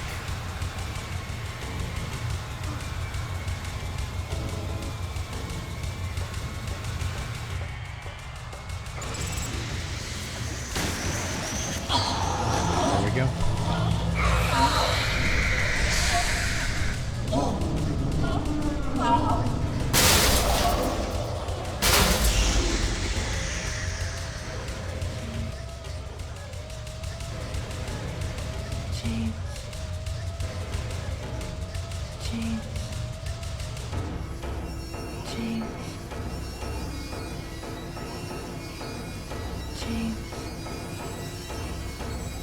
That's the reload animation, by the way.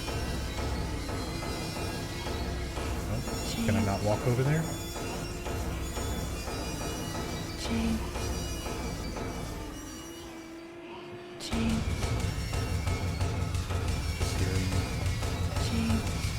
Hearing her call out.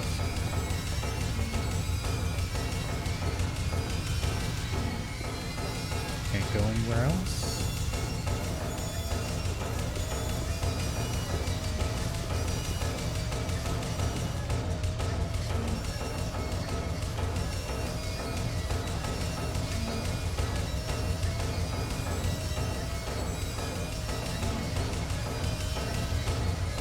Never realized, like, you can't normally look just, like, down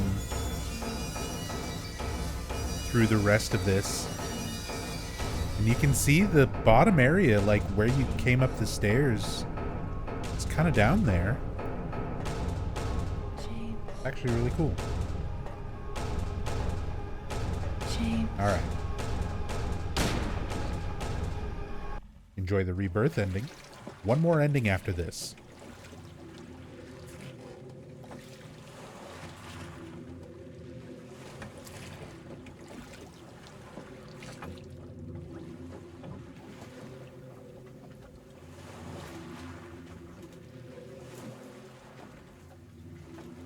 Mary, you look so peaceful. Forgive me for waking you. But without you, I just can't go on. I can't live without you, Mary. This town, Silent Hill. The old gods haven't left this place. And they still grant power to those who venerate them. Power to defy even death.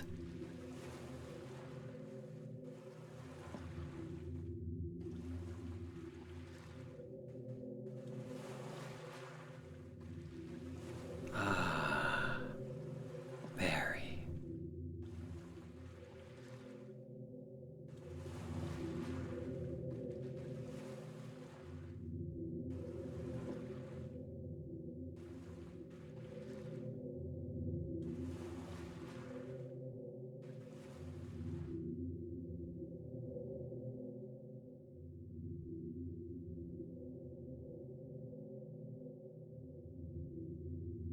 And then through the fog there, on that little island out in Toluca Lake,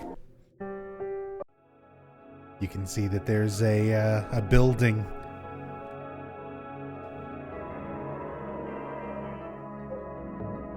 That building, that church that's on that little island, is based on a real place.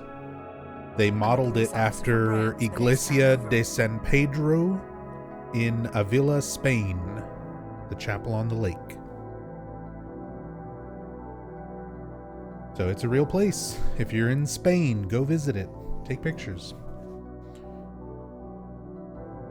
Bad Bunny, welcome back. Thank you so much for the 11 months. Thank you, thank you.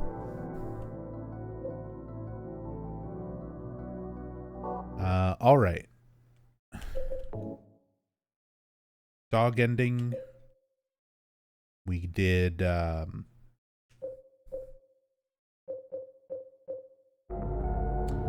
ending and rebirth ending. Nope. Not this. So now, no watching the... We've already watched the VHS tape. We're not going to use the dog key. We're not going to pick up the Crimson Ceremony. And we'll get one more ending.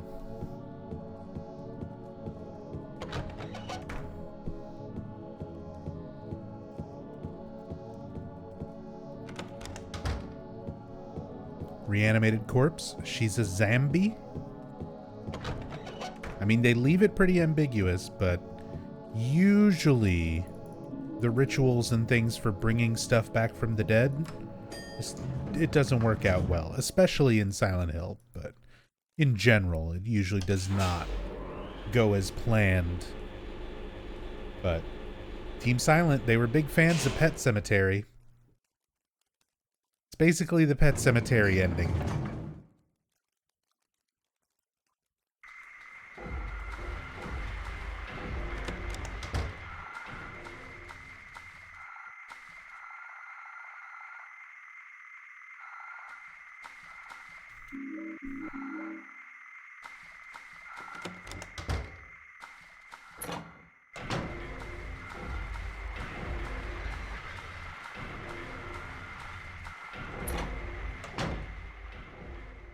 Sorry, Angela.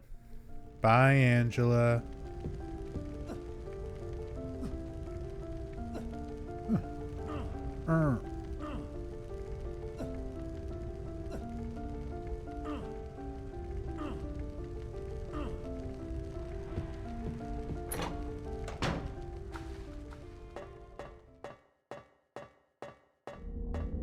Had a lot of fun watching you play Remake despite all the technical issues.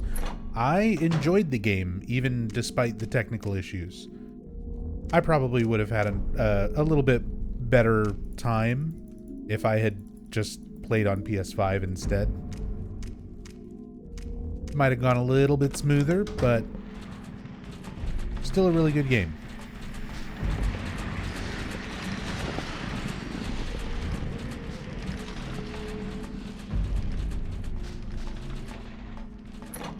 That lighting change when you're approaching the door is so funny. I'm never going to be able to not notice it now.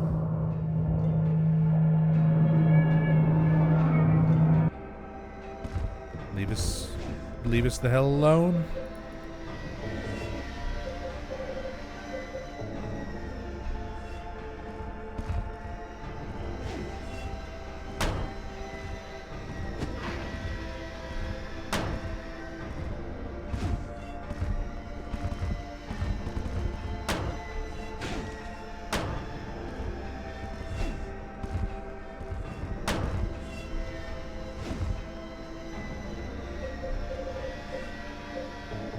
Don't worry, we're getting them. We're winning.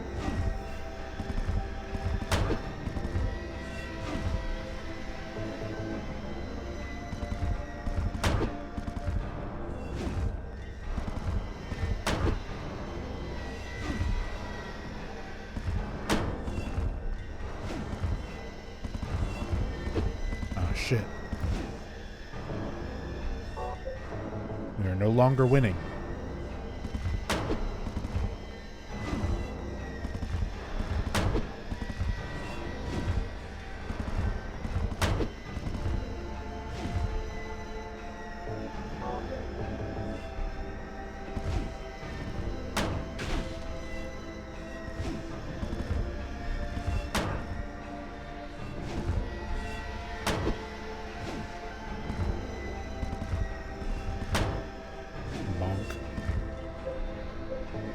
This is pretty much the whole stream, but what was verdict on the remake?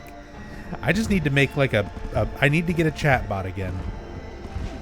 Start making commands. Remake was good.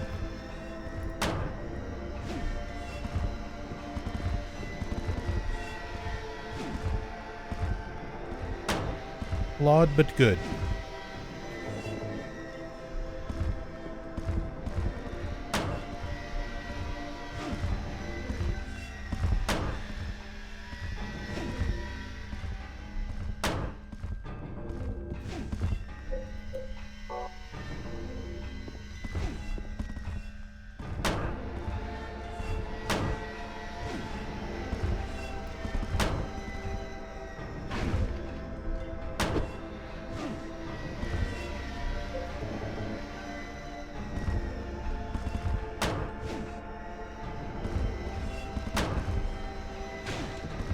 Just got a new PC and was wondering if I should bother with it? Oh, absolutely.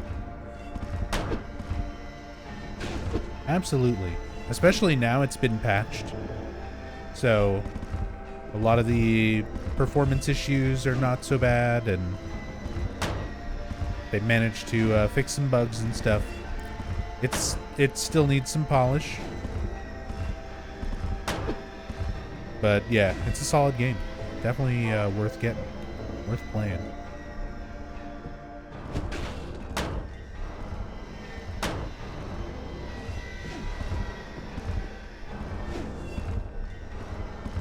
Have you tried it now without mods? Yeah, I completely reinstalled the game when I was trying to fix stuff.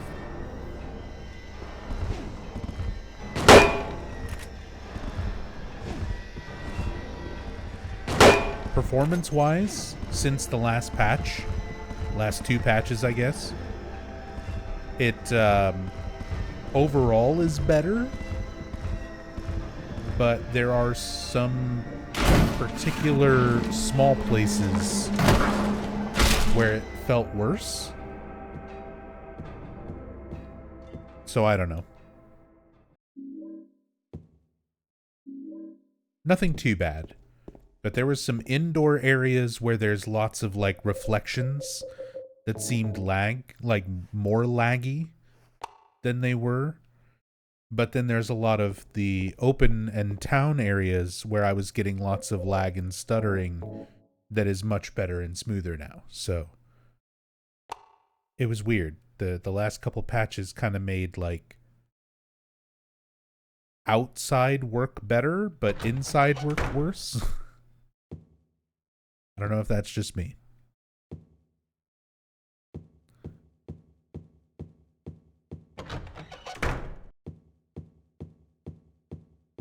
Mary?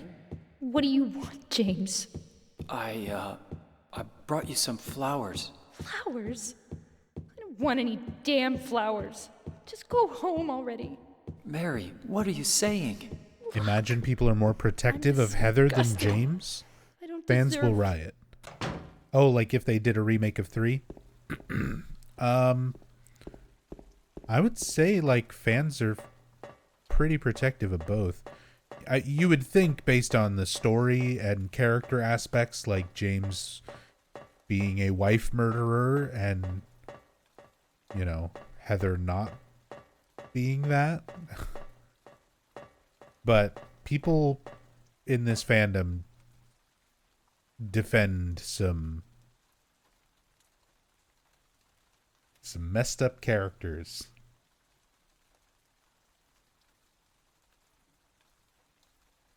Hey, I can't say anything. I'm 100% on Team Walter did nothing wrong.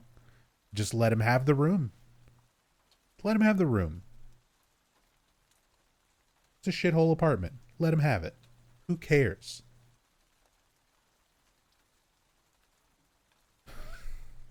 Let him have one nice thing in his life.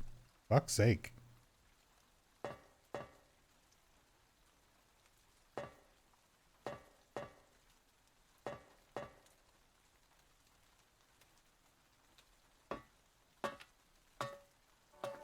James, I've been waiting.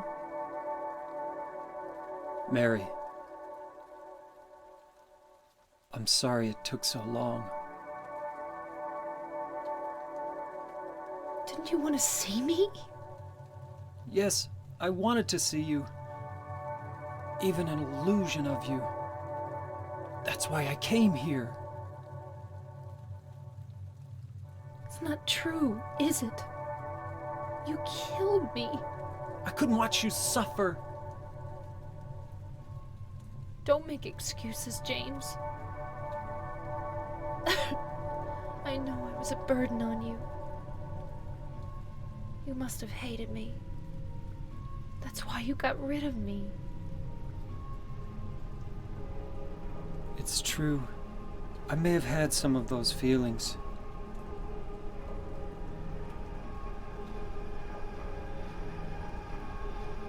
It was a long 3 years. I was tired. That's why you needed this Maria person? James, do you really think I could ever forgive you for what you did? What ending is this? This is Maria. This is the Maria ending.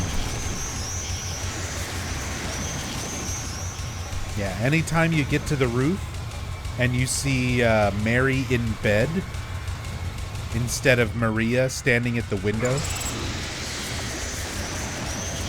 you know you're going to get the Maria ending.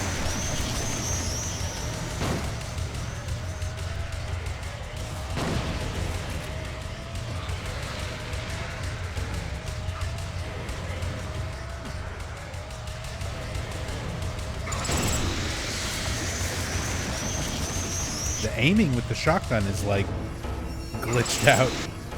It's been working perfectly throughout most of the game, and now James is aiming really awkwardly up.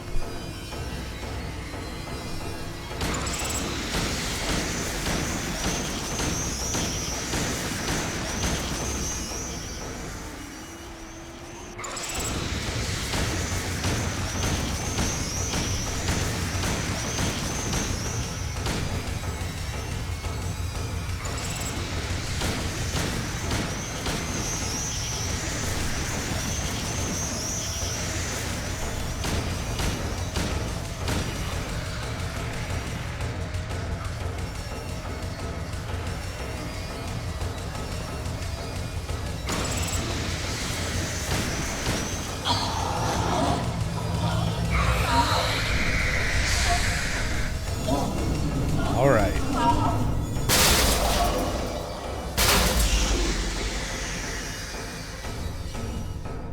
Final ending I'm going to be showing for this playthrough anyway.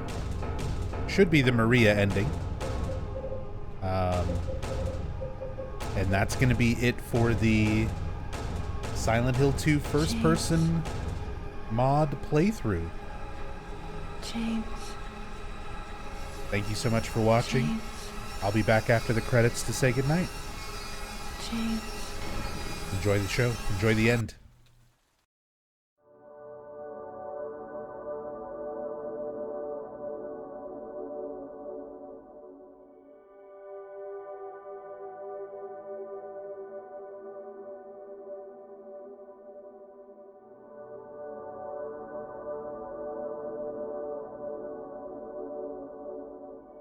You killed Mary again?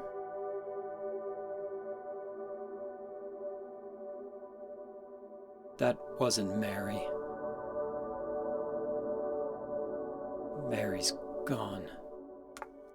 That was just something Maria?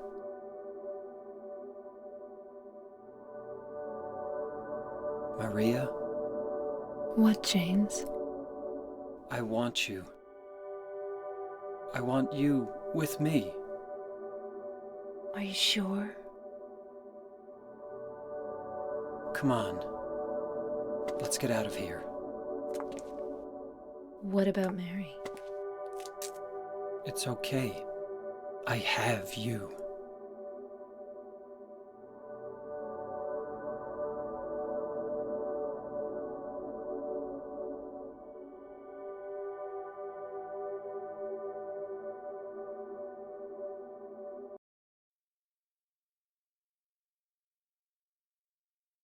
In my restless dreams, I see that town.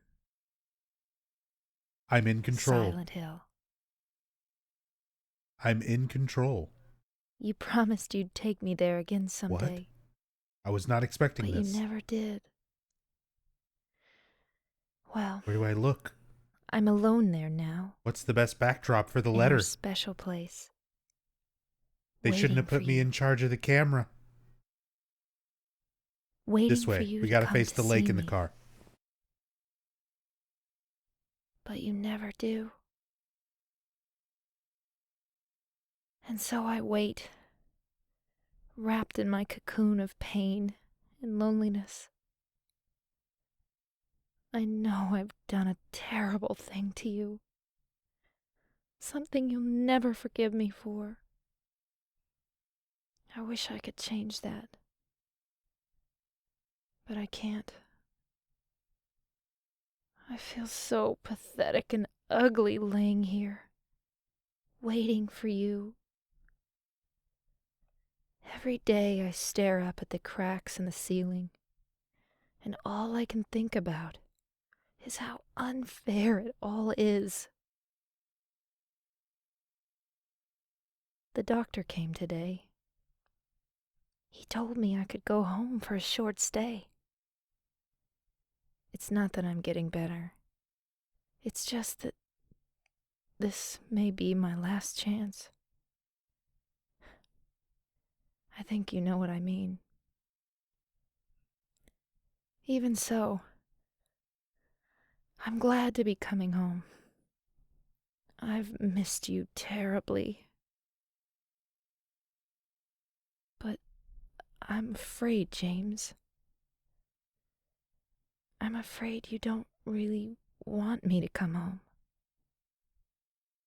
Whenever you come see me, I can tell how hard it is on you.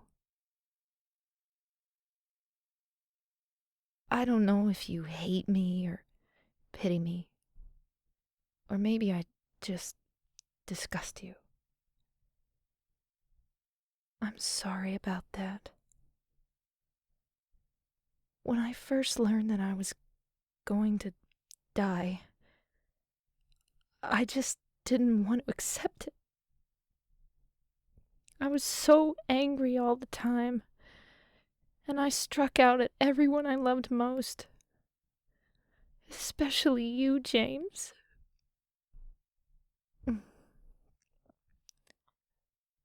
That's why I understand if you do hate me. But I want you to know this, James. I'll always love you. Even though our life together had to end like this,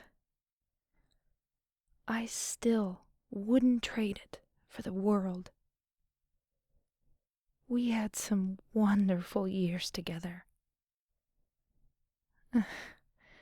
Well, this letter has gone on too long, so I'll say goodbye. I told the nurse to give this to you after I'm gone. That means that as you read this, I'm already dead. I can't tell you to remember me, but I can't bear for you to forget me. These last few years since I became ill, I am so sorry for what I did to you, did to us. You've given me so much, and I haven't been able to return a single thing. That's why I want you to live for yourself now. Do what's best for you, James. James, you made me happy.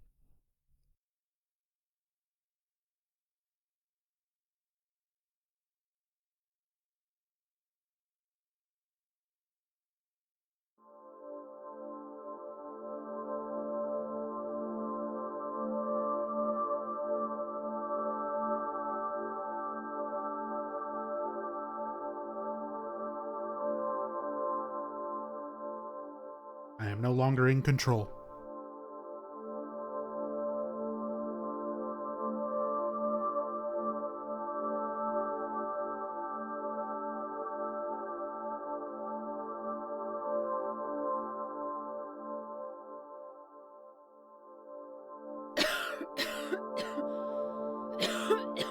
You'd better do something about that cough.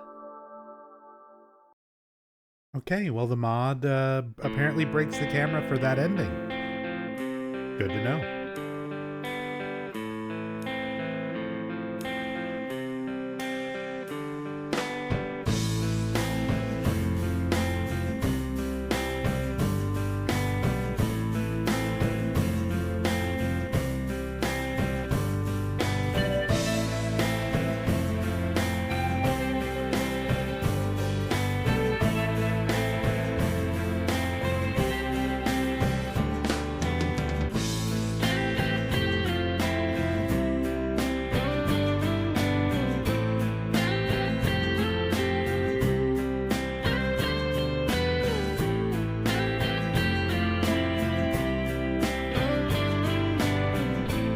Yeah.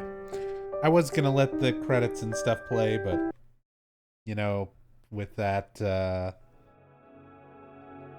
kind of broken camera ending there, it was fun being able to, like, look around during that. I was not expecting. I saw the camera was, like, pointed off in a weird direction there, and I was like, wait a second. I started moving my mouse around. Well.